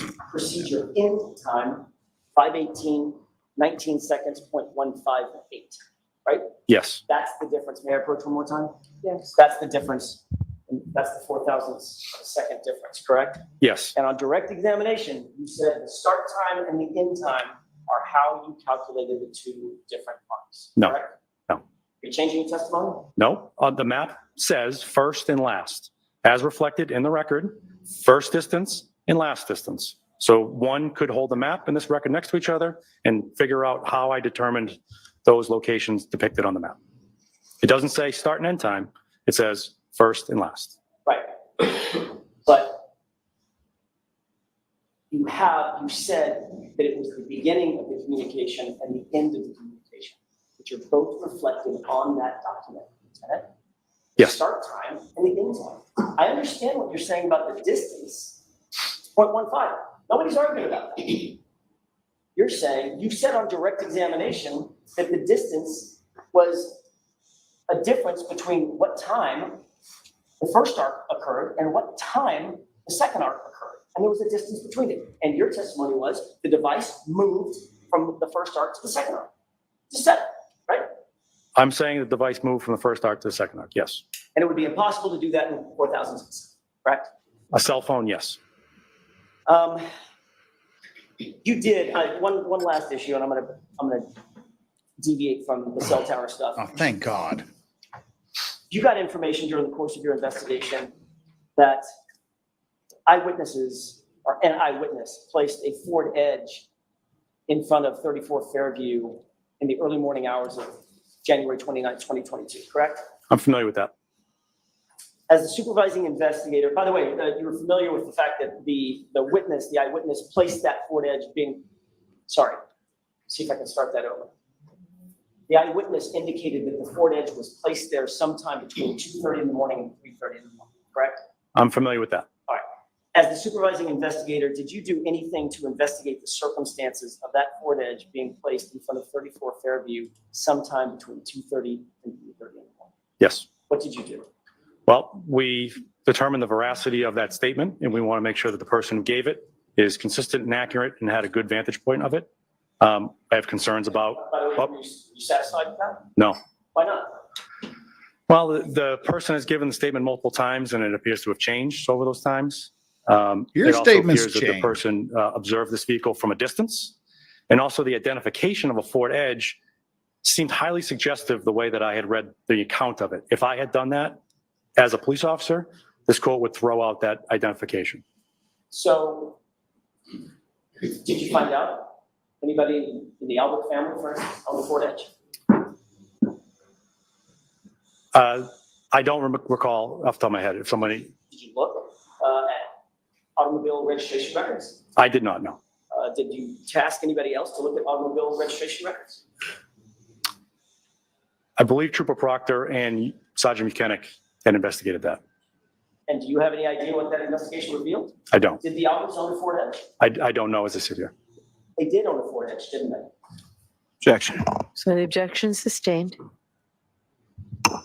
But nothing was done further that you're aware of to investigate the circumstances of that Ford Edge being seen and placed in front of 34 Fairview, right where the body was found, between 2:30 and 3:30 in the morning, right? An investigation into the reliability of that witness was conducted. So you just decided, and that investigation is, I didn't believe him, right? No.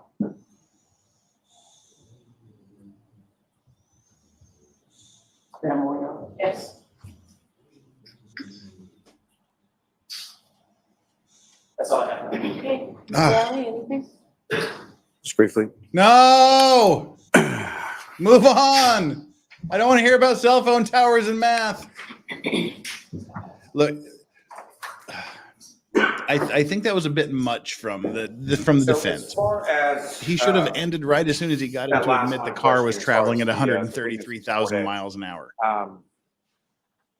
You mentioned that there were several different stories, correct? Yes, Several different versions of the statement. yes. And what were those different versions? The first was that this person saw a Ford Edge in front of 34 Fairview. The next one that I can recall is that the person stated that they were not on Fairview, but on Cedar Crest, some distance away, looking at this vehicle in a blizzard.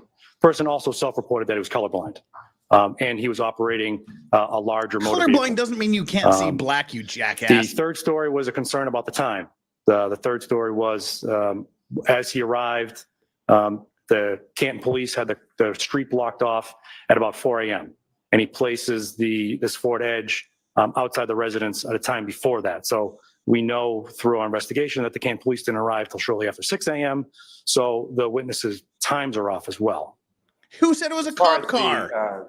What you termed as a highly suggestive. Who said it was a ID cop car? It could have been somebody else's explain car. what you mean You by didn't that. find out. As I read the report, the investigator had asked the person, first a question. They stated that there was a vehicle in front of 34 Fairview Road.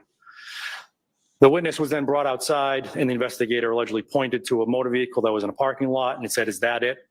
And the witness said, "Yes, that's it." And so it's suggestive in the fact that it would be a single photo identification, which, you know, as a police officer, I would not give somebody one thing and be suggestive, "Is this it?" Because as the courts have ruled, that's highly suggestive and the person's more likely to adopt that description of whatever they're describing, opposed to if you use other methods. Now, when you were being asked on cross-examination about certain distances from the house at 34 Fairview to the area where you had recovered items, repeatedly you had been asked about a distance of 30 feet, correct? I did. From the items that you recovered in the area that was described to you as where Mr. O'Keefe's body was located shortly after 6 a.m., is that 30 feet from the house? No, where the items were a little further on the edge of the property, so it'd be closer to 40 or 50 feet. And as far as where Mr. O'Keefe was located with reference to the curb, with reference to the street, how close was that? From the curb, reports was about 10 feet from the curb. And so the evidence was a lot closer to the roadway, a lot closer to the curb than it was to the house, correct? Objection. Sustained. Hey, D, what? Yes, he's the lieutenant. As far as what, if anything, did you find significant between the location of the evidence in relation to and Mr. O'Keefe in relation to the roadway versus in relation to the house? The pieces of evidence were physically on the roadway, on the pavement, or the curb. Just one question as it applies to the Sally Port video from the Canton Police Department. Are you aware of sort of how those videos were recorded as far as when they stopped, when they started? Not off the top of my head, no. But the ones we have in possession, no. As far as, and I'm sorry, let me ask the question probably a little more succinctly, but with reference to, are you familiar at all with the camera system at the Canton Police Station? Vaguely, yes. Oh, yes, Frenchie's As mom. You far have to go as, back about 30 you know minutes whether or and not watch it's motion all of the detailed The cell phone Canton IT director stated that it calculation was. stuff. That's very, very important. So the objection is sustained. So let me ask you, are you aware that the cameras are motion active? Objection. As to format system, What, if anything, are you aware as to how the cameras? What, if anything, are you aware I'm of? going to allow Your approach. it. Okay? You are muted. What, if anything, are you aware of? Oh, come on. You can do better than that, Lally. Oh, my God. That's mean, Jeff.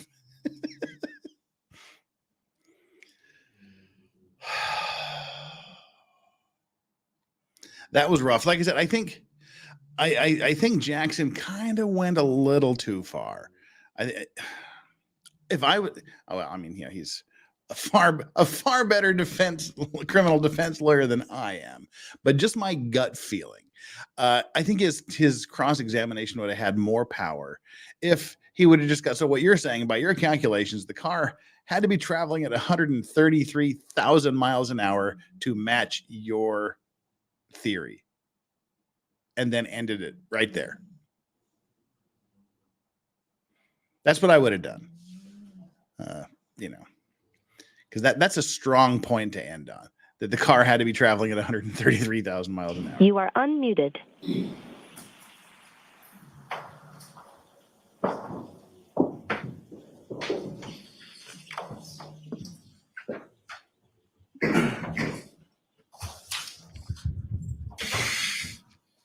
Lieutenant, when it came to the Sally Port video, at some point you did review them to some extent. Yes. And over the course of your review, what, if anything, did you note in reference to time? Was it sort of one long consistent, or did it jump? It jumped. And based on that, what, if any, conclusions did you draw as to how that video recorded? It appeared to be motion activated. As these jumps occurred, it appeared to be triggered by motion. Now, with reference to the items that were recovered on January 29th during the 13th search that you were present for, in addition to your police report, how, if at all, were they memorialized? On the exterior of the paper bags that they were contained in. And when was that done? Before or after February 10th, when your report was written? Objection. Ask it differently, Mr. Malloy. When was the memorialization on the evidence bags done in relation to when you wrote the report? Objection.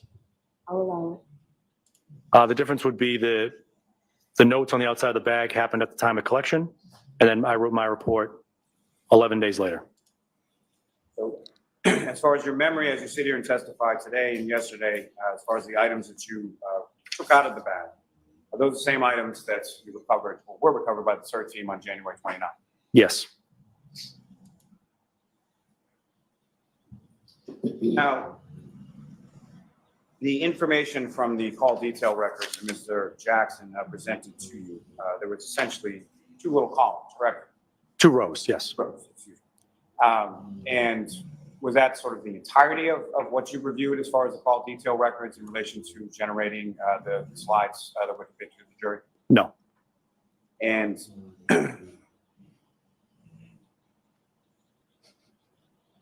sorry, may I approach you? Yes.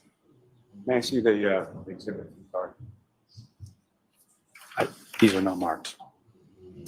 Mark. Which one? Whatever the last one was, Mr. Yes, thank you. May I approach the witness, John? Yes. Showing you now what's been marked as exhibit 577 with reference to what Mr. Jackson had given you earlier. Lieutenant, from what's depicted on there, what, if any, issues do you have with the depiction on that exhibit? Like I mentioned, it's difficult to get a good sense of what we're looking at because the roads don't really appear on here. If they do, they're light and faint. There are the large black line kind of intersects with a lot of them. Oh, shut up. With the words of them. At the bottom, it looks like it's written map scale next to a scale, but I can't attest to the veracity of that. Those would be a couple problems I see. Now, with reference to the slides that you created with the different time frames, not just the one single time frame. Again, the times that you observed or the location of the handset, of the cell phone of the defendants that you observed from the call detail records, were they consistent with other pieces of evidence that you had, whether it be video and or witness statements? Yes. And that would be consistent with the location of the defendant, correct? Yes.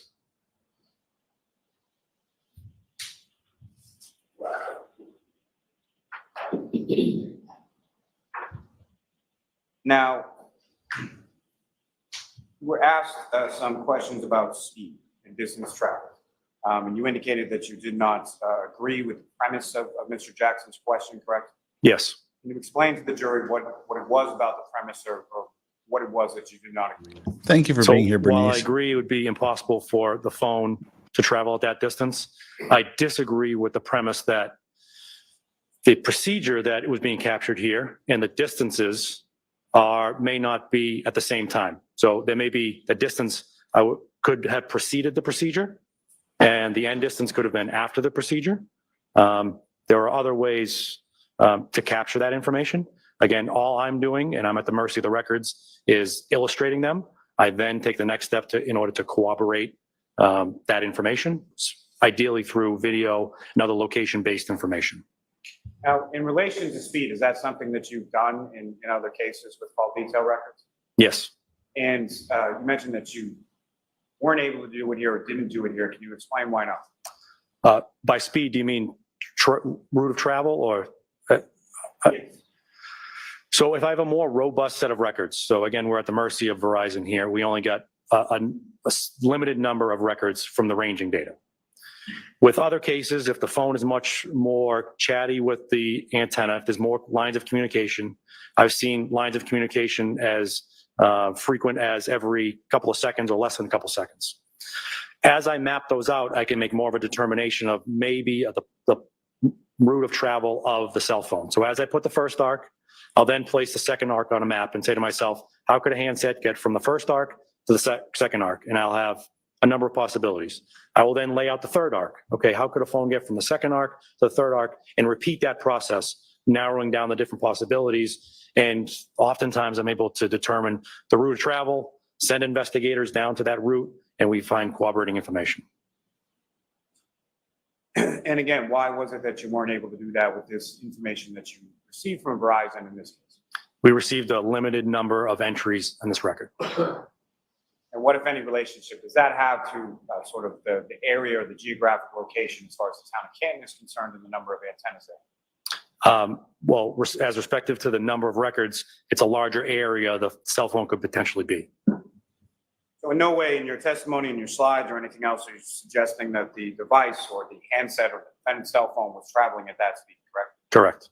Could you explain to the jury again exactly what those arcs mean and what you are explaining with reference to? Those records have a start distance and an end distance. I take those distances, place them on a map, starting where the antenna is also in that record. In case you missed it the states first it is. time Draw and a the second distance time. from that antenna, draw an arc at that distance with the radius being the distance that's on the record, and have an arc that's in excess of 120 degrees. You also asked some questions about weather causing some sort of interference or something in relation to the recording with regard to antennas or which antenna a device might connect to. You indicated that was not your experience with these types of records. Can you expound upon that? The greatest predictor of what antenna a cell phone is going to use is distance, because like I said, the further the handset is away from an antenna, the more degraded the signal is going to get. So that's the best predictor. But like I mentioned earlier, there are things that can disrupt a cell phone signal, which would cause a handset not to connect to the closest antenna. And that can be physical obstruction, precipitation, elevation, an antenna goes down for whatever period, for whatever reason, causing it to connect to another antenna that is technically further away. And so from your review of the call detail records and from your mapping from those various timeframes contained within the slides we'll send to the jury, what, if anything, can you say from that material in reference to the other evidence collected as to the location of the defendant's cell phone during those relevant time periods? Well, relevant, I'll zero in at 518. I would suggest that the defendant, her vehicle, and the cell phone were on Washington Street outside of Temple Beth Abraham at that time. That's one thing that I would be comfortable suggesting. May I have a moment, Charles? Yes. Please be done. Please be done. Please be done. Please be done. Please be done.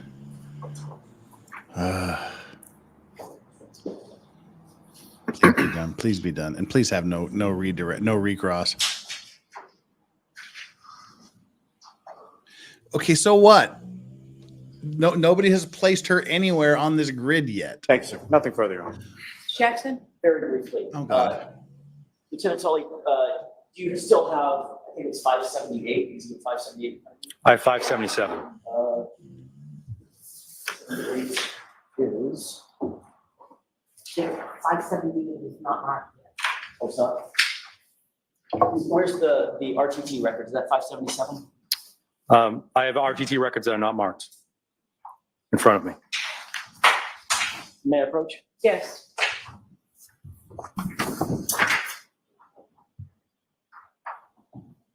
Move to admit.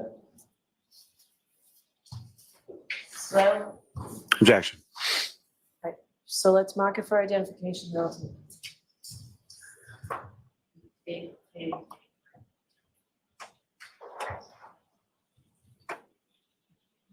Just have the witness identify it. Understand.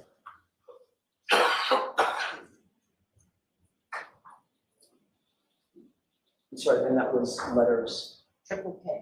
Thank you. You're looking at triple kilo, correct? Yes, sir. All right. When you created the arcs on your map, you also put on the map 5:18 a.m., correct? Yes, Where'd you get that number? from the procedure start and end time. So you did use the procedure start time and end time, correct? To denote the time, but not, to denote the time on the slide, yes. And the event, correct? Yes, All right, so the 5:18-19, I'm sorry, 5:18 and 19 seconds, and then, I don't have it in front of me, but 0.154, I think. Is that right? yes, That was the time that you used to establish that the device was on the first arc, correct? no, I didn't use it to establish the arc. I used the distance to establish the arc, and I placed the time on the slide. What time? You can tell me. 5:18. And the ark was found on the upper Verizon reaches gave of you Mount as the Ararat. Start time, correct? Yes, they're both 5:18. So there's a start time and a start distance from the tower. In other words, the event took place at this distance at this time starting, correct? No, you're using the wrong words. It says first distance. I'm not using the wrong words. Yes, sir. You said start distance. It's first distance. Okay, fine. Okay, pick I can't deal with this. I'm going to pop off here and get Start a time little and snack first here. I'll be distance, right back correct? real quick. Yes, I can't. those are on the record. Right. Then Verizon gives you an end time, correct? Yes, And last distance, correct? And you created your arc based on the start time and first distance versus the end time and last distance, correct? no, the time weren't associated. You're saying no is because that would require the device to travel at 135,000 miles an hour. Objection. If the witness could please answer the question. So let him finish, Okay, sure. and then the objection to that is sustained. You can ask it differently. Go ahead. The times were not part of the depiction of the range. Well, I will suggest to you that it is probably unbelievable that those are actually start and end times. What I'm saying is we don't know for certainty that that is the exact time, the first distance and the last distance. I'd have to look back at the records, but I also say that we have corroborating evidence to say that that is accurate. So. Oh, look, you'd have to I've look missed back at nothing. the records, correct? Yes, That is your record. No, That's what you looked at, isn't it? the record's key. Jules, have a good night. Good to And see you here. Where's the records key? They were provided by Verizon. Where are they, sir? I don't have them in front of me. Why not? Right. That's all. Okay, May we approach this briefly? okay. Don't leave yet, Detective. What about us? Can we leave? Can we leave, please? Rough testimony there, peeps. D what says proud of y'all. The likes are looking good, but if there's anyone who hasn't, give Jeff a like. There's a few who haven't. Get out there and do that. We're up to 586 likes right now. 488 concurrent viewers. We've lost a bunch, and I wonder why we lost people. That riveting testimony. How could you possibly leave during that exciting testimony? There's about another 40 minutes before they call lunch, so yeah, got nothing out of it either. They didn't put her anywhere on this grid. And see, that's what scares me. I'm afraid the next witness they're going to call and fill this next 40 minutes with is someone who's going to go over all of those maps again and say, here's where we tracked her cell phone. She was here at this time. She was here at that time. She did this at that time. Oh, we got down votes. All right, whatever. I don't see the down votes, so I don't care. Yeah, I'm just worried that we're going to have to go through this all over again with the next witness to place her on these stupid maps. The dogs are down for the count. They're snoring the sleep of the just. Move the camera around here so we can get a face view of Yoda. Why not?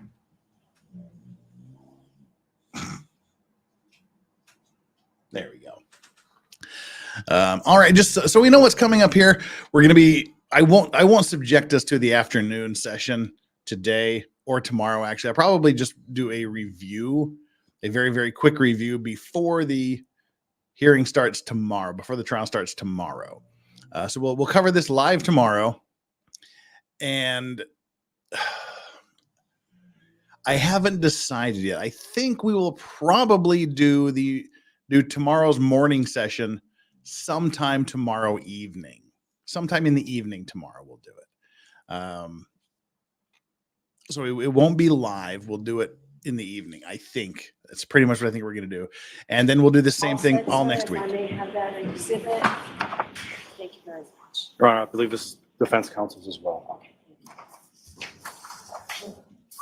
Okay.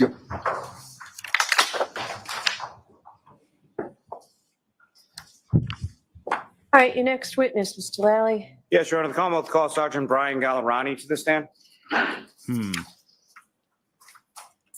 First time I've heard that name. Sergeant Brian, and he'll have to spell his last name. He'll have to spell his last name for me because I can't.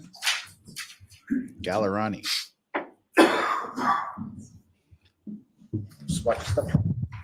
I'll continue to munch on my licorice. You saw this when the evidence given to the court during the case now hearing the truth, the whole truth, and nothing but the truth, so help you. I do.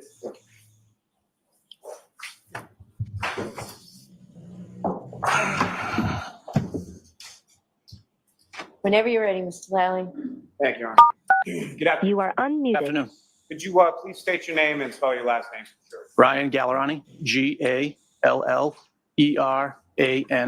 That's how I would And, spell what do it. you do for work, sir? I'm currently employed as a sergeant for the Needham Police Department. And how long in total have you been a member of the Needham Police Department? I graduated the academy January of 2006. And how long have you held the rank of sergeant? Woo, 600 Just under a likes. year. Thanks, peeps. Now, prior to you holding the rank of sergeant, what was it that you did within the Needham Police Department? I was a detective from September of 2014 to June of 2023. Now, over the course of your work as a detective and sergeant with the Needham Police Department, what, if any, training have you received in regard to collection of biological samples? As part of the sexual assault class I took in January of 2015, I was certified in DNA collection by the Mass State Police. What? Can you explain a little bit to the jury about sort of what that certification process entailed or what it was that you did to become certified? So I was specifically certified in buccal swabs, which is the process of collecting cells suitable for DNA comparison by swabbing inside of a person's cheek. And that certification. But he didn't collect the Yes. the buccal swabs Now, here. at some point So- on January 16th, 2024, did you have occasion to collect buccal swabs or samples in relation to this case? I did. Why are they And, calling them buccal Fair to swabs? say, as far as your work with the Needham Police Department, you had no familiarity or work with the investigation on a Canton Police Department case Correct. or on a state police case involving incidents that occurred in the town? Correct. You didn't know any of the parties involved in the case? I did not. And so on January 16th, 2024, where did you go on that case? I went to the Norfolk District Attorney's Office in Canton. And who, if anyone, did you meet with, or who, if anyone, did you collect samples from on that? I collected samples from Sergeant Buchanan and Trooper Proctor. And can you explain to the jury just briefly as far as the process of your collection, as far as what physically did you do? So I physically swabbed the inside of their mouths with a cotton swab and collected the evidence, sealed it up in a buccal swab kit, photographed it, and brought it back to the Union Police Department. And when you brought it back to the police department, what did you do with it then? I entered it into the evidence. And did you do that in conformity, both the collection and the securing of the item, did you do that in conformity with your training and certification on people swap collection? I did. Now, with reference to those items, at some point were you informed that those items were to be transported to a Bodie Technology Lab in Lorton, Virginia? I was. And were there specific instructions as far as shipping was concerned that were provided by the Bodie Technology Lab? Yes. And the shipping that occurred in this case, was that in conformity with what Bodie had provided as far as the policies or protocols for shipping those types of materials? It was. Thank you, sir. I have nothing further. Anything? We have no questions. All right, you're all set, Sergeant. Thank you. Very Have a much. good day. Thank you for that enlightening testimony very much. That was just Next witness? Yes, Your Honor. Call Mr. Nicholas Bradford to the stand. oh, he's a mister. He's not a cop. What's he gonna do? Bradford. Let's see what Nicholas Bradford does.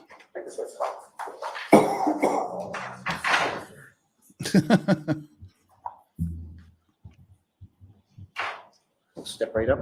Watch step forward. You solemnly swear the evidence given to the court and jury in the case now and hearing the truth, the whole truth, and nothing but the truth, so help you God. He's either a Fed or an accountant.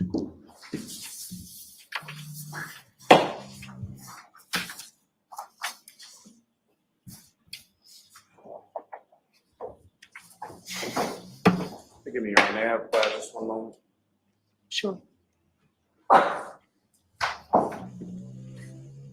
What do you think, chat? 1 for Fed, 2 for accountant, 3 for something else. Put it in chat. Good afternoon, sir. Good afternoon. Could you please state your name and spell your last name for the jury? Yep, it's Nicholas Bradford, Bradford. And sir, that microphone before you is adjustable. You can place it anywhere that's comfortable for yourself. Okay. What is it that you do for work, sir? I'm a DNA analyst for Bodie Technology in Lorton, Virginia. Okay, you're Okay. definitely going to have to keep your voice up, sir, okay? Sorry about that. Sorry about that, nerd. Now, sir, if I could, Sorry. It's Bodie Technology in Lorton, Virginia. and for the record, Bodie is just spelled as far as B-O-D-E, is that correct? Correct. Now, sir, if I could just ask you some questions about your educational background, starting with your undergraduates. Where did you go for your undergraduate, and what, if any, degree did you receive from there? I have a Bachelor of Science in Forensic Biology from Mercyhurst College in Erie, Pennsylvania. And then following your graduation with that degree, where did you go? I have a Master of Forensic Science in Forensic Molecular Biology from the George Washington University in Washington, D.C. And when about was it that you received that master's? It was around about 2011. And with relation to your graduate work and your work at Bodie, when did your work at Bodie begin with relation to your graduate work? I started at Bodie at about 2009. So during the course of your graduate school? Yes. And when you started with the Bodie lab, what was the sort of position or what did you start doing when you began? I was a DNA technician. We assisted the analysts with their case files, and we primarily operated the different robotics and the different processes in the lab. And what was your And favorite at some position point as over an the course of your analyst work in the there, Booty you then lab? became an analyst, is that correct? Yes. And about how much time elapsed, or how much time did you spend as a, excuse me, as a technician prior to becoming an analyst? I was a technician for about a year, maybe 2. And then I was in the data banking section as an analyst. And since then, I've worked in the high throughput casework group and the customized casework group. Now, as far as your work within this particular field, have you had occasion to work at any other sort of labs or facilities? Yes, for about 3 years, I worked at the Pennsylvania State Police DNA lab. Now, Bodie Technology, as far as that lab is concerned, can you describe for the jury sort of what kind of lab that is? And let me ask you first by just About how many analysts work at Bodie Technology? Somewhere in the neighborhood of maybe 100 analysts, give or take. We're a small private lab in Lorton, Virginia, and we do DNA work contracted through different police agencies throughout the country. Now, in addition to police agencies, are there other types of entities that you would accept, or that would send submissions for DNA casework? Yes, we do some international work with human identification and that sort of thing as well. Now, as far as the lab at Bodie Technologies, is that lab accredited? Yes, we are accredited through the National Standards Institute. And can you speak a little bit about that sort of accreditation? Hi, process Angela, and Halo's what it mom. means to be an accredited lab? Good to have you Yes, so here. that the National Standards Institute has a set of criteria for DNA labs doing forensic work, and we are audited against those criteria every year, sometimes internal audits and sometimes external audits. Is that And accreditation, Angela Halo's at mom, the lab please forget that's, that I just up said, to, what's your favorite position as analyst at the Booty Lab? Please just pretend I didn't say that. Current as of now. Yes. Sorry. Now, with reference to your work as a DNA analyst, can you describe, just in general terms for the jury, what it is that you do in reference? What is it that you do in reference to your work as a DNA analyst? Yes, so we take in evidence that's submitted to us. We process it through the DNA processing. So there are 4 basic steps to DNA. There's extraction, so that's where we separate out the DNA. And then there's quantification, and that is basically just us determining how much DNA we have to work with. The next step is amplification. So depending on the case and the different processes that we're going to use, we're targeting a number of different locations in the genome, and we're going to make millions of copies of each of those locations. And in each one of those copies, there's Millions of a copies. fluorescence Copies tag for me. that we can then detect in the detection step, and that's the 4th step. And then that from there, we have the DNA profile for that sample. Now, with reference to the lab, as far as training is concerned, you mentioned that you spent at least a year or two as a technician prior to becoming an analyst. What are some of the training, specialized training in this area that you wanted to go as an employee at this lab? Yes, so the training program involves a lot of scientific literature reading. There's a practical aspect to it where we're given known samples that we're to treat as if they were casework samples. So we process those as if they were casework. We have written and verbal exams, and we have a moot court exam at the end. And you successfully completed each of those training sort of portions of, over the course of work with the lab? Yes. I'm really tired of this lally world building. You could ask about 1/3 of these questions what that is and move and on. how it relates to your work as a DNA analyst at Bodie Technology. Yes, so part of our accreditation is we have to do proficiency testing twice a year. And that is when an outside company sends us known samples and we process them, again, as if they were casework. And then those results are sent to that outside company, and then we get the results back to see if we are proficient in those technologies or not. And with respect to yourself, as far as the proficiency testing that you've undergone, what, if any, issues have you had with proficiency testing that you've undertaken? I've passed all my proficiency tests. He's very proficient. Now, what is DNA? So DNA is essentially the blueprint for a living thing. It's in most of our cells, and it's unique to an individual with the exception of identical twins. Most of Now, our cells? Do we have cells that don't have DNA At some in them? point in January of 2024, did you receive a particular assignment in regard to DNA analysis from a number of items that you received from Massachusetts? Yes. And specifically, can you describe the process as far as like when that item comes into the lab at Bodie Technology, how it's sort of processed, or how from the time of receipt to the time that the item gets to you, can you explain a little bit about that process? Yes, so the item is generally sent via UPS or FedEx. It arrives in our secure evidence room. That room has limited access to only certain individuals. And from that point on, when it's received, a chain of custody is Red started blood for cells and that shipment. platelets do not And have anytime DNA in them. anyone touches or uses that item, we Huh. need to check it out from the secure evidence room. Cool. And then that's all logged on the chain of custody. Now, when something comes in, is it assigned a sample name or a case number or an ID number in some way, shape, or form? Yes. And is it also identified by sort of the corresponding numbers from the external vendor where it came? Yes. Now, in reference to Bodie case number CCA 2416-0023, did you perform work in relation to that case? Yes. And there was a corresponding agency case number of 22-02184, is that correct? Yes. And that would have been from the outside vendor, or at least one of them, as far as the Massachusetts State Police crime lab, correct? Correct. So there were a number of items that you received. If you could identify them for the jury, what you received and specifically sort of what you looked at. Yes. So we received an apparent hair. We received an extract from a taillight from a vehicle, and we received 2 reference samples from 2 troopers from the Massachusetts State Police. And in addition, was there a sample ID as far as a known standard? Yes.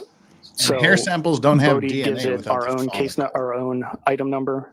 So in this case, the 2 reference samples were CCA 2416-0023 R03 and the same number R04 for the 2 reference samples. Now, if I could just ask you to further expound upon as far as the CCA. I'll say mark off 2416-023, nervous which is, prosecutor cough E01. on your card. There was an agency sample ID, is that correct, that was attached to that? Yes. And what was that? So that was 3-6.1. Is there a description that comes from the external vendor as well as to sort of what that item is?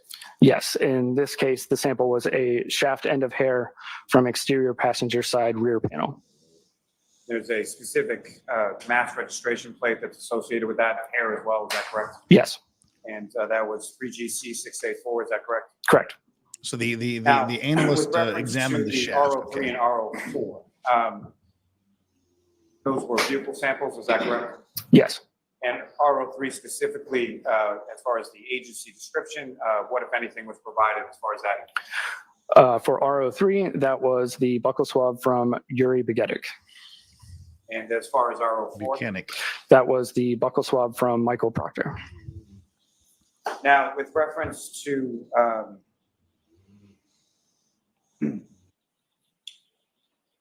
the extract portion, that was EO2, was that correct? Yes. And if you know when you say extract, can you explain to the jury sort of what you understand that term to me, or what is an extract as far as what you looked at? Yes. So when I described the 4-step process earlier, so the extraction was already done prior to us receiving the item. So essentially the extract comes to us in a tube, and it's a liquid, and provided with that would be the negative control that was associated with it. So from that point, we have the quantification information from the lab that did the extraction. So then we would amplify and then detect the profile from there. And just to be clear, as far as the EO2 that you were talking about, as far as the extract that you had received, what was the agency description on that extract? So that was the sample from passenger side taillight with the same registration number, and that was labeled as an extract. Now, in addition to that, there was a known blood standard, which you indicated was item or agency sample ID 8-1.1.1. Yes. And what was the agency description on the known blood standard? That would be from, excuse me, sorry, that was the sample from John O'Keefe, the profile, I should say. And so when you say the profile as what do you mean by that? Yes, so the profile was generated by the Massachusetts State Police Lab, and then that profile was given to us to do a comparison. Now, as far as the profile that was provided, as far as your observations of that, what, if any, issues did you observe in your observations of the profile that was provided by the State Police Crime Lab in Massachusetts? It looked like a standard single source profile. Now, starting with, as far as there was a STR processing that was conducted, correct? Yes. What does STR stand for? It stands for short tandem repeats. And essentially what we're doing with that is it's the DNA process that we use in forensic testing, where the areas that we're amplifying are short repeats of the genetic sequence that repeat multiple times. And we're just measuring the number of times that sequence repeats. And those numbers together are the profile.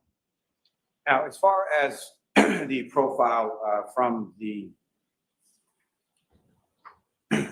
profile from the extract that you received as far as EO2, from the passenger side tail light of the vehicle, what, if anything, were you able to determine based on your analysis and STR processing of that? Yes, so we determined that it was consistent with a mixture of 3 individuals, including at least 1 male contributor. And so if you could just walk jury through as far as the process, as far as the testing, what is it that you're actually doing in the lab? What are you looking at, and how are you making a comparison? So once we have the DNA profile, like I said, we're measuring the number of times the sequence repeats at a given location. So we have a series of those, and then we compare that to the reference profile that we were provided, or that we generated for the 2 reference samples that we actually processed. And then we determine if it's possible that the individual whose reference profile it is could be a possible contributor to that mixture profile that we got from the evidence. And then we need to do a statistical calculation to determine the strength of that possibility of an inclusion. Let me ask you a little bit about, as far as that statistical calculation, how is that done, or where does that come from? So in this case, we did what's called a likelihood ratio. Essentially, what we're doing is comparing 2 explanations for the DNA profile that we observed. So if we have, say, person A, one explanation would be that the DNA profile is a mixture of person A and 2 unknown individuals. And then the other explanation would be that it's simply 3 unknown individuals and it's not person A. So then we compare those 2 explanations of the profile and determine which one is more likely. Now, as far as the sort of reference samples that you had the DNA profile of John O'Keefe, correct? Correct. And I'm sorry. Or starting that, you had the extract with DNA profile with multiple contributors from the tail. Yes. So then you have the known blood standards with DNA profile from John O'Keefe, correct? Yes. And then you have the buccal samples from Uri Buchanan and Michael Proctor, correct? Yes. And so with reference to those specifically, as far as the reference samples, is that what you're generating the DNA profiles from? So we're comparing those references to the mixture that we obtained from the tail light. Yeah. And so in your comparison, let me start with the known one as far as John O'Keefe. What, if anything, did you find from your comparison of the John O'Keefe DNA profile to the DNA profile from the tail light? Yes. So in this case, when comparing the John O'Keefe profile, assuming a mixture of 3 individuals, it is at least 740 non-alien times more likely to be observed if it originated from John O'Keefe and 2 unknown unrelated individuals than if from 3 unknown unrelated individuals. And we provide a sort of verbal qualifier to that because most people probably don't have a lot of experience with non-alien. So in this case, that would be very strong support for inclusion. If you know non-alien, how many zeros are we talking? So that would be the number with 30 zeros. And so that would be a strong support for inclusion, correct? Yes. Now,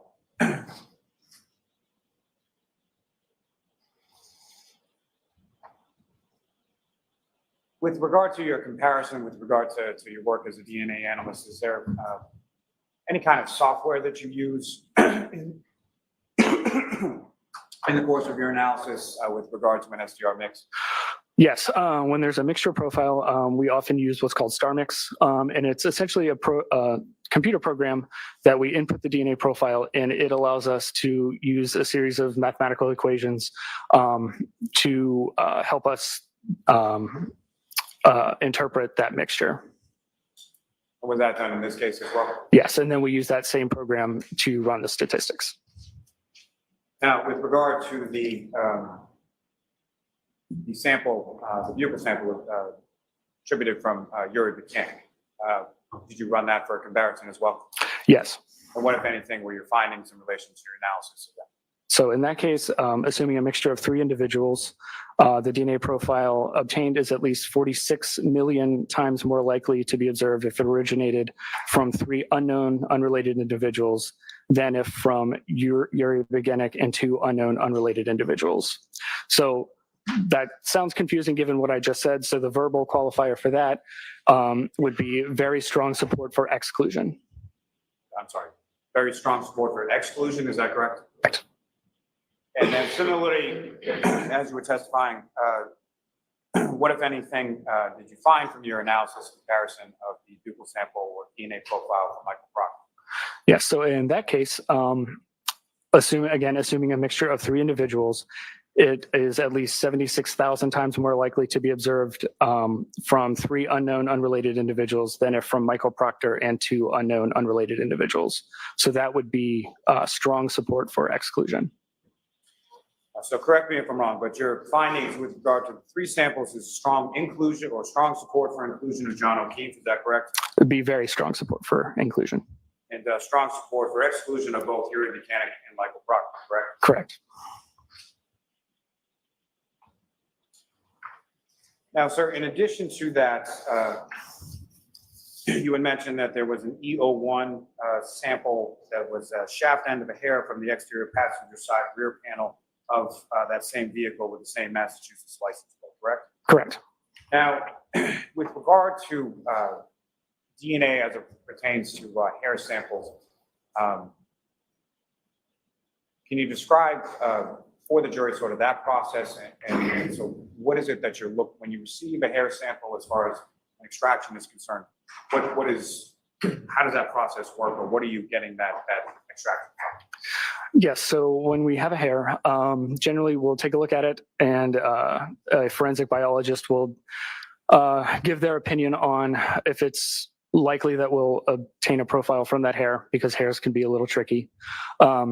So in this case, the forensic biologist determined that the hair would likely not provide a great profile from STR testing, but we went ahead with it anyway, just because sometimes it does work. But in this case, we extract it, and that involves dissolving the hair and forming an extract like the other samples.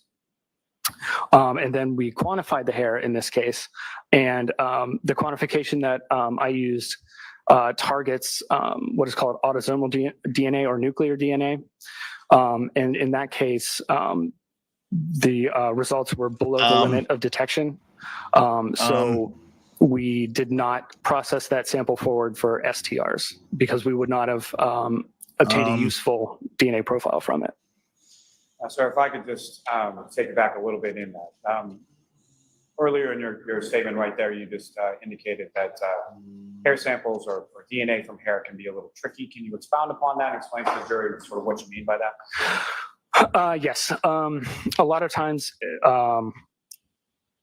hairs are, unless they have a root attached, they're not a great sample for nuclear STR testing. They can be, but it's sometimes hit or miss. As far as what's actually being tested one more as far time. as STR when it comes to hair, it's not the actual hair. Is that correct? I'm not sure I follow. Can you? Let me ask you this. You're familiar with the term follicular tissue? Yes. Can Can you explain to the jury what that means in relation to a hair sample and DNA testing? Yes. So when there's a follicle attached, that's generally where you will get the nuclear DNA from, not the hair itself. And the follicle would necessarily be attached to the root end and not to the shaft, correct? Correct. Now, as far as autosomal DNA, can you explain what is autosomal DNA and sort of where does that come from within Please don't. DNA testing? Yeah. So you can think about that more as nuclear DNA. So that would be DNA that's in the nucleus of the cell. So that's what most people think of when they think of DNA. But there are there's other forms of DNA. So like, for example, mitochondrial DNA that exists outside the nucleus. And as far as the testing that you performed in regard to this hair sample, that was STR testing, is that correct? Come on, people. And I'm sorry, what were the findings again with relation to the STR? Yeah, that ain't going to happen. So like I said, we quantified the hair and it was below the limit of detection. So we did not process that hair forward for STR. Now, as far as that terminology, below the limit of detection, can you explain a little bit to the jury sort of what that means as it applies to the testing that you performed? Yes. So the instrumentation has a limit of detection. So there could be potentially small amounts of DNA there, but it's below the limit that we are confident to say that there is DNA present. So we would normally not process those samples 5 forward. in one Now, sentence. that hair sample, as far as the one that you tested, you mentioned that it was not initially advisable, I guess, for STR testing, and just went ahead and did it anyway, because sometimes it works. Is that correct? Yes, it's usually worth a try. That's because that's And all then he's saying. Beyond that, that hair sample within your lab, as far as voting technology, was that given to a different analyst for a different type of testing? Yes, we decided it was worth a try to do mitochondrial DNA testing on the hair. And is that a type of testing that you yourself perform? No, that would not be me. And why would it not? I was not trained in mitochondrial testing. That's sort of a specialized subset as far as different training and different type of testing that occurs? Yes. Just in general terms, if you know, could you? On the merciful explain side, sort of we've got difference about between what you termed 6 as nuclear or 6 more autosomal minutes DNA before versus lunch. Mitochondrial DNA. Yes, so very basically, the nuclear DNA is the DNA that exists in the nucleus. The mitochondrial DNA is the DNA that exists outside the nucleus in the mitochondria. And the mitochondrial DNA is inherited directly from the mother. So if you were to test maternally related individuals, they would have the same mitochondrial profile.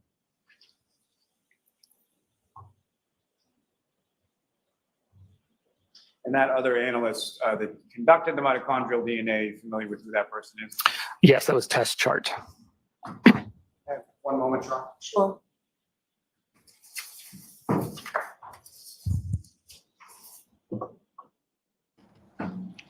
Thank you very much, sir. I have no further questions.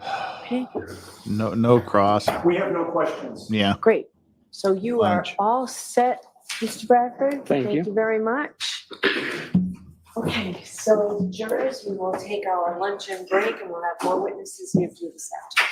So let's say 40, 45 minutes. All rise to the court, please. Your Honor, may we approach? Sure. Counsel, follow me.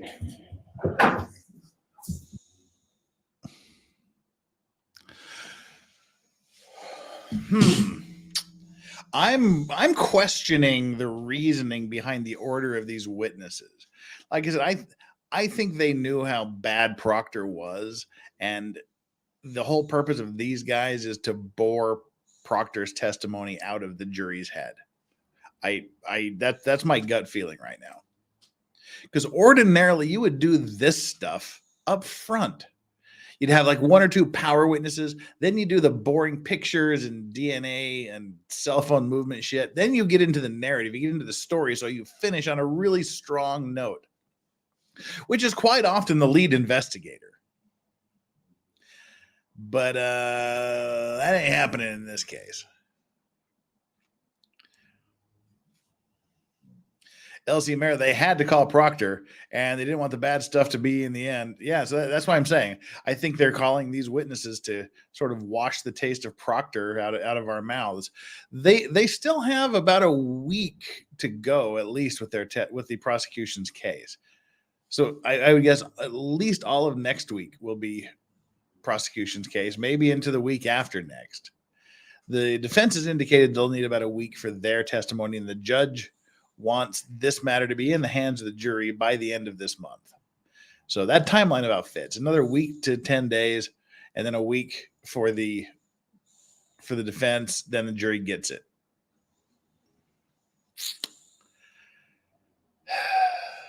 Flux says, I'm just still mad at Proctor. Oh, all this shit is in one ear and out the other. God, I hope not another week of this boring stuff. Me too. Me too. Trust me. Me too. I would rather be sleeping. So much efforts to place the hair there. Skip the video, therefore, and then there is not enough DNA. Yeah, and the hair was destroyed in the processing here for the DNA stuff, so they can't go back and retest it.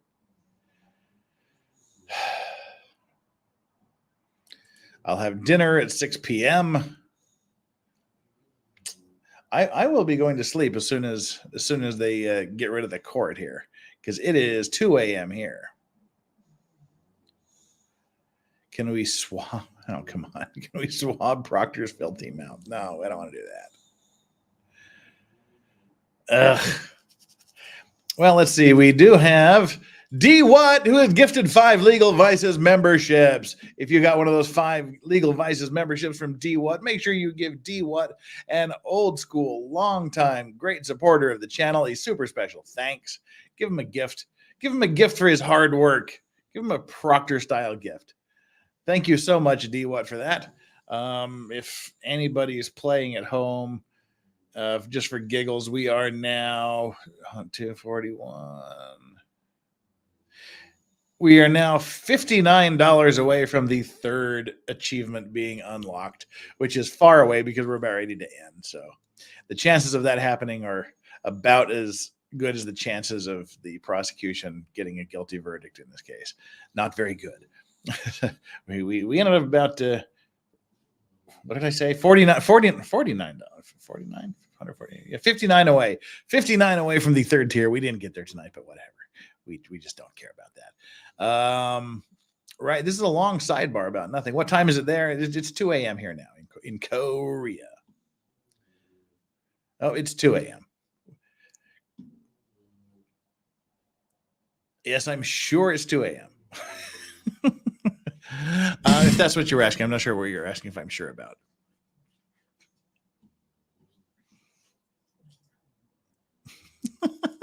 You need to be tipped. I got you to mommy friend. That's me, Lorax, mommy friend. Oh, Yoda, did I wake you up? Oh, Yoda, go back to sleep. Go back to sleep, Yoda.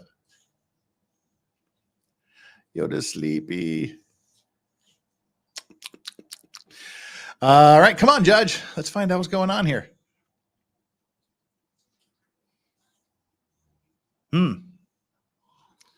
Yeah, there was no bingos here.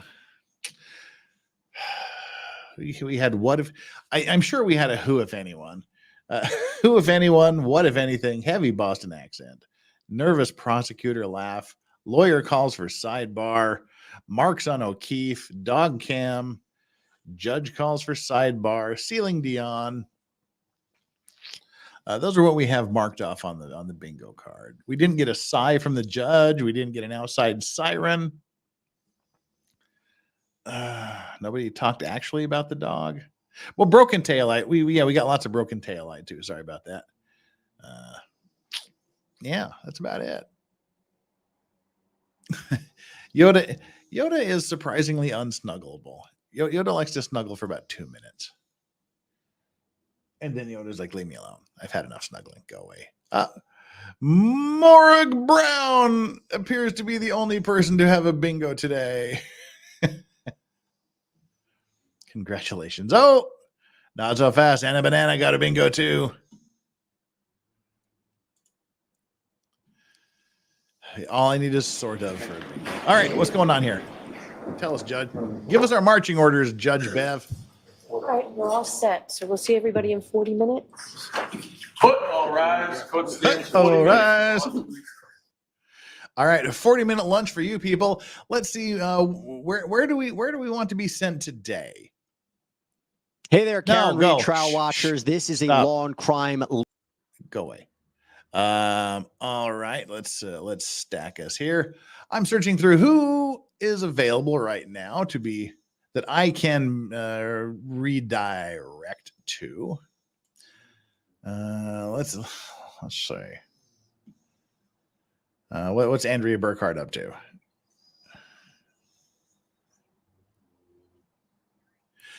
I don't know if Andrea is going to stream straight through lunch or if she's going to take a break and separate her streams for lunch. I have no idea.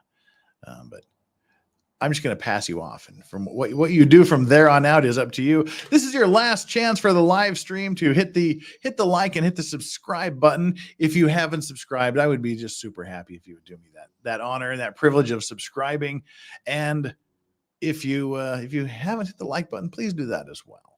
Let's get us up to 77,000. We're 140 away from 77,000 subscribers. All right. Let's see. Andrea, are we able to redirect to you? Customization. Redirect. La la la la. Andrea Burkhardt. No, I do not. I am not authorized to redirect to Andrea. Sorry, Andrea. I'm going down the list here.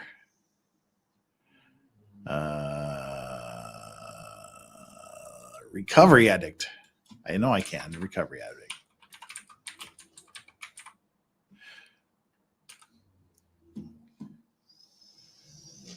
He's doing yesterday. So you can watch yesterday during today. That's what Broken Baker, we redirected to him yesterday, but he was playing games during the lunch hour. So we'll go to Recovery Addict, who is now streaming yesterday's trial. All right, folks, that's it. We survived. We got through Proctor. We got through Tully. Then we were bored to tears and we survived the following witnesses. Thank you so much, everybody. Deeply, deeply appreciate you being here. Mods, thank you so much. We'll see you all tomorrow at, I'm going to say 9 p.m. I'm going to say 9 p.m. Friday evening. We will do Friday.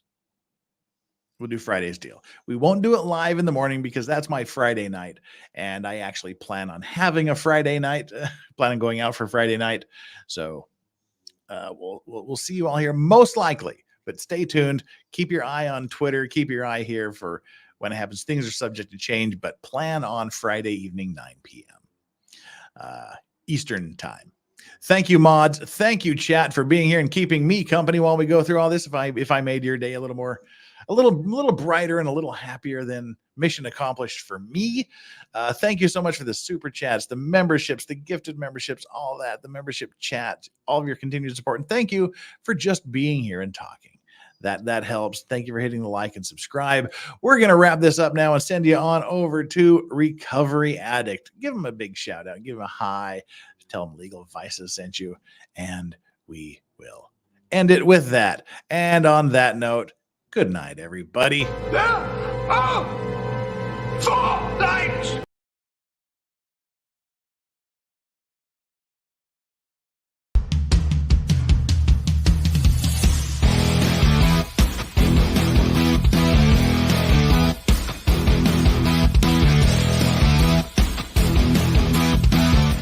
Oh, wait a minute. I lied. I just caught this message. We had Sonny or Chris coming in under the wire with 10 Legal Vices memberships. Thank you so much for that. I apologize. I apologize for that. That was just this close.